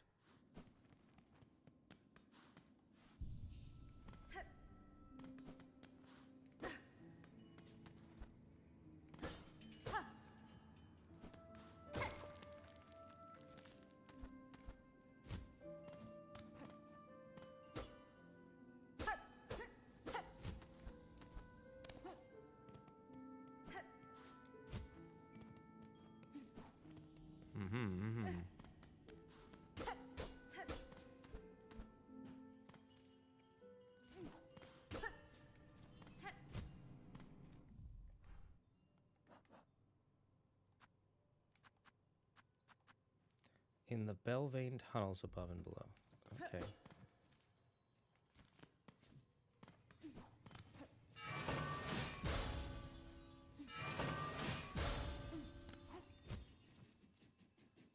Maybe I have to kill these things?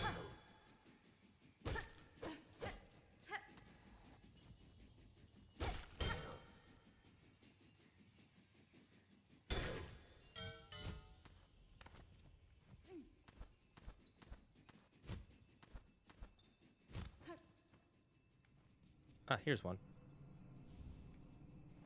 Okay, so I don't need to kill them. But it makes things easier.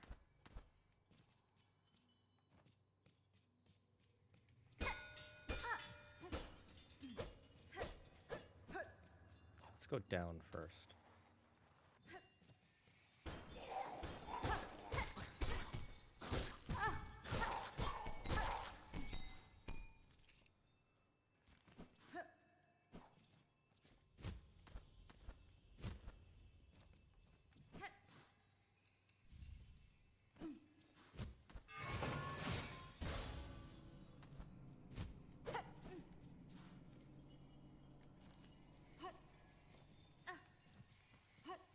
Is that humming Claire or is that in the game?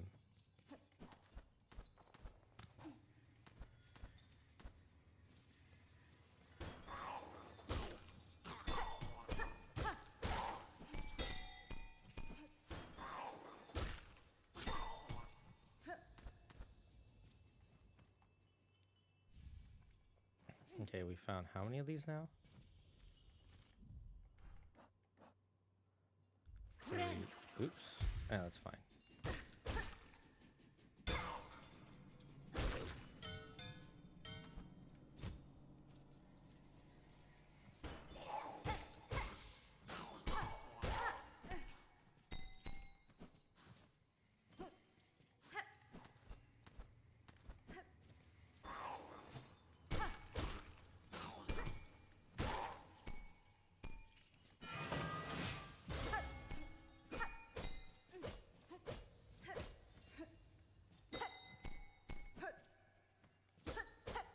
What is this? This is an interesting platform.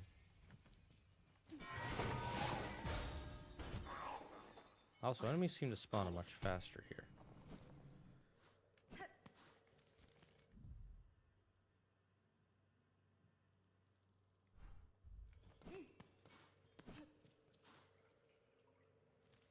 Okay, the question now is how do I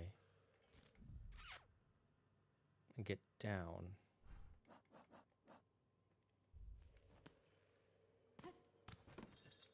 Below Belhart.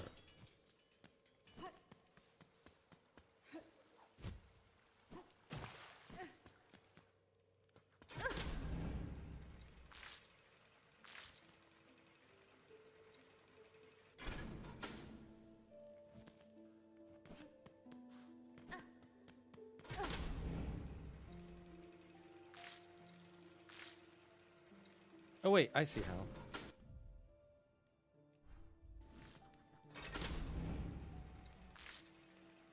I see how. I see how.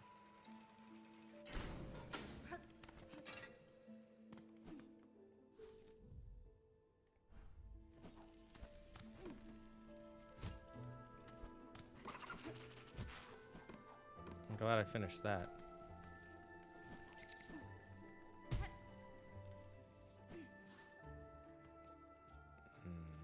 Perhaps not. Oh, is it perhaps this? I have to go through there in the mirror. Well, let's check.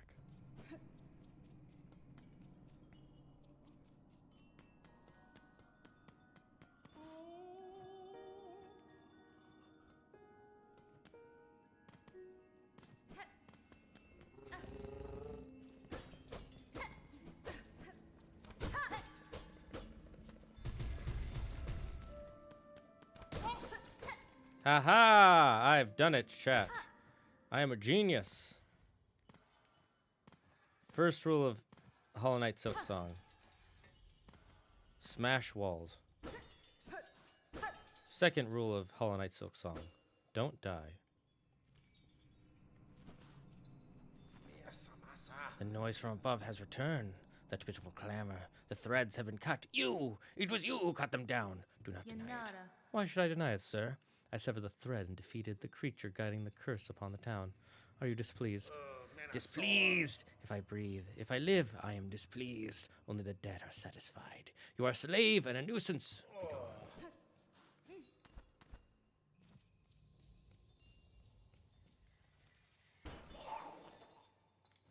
Well, hello there.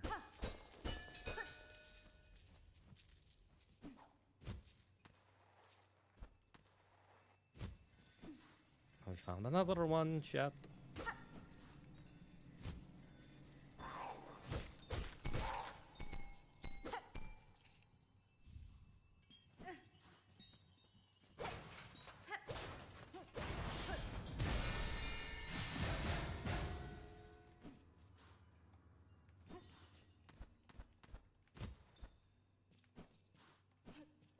Ah, a way down.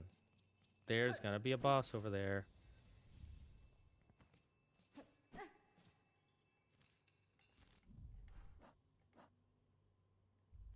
Okay, there's 2 more to find. boss. But there is a butt wipe.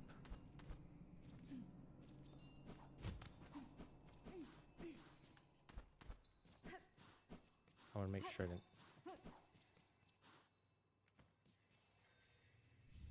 There was one more I almost missed. It's nice that you can hear when they're nearby. You can hear like a shining sound.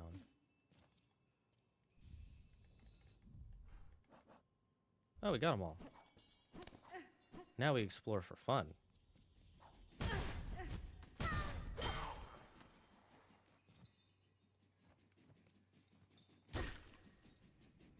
And we try not to die.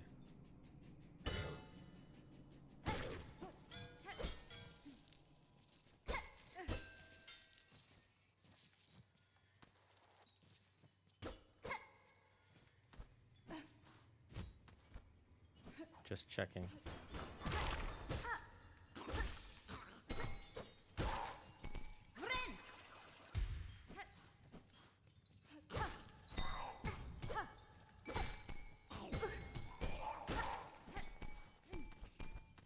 Took way more damage than I needed to.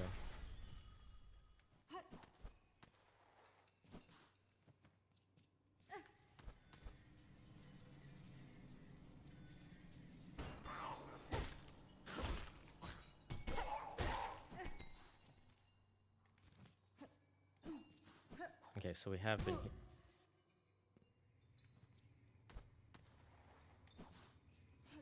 We have been here, but we haven't been down there.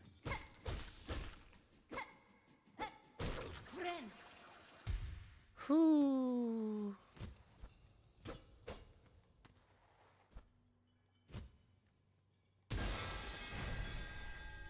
Well, that's a debate.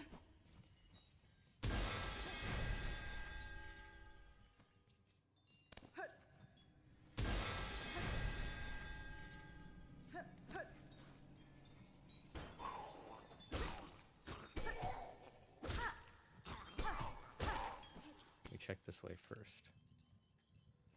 Wait, is that where it came from?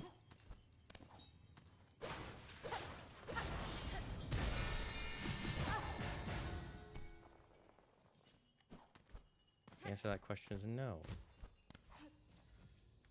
Or maybe yes. Okay, so I have been over here, I think.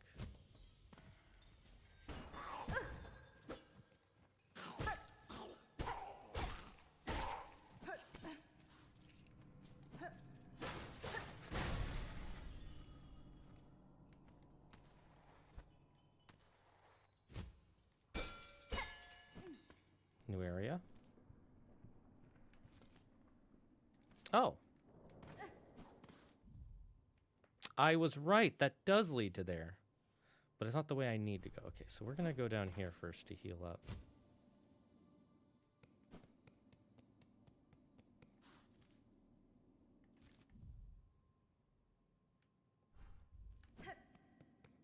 I am going as wrong way.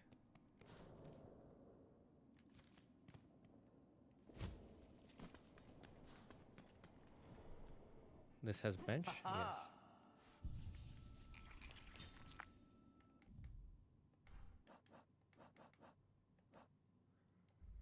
Do we try our hand at the game, guys? Do we gamba? Do we finish Hitman Reborn? No, we did not finish Reborn, because My Hero came out and then we kind of both lost interest in it. And maybe we will eventually. I was talking about comic strip, made me want to check MJ Watson's Marvel wiki page and see if she's gotten up to anything new. So far, it seems she's still Venom. Oh, she's Venom still. Cool. Neat. Don't care.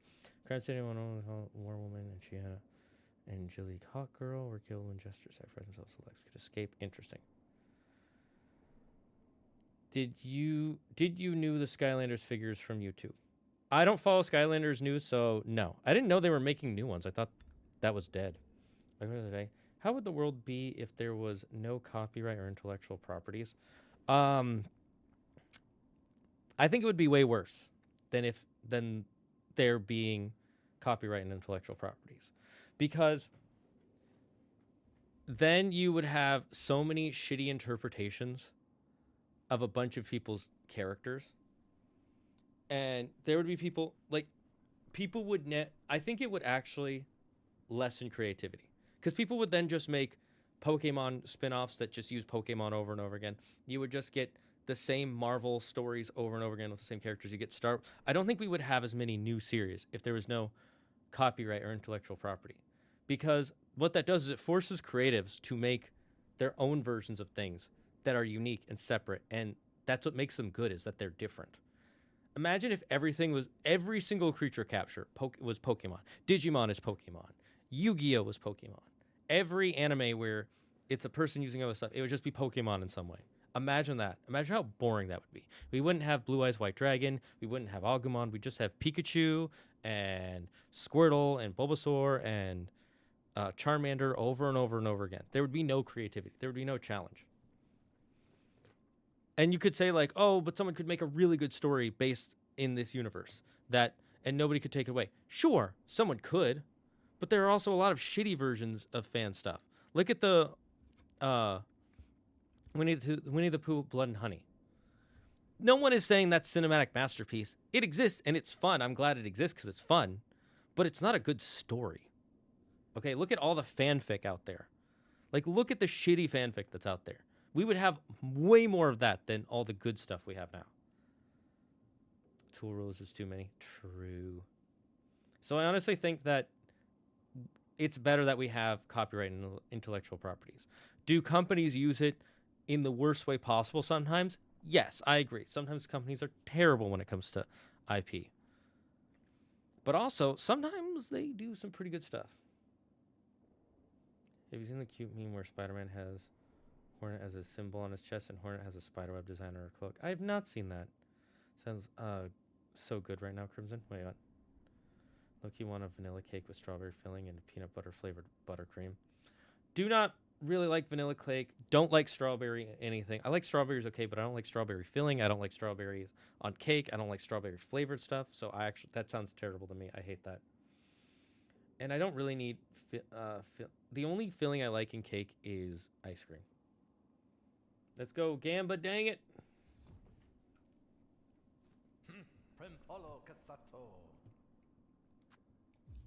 All right.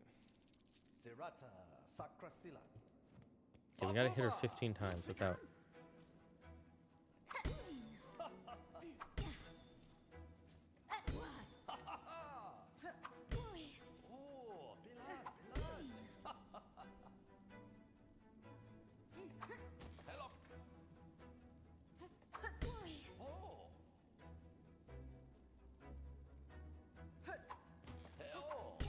Damn it. I messed up. Okay, we try again. We're gambling our money away, chat.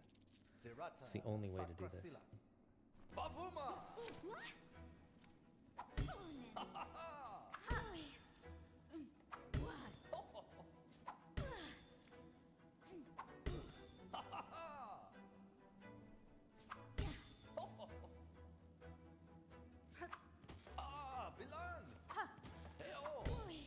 That's bad.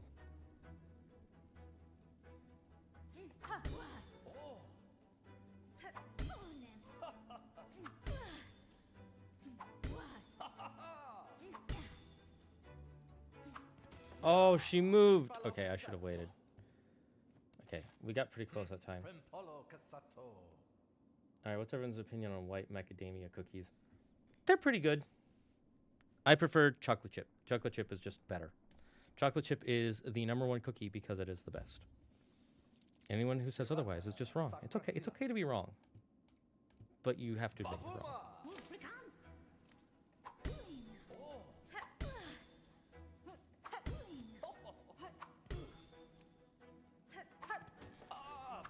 Okay, that was my bad.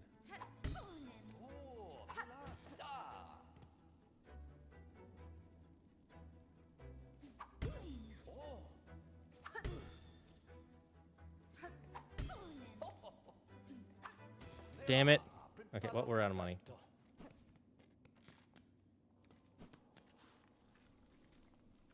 What were we doing again?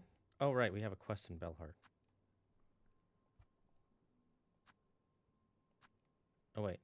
We should leave a marker for... Red marker means needle guy. That's what that means. Oh, hello. Wait, we can gamba again. Chat, we can gamba again. Let's fucking go. Back to the gamba. Ha ha! Rankamentis faradalia. We have 2 more chances. Bromat to tantak. Bavuma. Oh.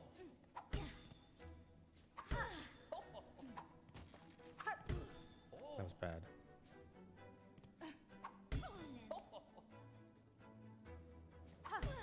Oh, Bilan, Bilan.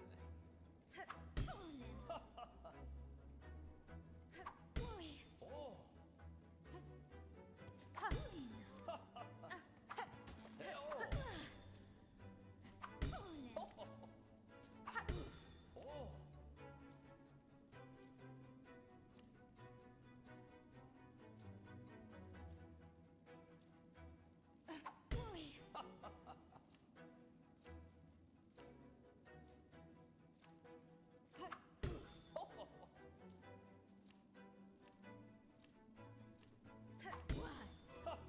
Oh, we did it!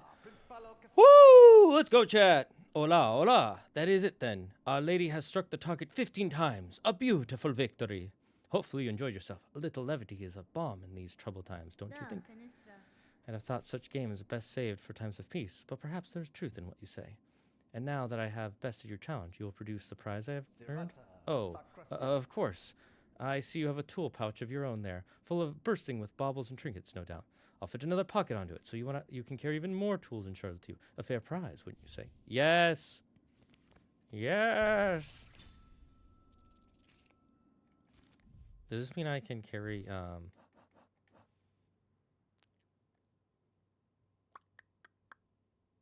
more? Yes, we can carry more shards. That's poggerific, bros.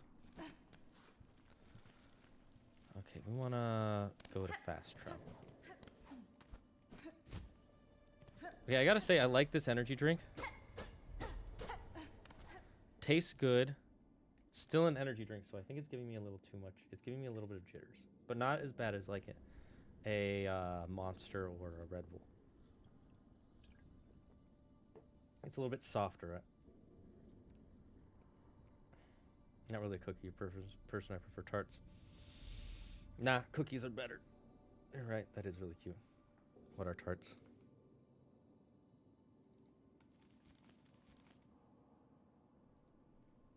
What is a tart? I've seen them, I've tried them, I don't know how to... it's more of a flaky kind of... It's closer to like a fruit pie sort of thing. See, that's why I don't like them. I don't really like fruits as a dessert. I also don't like fruits mixed together. I like them separate, and I prefer vegetables over fruits. Like, I like strawberries, okay. I like watermelon. I like cantaloupe. I like melons. I'm okay with grapefruit. I can eat bananas, but I'm not a huge fan. I like apples, green apples the most. Red apples can be pretty good too sometimes. Other than that, I'm not a fruit guy. So yeah, so that's why I don't like tarts. They kind of look gross to me. White chocolate macadamia is good, but I prefer real proper chocolate with, actual cocoa solids. That's true. Actual cocoa solids are good. Okay, let's see what's in the mems. Le mems. Ah, it's a whole video. The picture is cute, though. I think I have seen that before.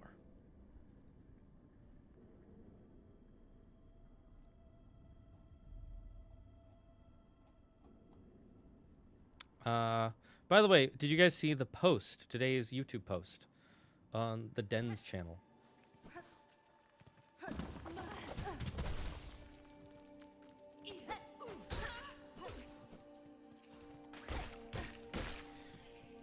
Now I want shards again.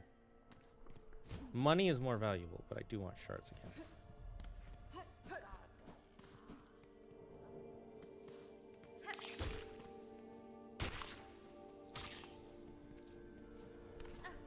Thankfully, shards is the easier one to get, because every enemy drops shards. Whereas for the rosaries, only certain enemies drop those. But it is easy to find enemies that do as you get later into the game, so it's not a big deal for us right now. I think like about half of the enemies, like these guys, will drop them. But shards are just more valuable for us right now.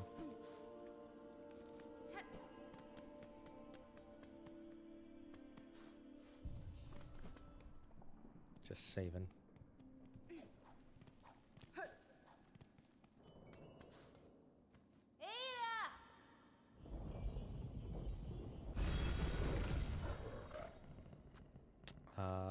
Bellheart.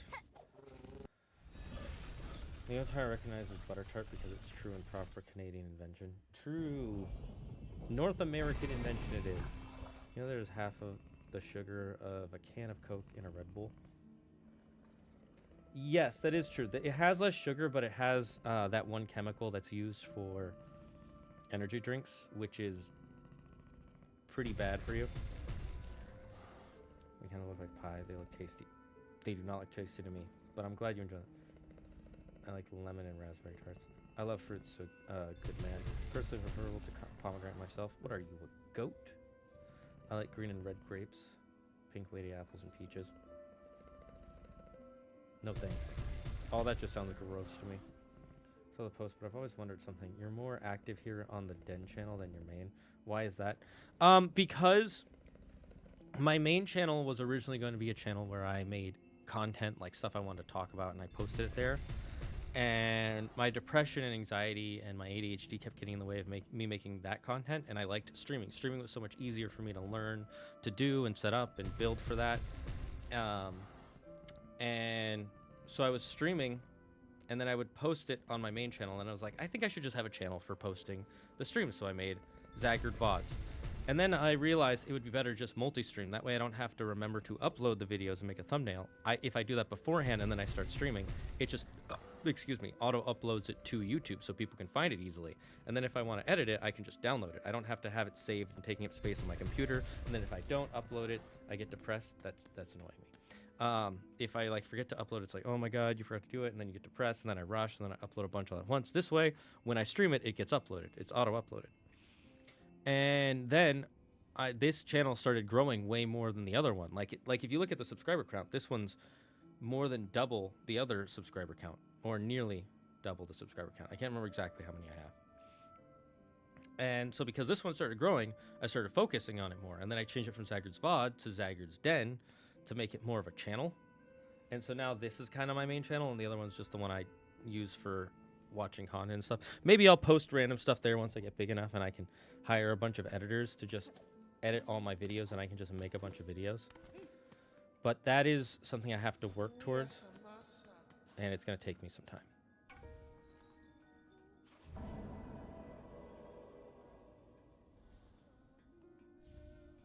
Oh, we got a rosary. That's nice. What do you have for me, by the way? Again, fancy bugling, something special before your tasks whisk you away. Spool fragment, memory locket. I saw it as intriguing as this, supposed to improve a bug's natural healing ability to heal. Can't say I felt the effect myself, but then I keep more healthy than most. Okay, so this stuff could all be really useful. I would need, let's see, 1,350 plus another 380, 1,680 to get everything, if I am correct. Wait, no. Okay, so 1,000 plus 300. Okay. Then that's plus another 140. 1,480.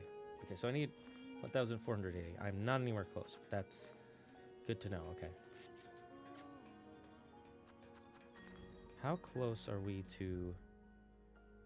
Ooh, we could get an upgrade if we focus on that. So let's try to get 270 right now. You seem hard at work, good bug. Are you a hunter of sorts? Of a simpler sort, eh? I am a pond catcher around these parts. The last remaining, in fact.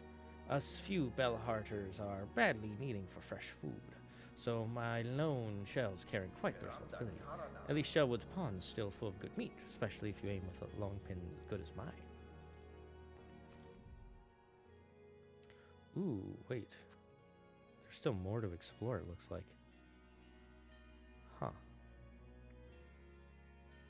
Okay. So there's some areas that we still need to explore. For now, let's go up to the coral chambers. We can get a lot of rosaries if we go that way.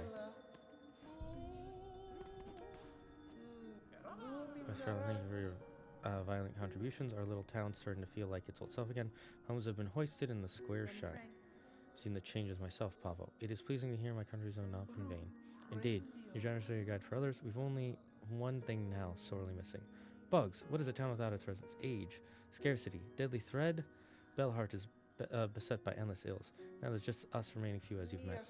I can hear no efforts as one of the small steps to solving the problem. I have decreed a grand gift should be given. A bell home of your very own. Place to reflect. And a bed to lay in. It's hanging up there at the top besides our good pinmaster. I have no plans to settle, Pablo, but for now, my task in Farland remains. While it does, a residence may prove useful. Of course, your fortitude inspires us all. And if trouble ever descends anew, it surely won't hurt to have a resident warrior close at claw.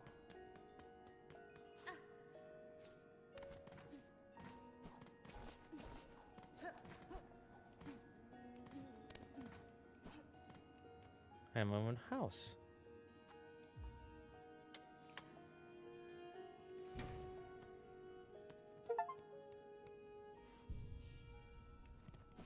That's neat.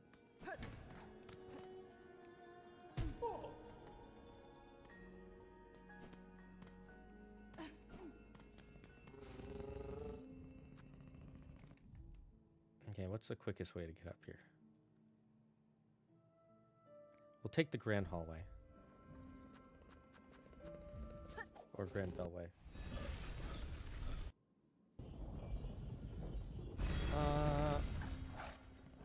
I saw the post, but I was wondering something here more. Oh yeah. Do goats like pomegranates? Did I miss a memo or something? I used to have goats, and apparently goats really love pomegranates. It's like one of their favorite foods.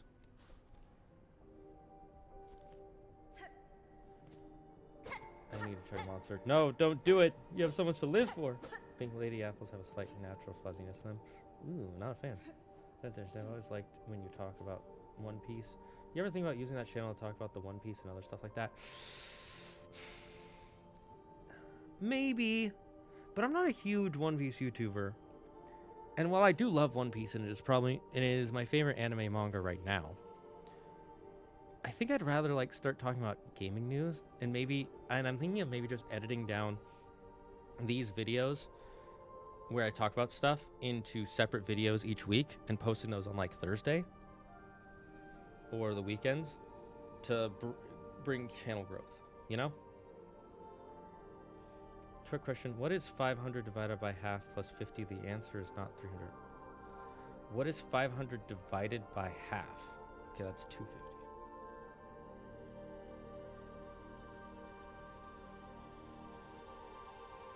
Well, isn't 500 divided by a half 500 times 2? So wouldn't that be 1050? No, wait.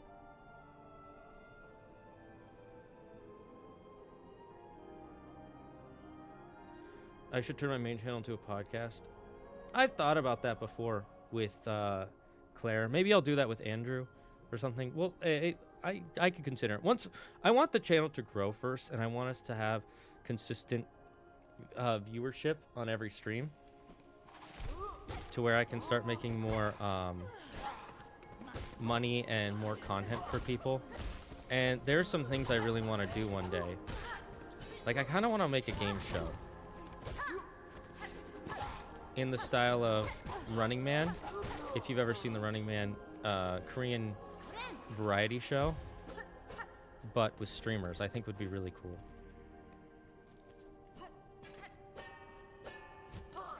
Of course, I have a lot of work to get there.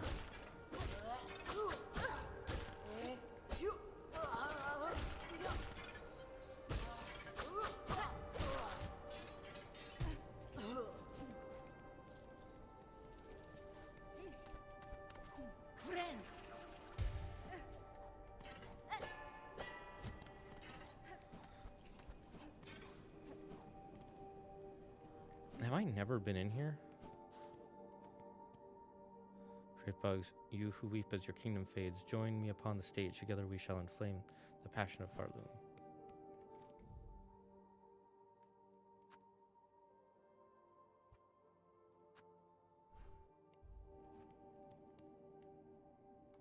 Okay, it looks like I need to find a way from below. Wait.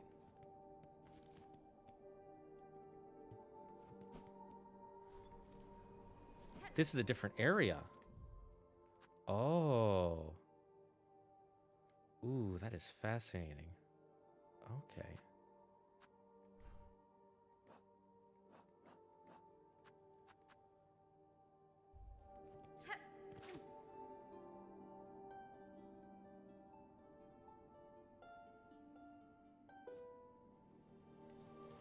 Nope. Okay.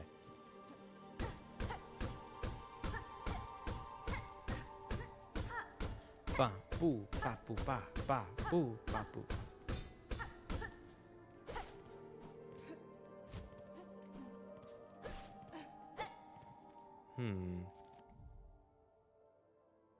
Maybe it's once we come from here and we go down.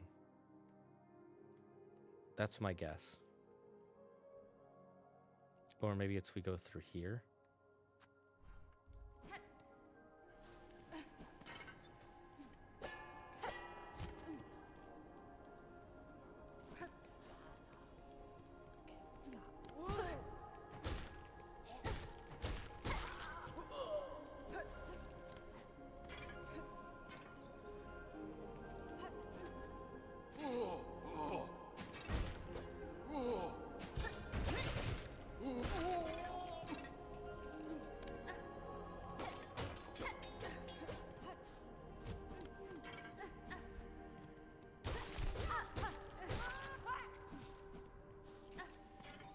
Wanted to get rid of that guy as soon as I could.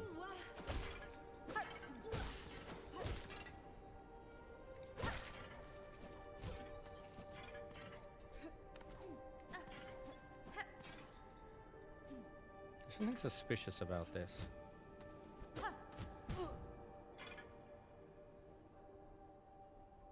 Ah.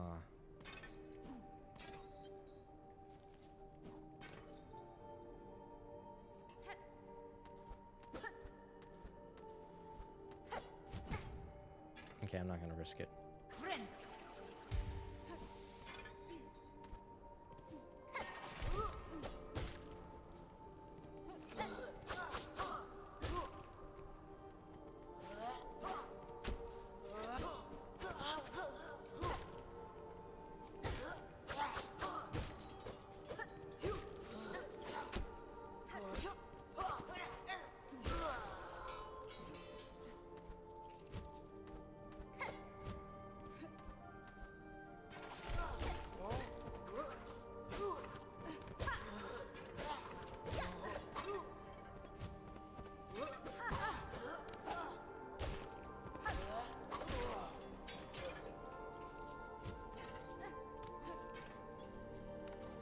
I really want those shards because there's a few things that, well, there is that one quest where we need the 440 shards.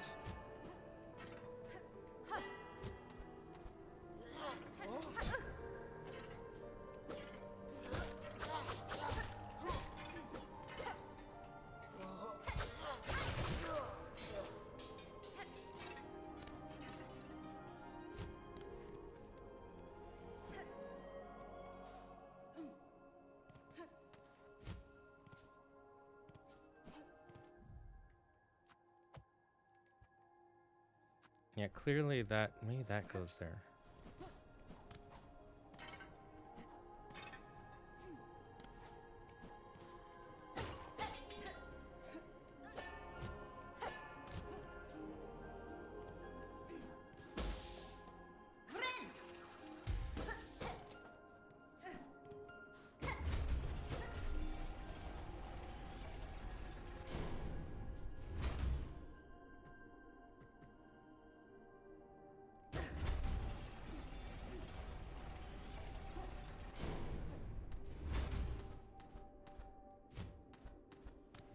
Hmm.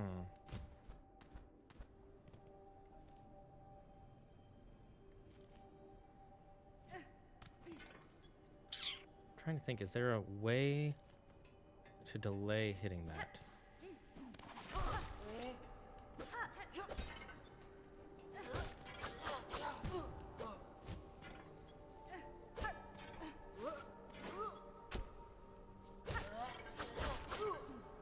Come on.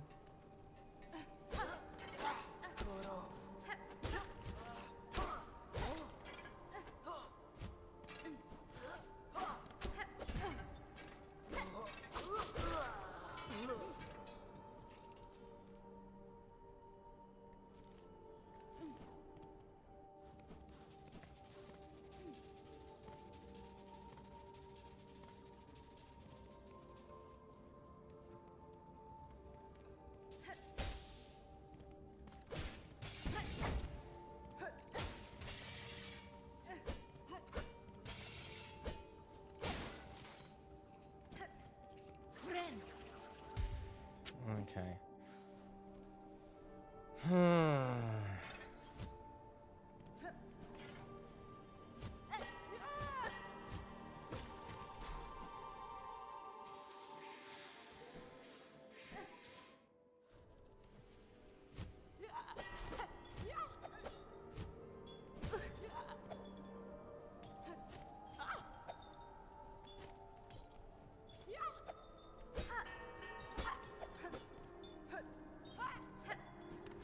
How about you come over here so I can fight you?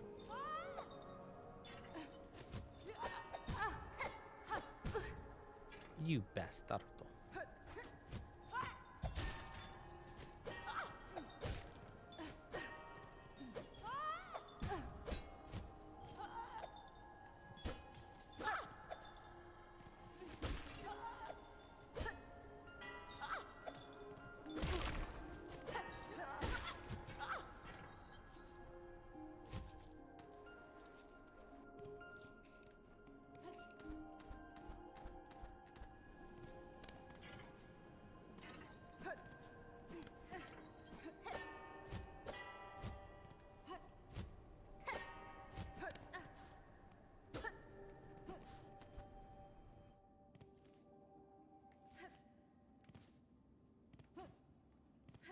I wonder if there's a way to get up there.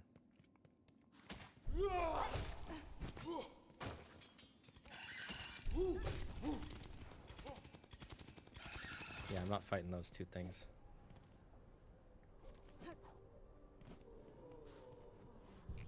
Oh. Oh, new quests.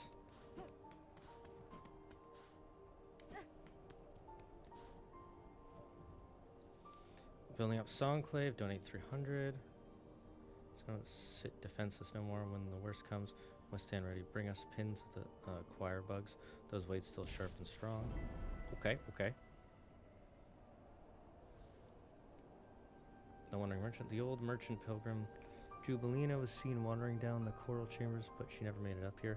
Has some foul fortune befallen her? Okay.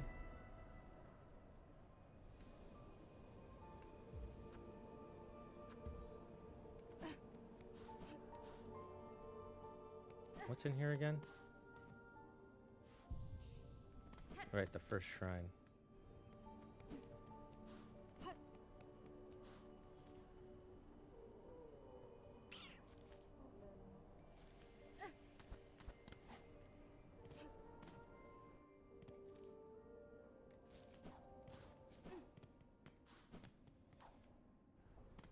Okay, so now we have some new quests. Hunt pinwielding choir bugs of the Citadel.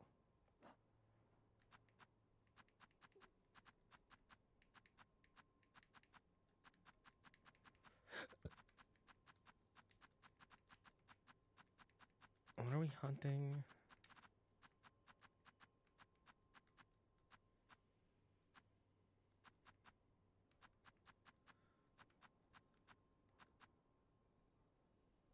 Oh, okay, so just the enemies that got it.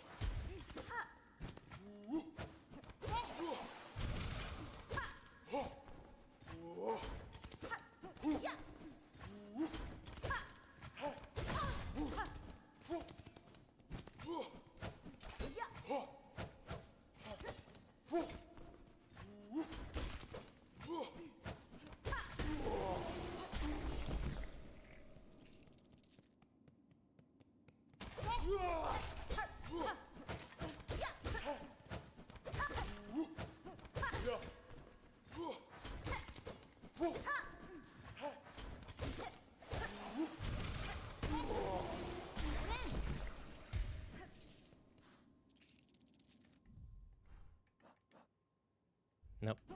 That is not what they want, but that's fine.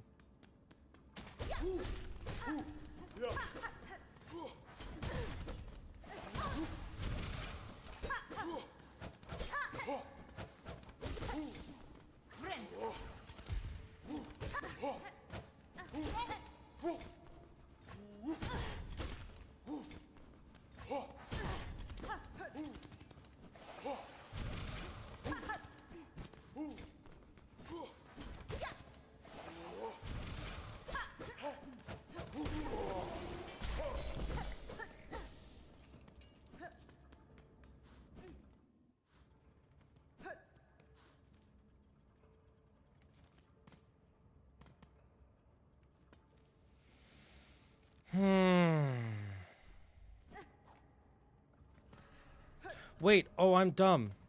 I know how we can go through. Holy, how did I never figure this out?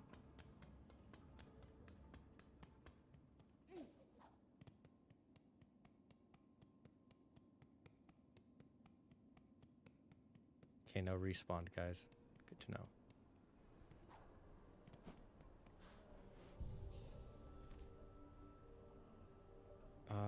Okay. So it's the first, the way down.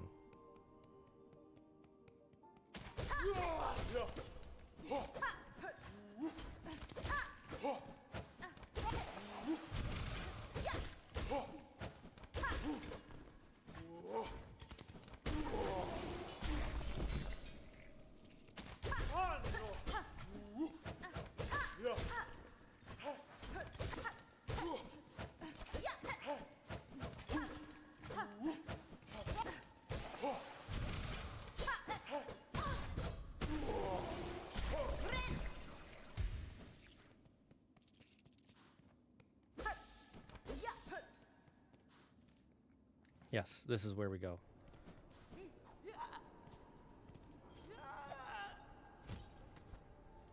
Okay, we turn it sideways.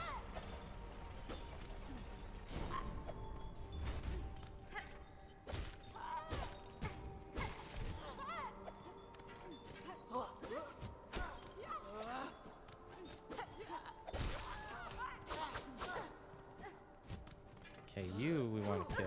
Oh, you bastard.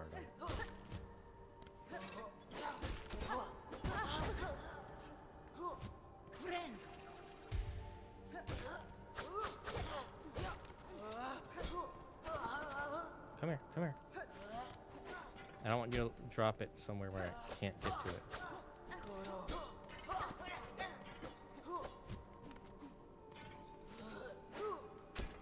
Come on.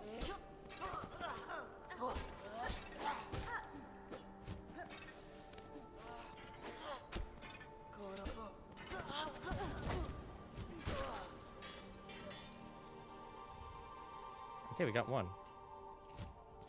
Why did I suddenly start moving so slow? So what we need to do is, now that we've set this to go long ways, we just go up, down, to the right. Can't believe I never figured that out before. Then again, if we're being 100% honest, I wasn't really looking. Because my brain is deadka.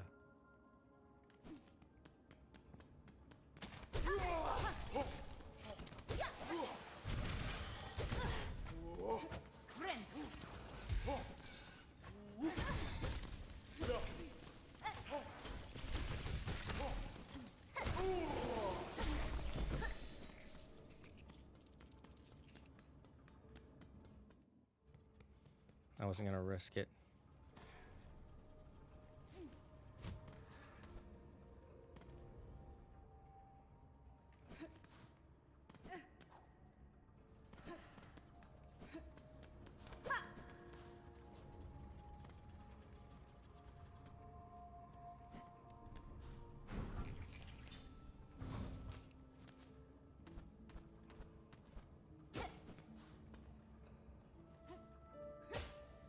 Wait, this is a tube, isn't it? Or maybe it isn't. Oh, it was the key to the tubes, that's right.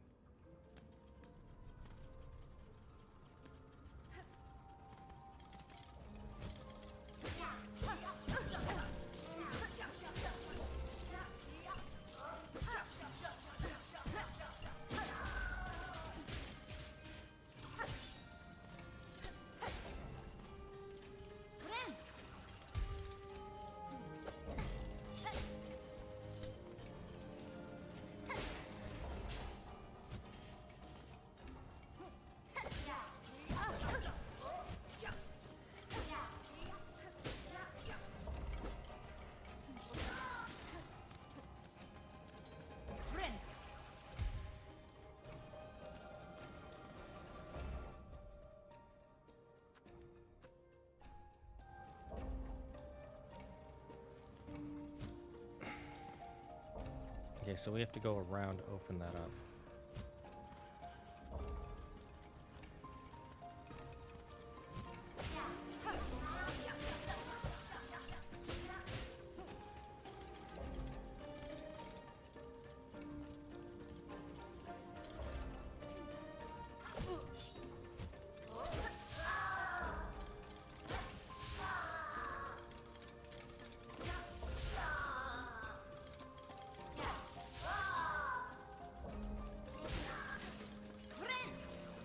Didn't need to do that. I'm probably fine, but, or should say I would have been fine.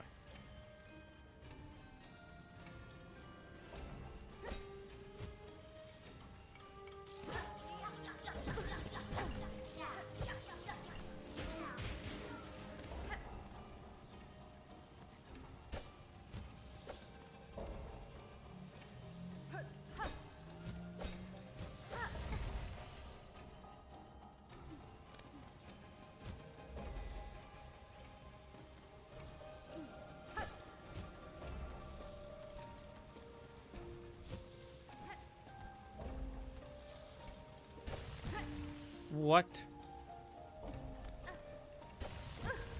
Alright, that time I got you baited.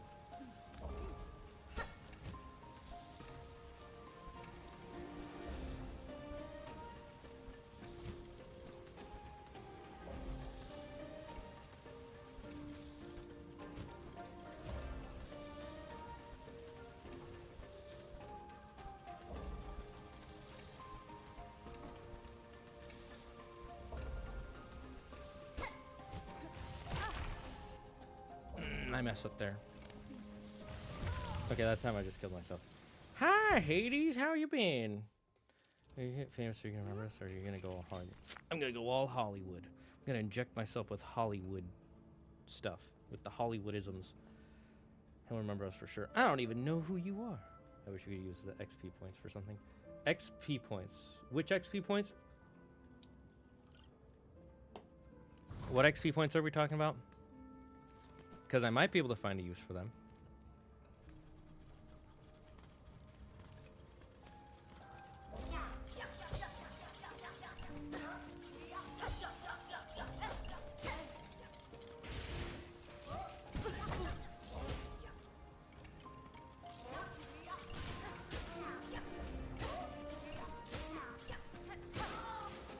If you're talking about the stream elements points, there are uses for them.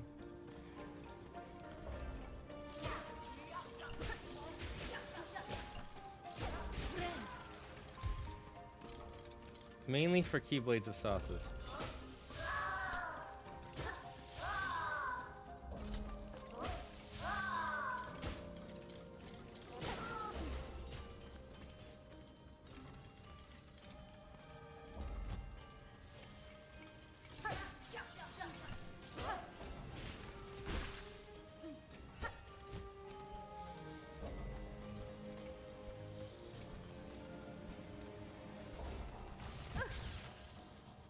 I got too ambitious. Okay. Keep it calm. I'm doing good. Thanks for asking you. I got really sick and couldn't stream for 2 weeks because my throat was freaking dead. So that was fun. No! Oh, I'm messing up chat. We gotta calm down. I might need to get another snack to calm my brain, or I might have to stop soon because it's close to dinner time, I'm pretty sure. I don't need to jump that high. This is the easy part, too, of this puzzle, I'm sure.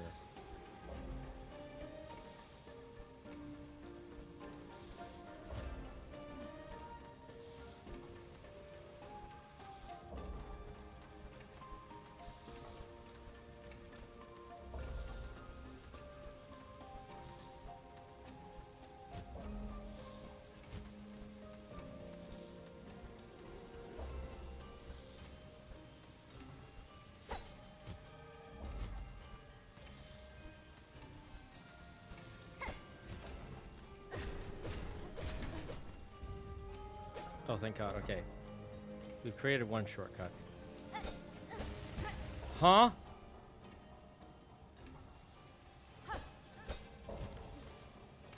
Ooh, new area.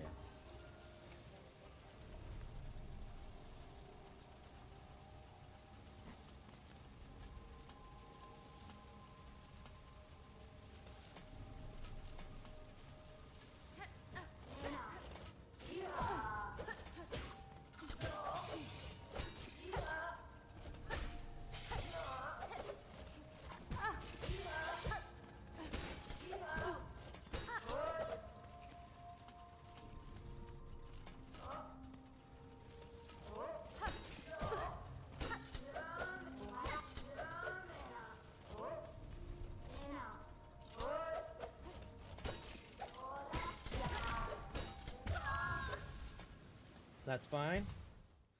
We're fine. How long are you planning on streaming, Zagard? Till it gets probably until we get to a new stopping point. XP points on YouTube for watching the stream. Oh yeah, well those only last. That's true. I'm gonna look up and see if there is a use for them, but I think the only point of them is that because they reset each stream, so it's just to show who's the top chatter right now. I can't wait to see Andrew's soul leave his body. I love Andrew, but I also want to see all hope die in his eyes. Fair enough. Sorry to hear that. Yeah, it happened. You know, it's life. I'm fine now. Keyblades with sauces with randomizer on. I don't want to do that yet. Maybe one day. I kind of want... Part of the reason I'm doing this as it is now is because I want to just play the Kingdom Hearts series again. But I wanted to make it more entertaining than just playing it, you know? Because plenty of people have streamed Kingdom Hearts.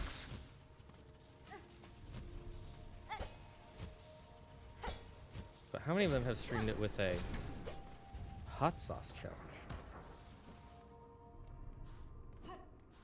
There we go, chat. Is this a new boss? Oh, almost definitely.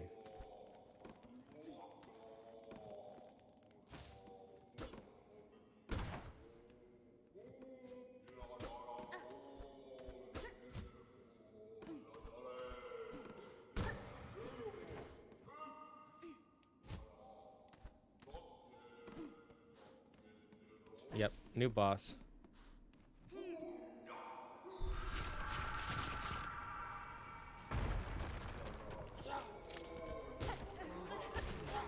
Or just a gauntlet. Okay.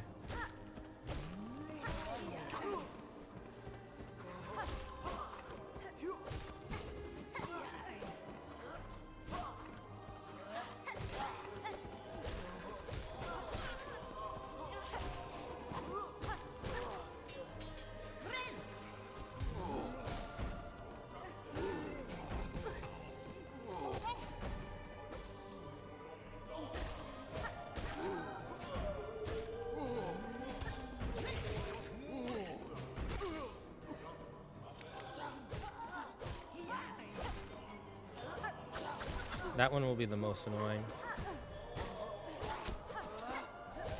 This one will be the least annoying, but it's good to get rid of now.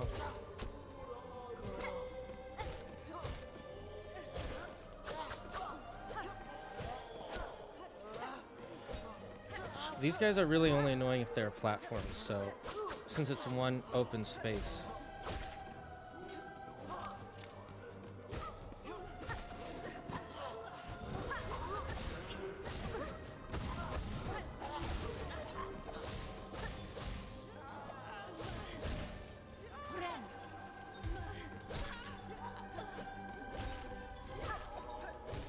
Again, these guys are mostly annoying if there's platforms that you have to jump around on.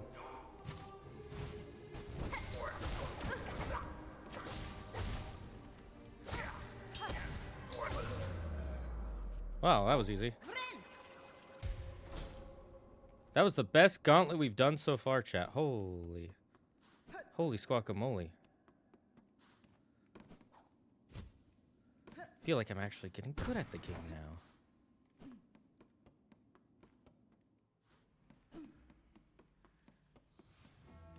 Whispering Vaults. I knew this was a new area.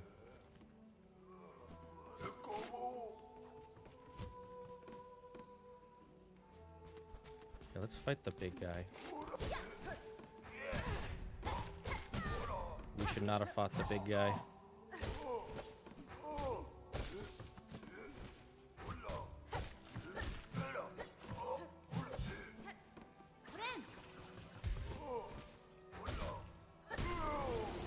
I did it, chat.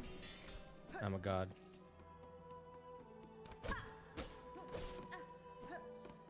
Okay, didn't need to fight him, but it was good learnage. Another thrower.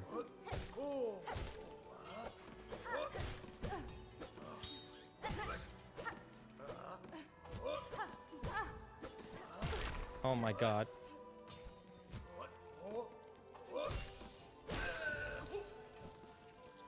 That was close. But we did it. We did it, chat.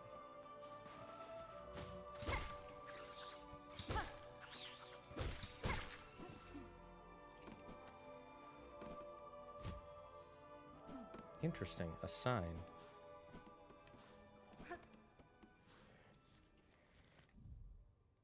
Oh, this leads to, I think, the person we need to kill. Or find.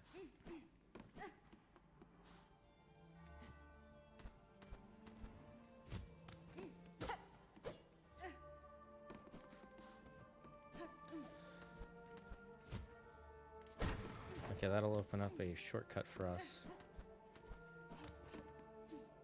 And a way to a new path, it seems.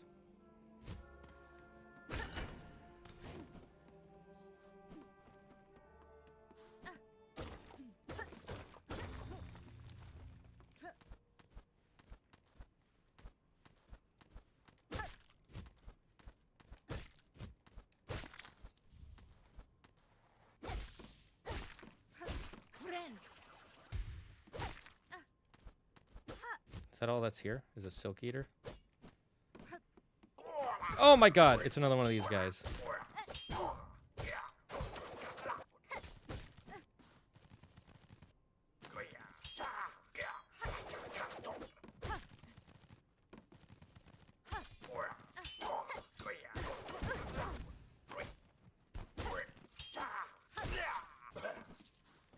What a waste of silk.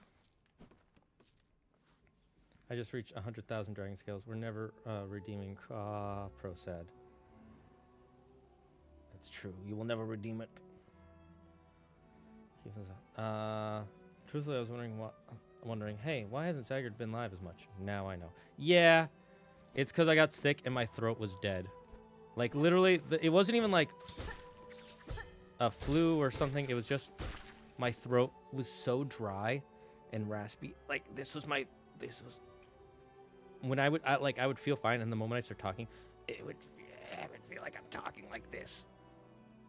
But it would be even it was like really hoarse and painful. So I had to rest my voice. It was really bad. It's gotten a lot better, but it's still not great. You can probably still hear some kind of lingering stuff, because there is still some lingering phlegm, and I still cough from time to time, but it's not too bad. It's just a cough. And it's worse when I like inhale real sharply. Like I go,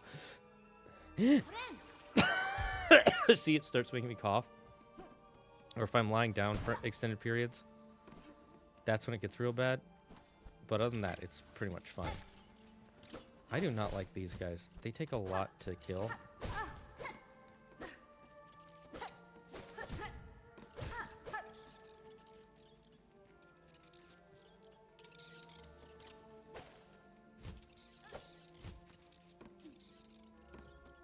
And they follow you around. Not like a whole lot, but like a lot for what they are.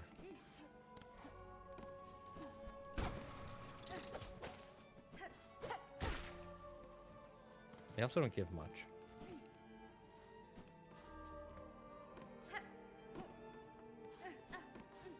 I really like this new area so far.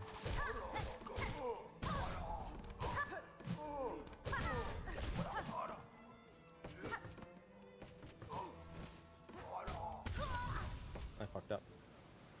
Here I was thinking Papa Zagard no longer loved us. I mean, I wasn't gonna say anything, but...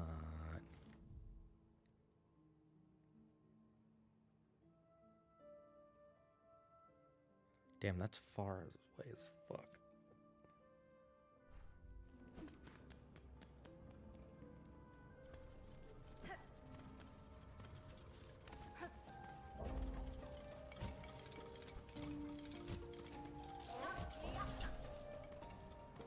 I don't want to lose all that I've built up.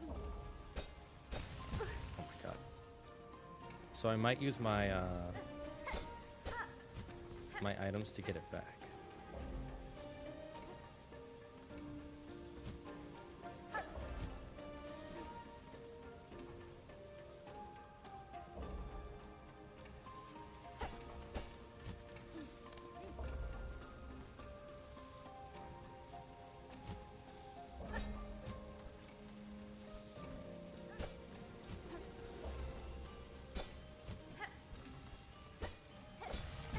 No.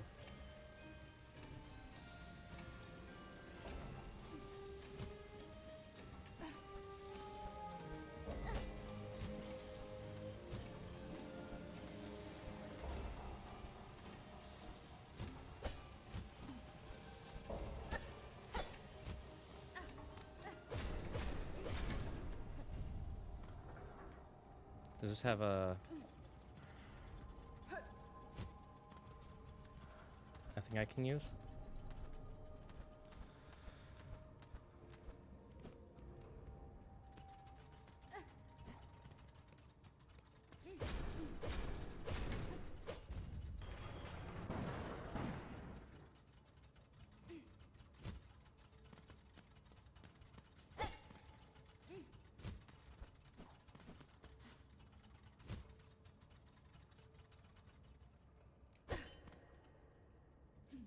Oh, interesting. Okay. I will come back here later to check that.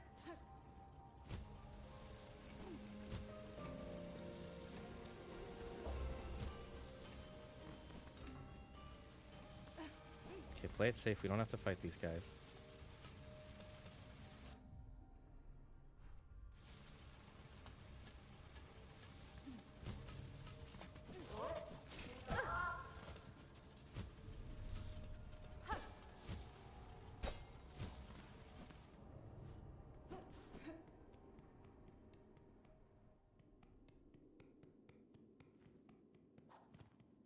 should be fine here.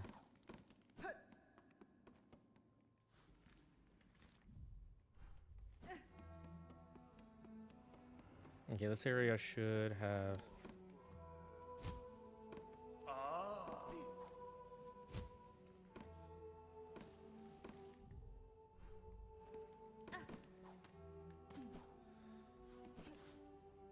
Yes, okay. At least it's easy enough to get to my cell.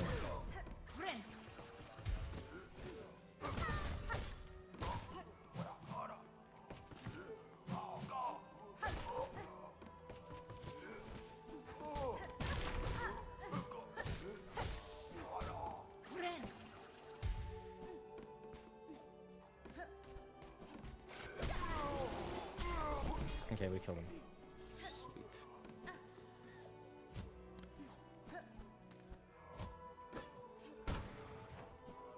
That'll give us a fast way up. Or maybe we don't want that yet.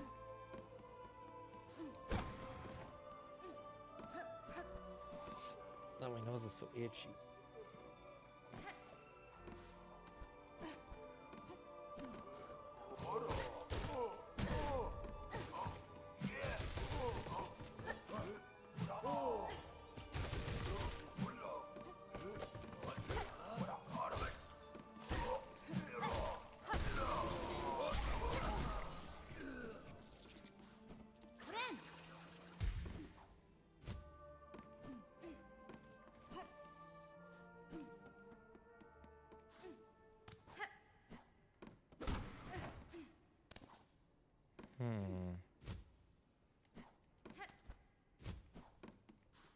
Okay, so we don't want this here yet. The lack of music disturbs me, but...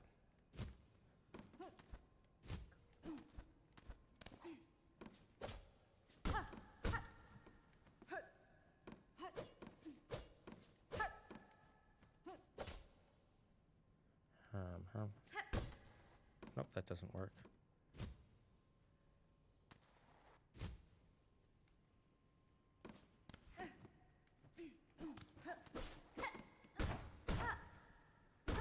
Aha!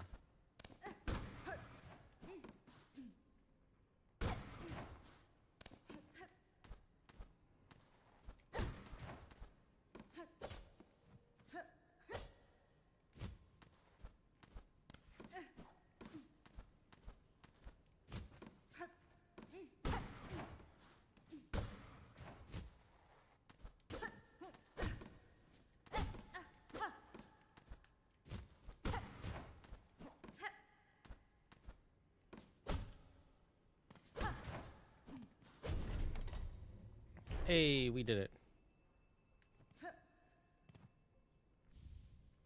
Hey, we got the oil. Nice.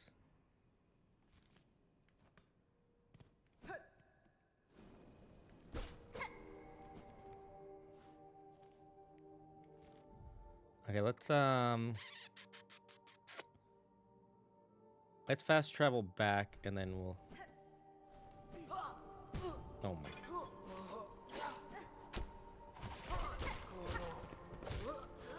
Actually, this will help progress another quest.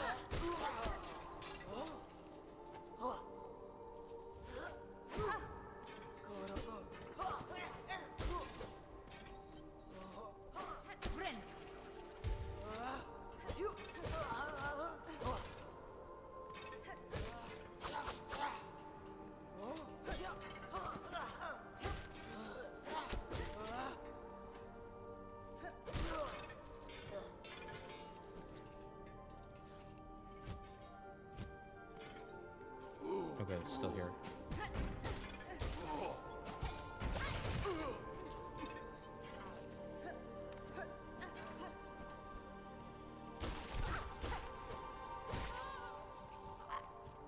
What is this tracking?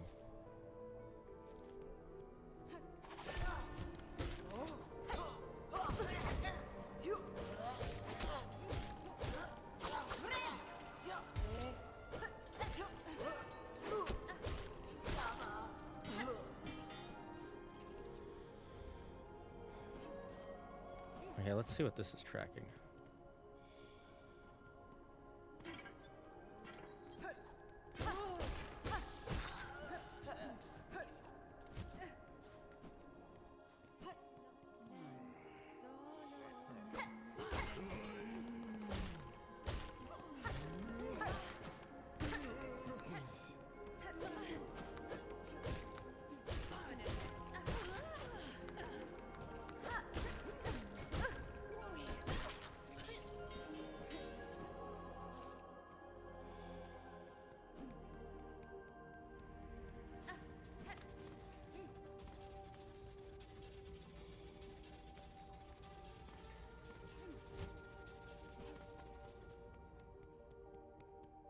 There's gonna be, yep.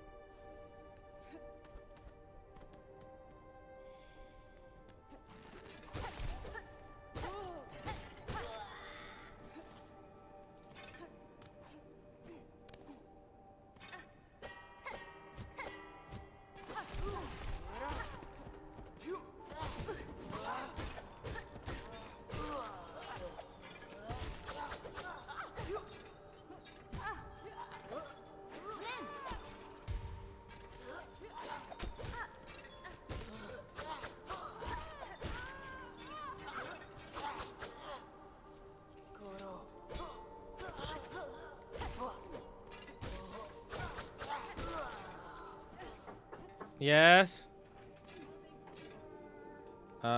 Soon, yes.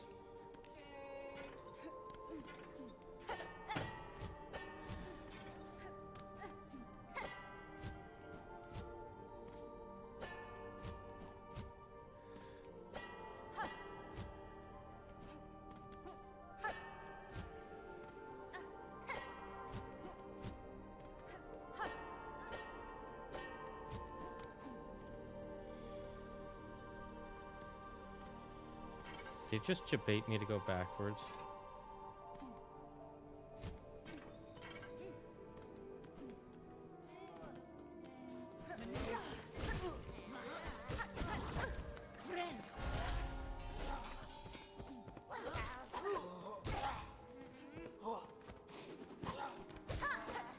No, all that work for nothing. Okay, we'll have to come back to that. We'll have to come back to that. Okay.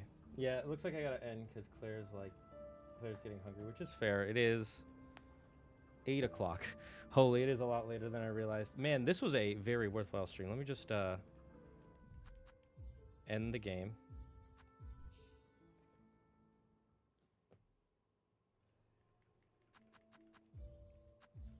And then we will end the stream now. Thank you all for joining us. We will see you all on Wednesday for Keyblades of Sauces, Kingdom Hearts 2. So get excited for that. Get your posts ready, your points ready. Is already have Jin's or Dante's? Jin? Like Jin Sakai? He doesn't have any powers. Running Ginger Tea and praying to our Lord and Savior. Lightning Queen cures ailments. Well, Ginger Tea does help with your throat. I like Mishima Lightning plus Karate Devil Power. Sounds cool. That's fair. Have a good night. Thank you. Good night, everyone. Sleep well. Yes, don't forget, we will see you back for Keyblades of Sauces on Wednesday. Join us then. Then on Friday, some more Silksong probably. And until then, stay safe, stay smart, stay healthy, be thankful for everything and everyone in your life. And the number one rule here at the Dragon's Den, don't believe in yourself. Believe in me. Believe in you. Bye-bye. Chat.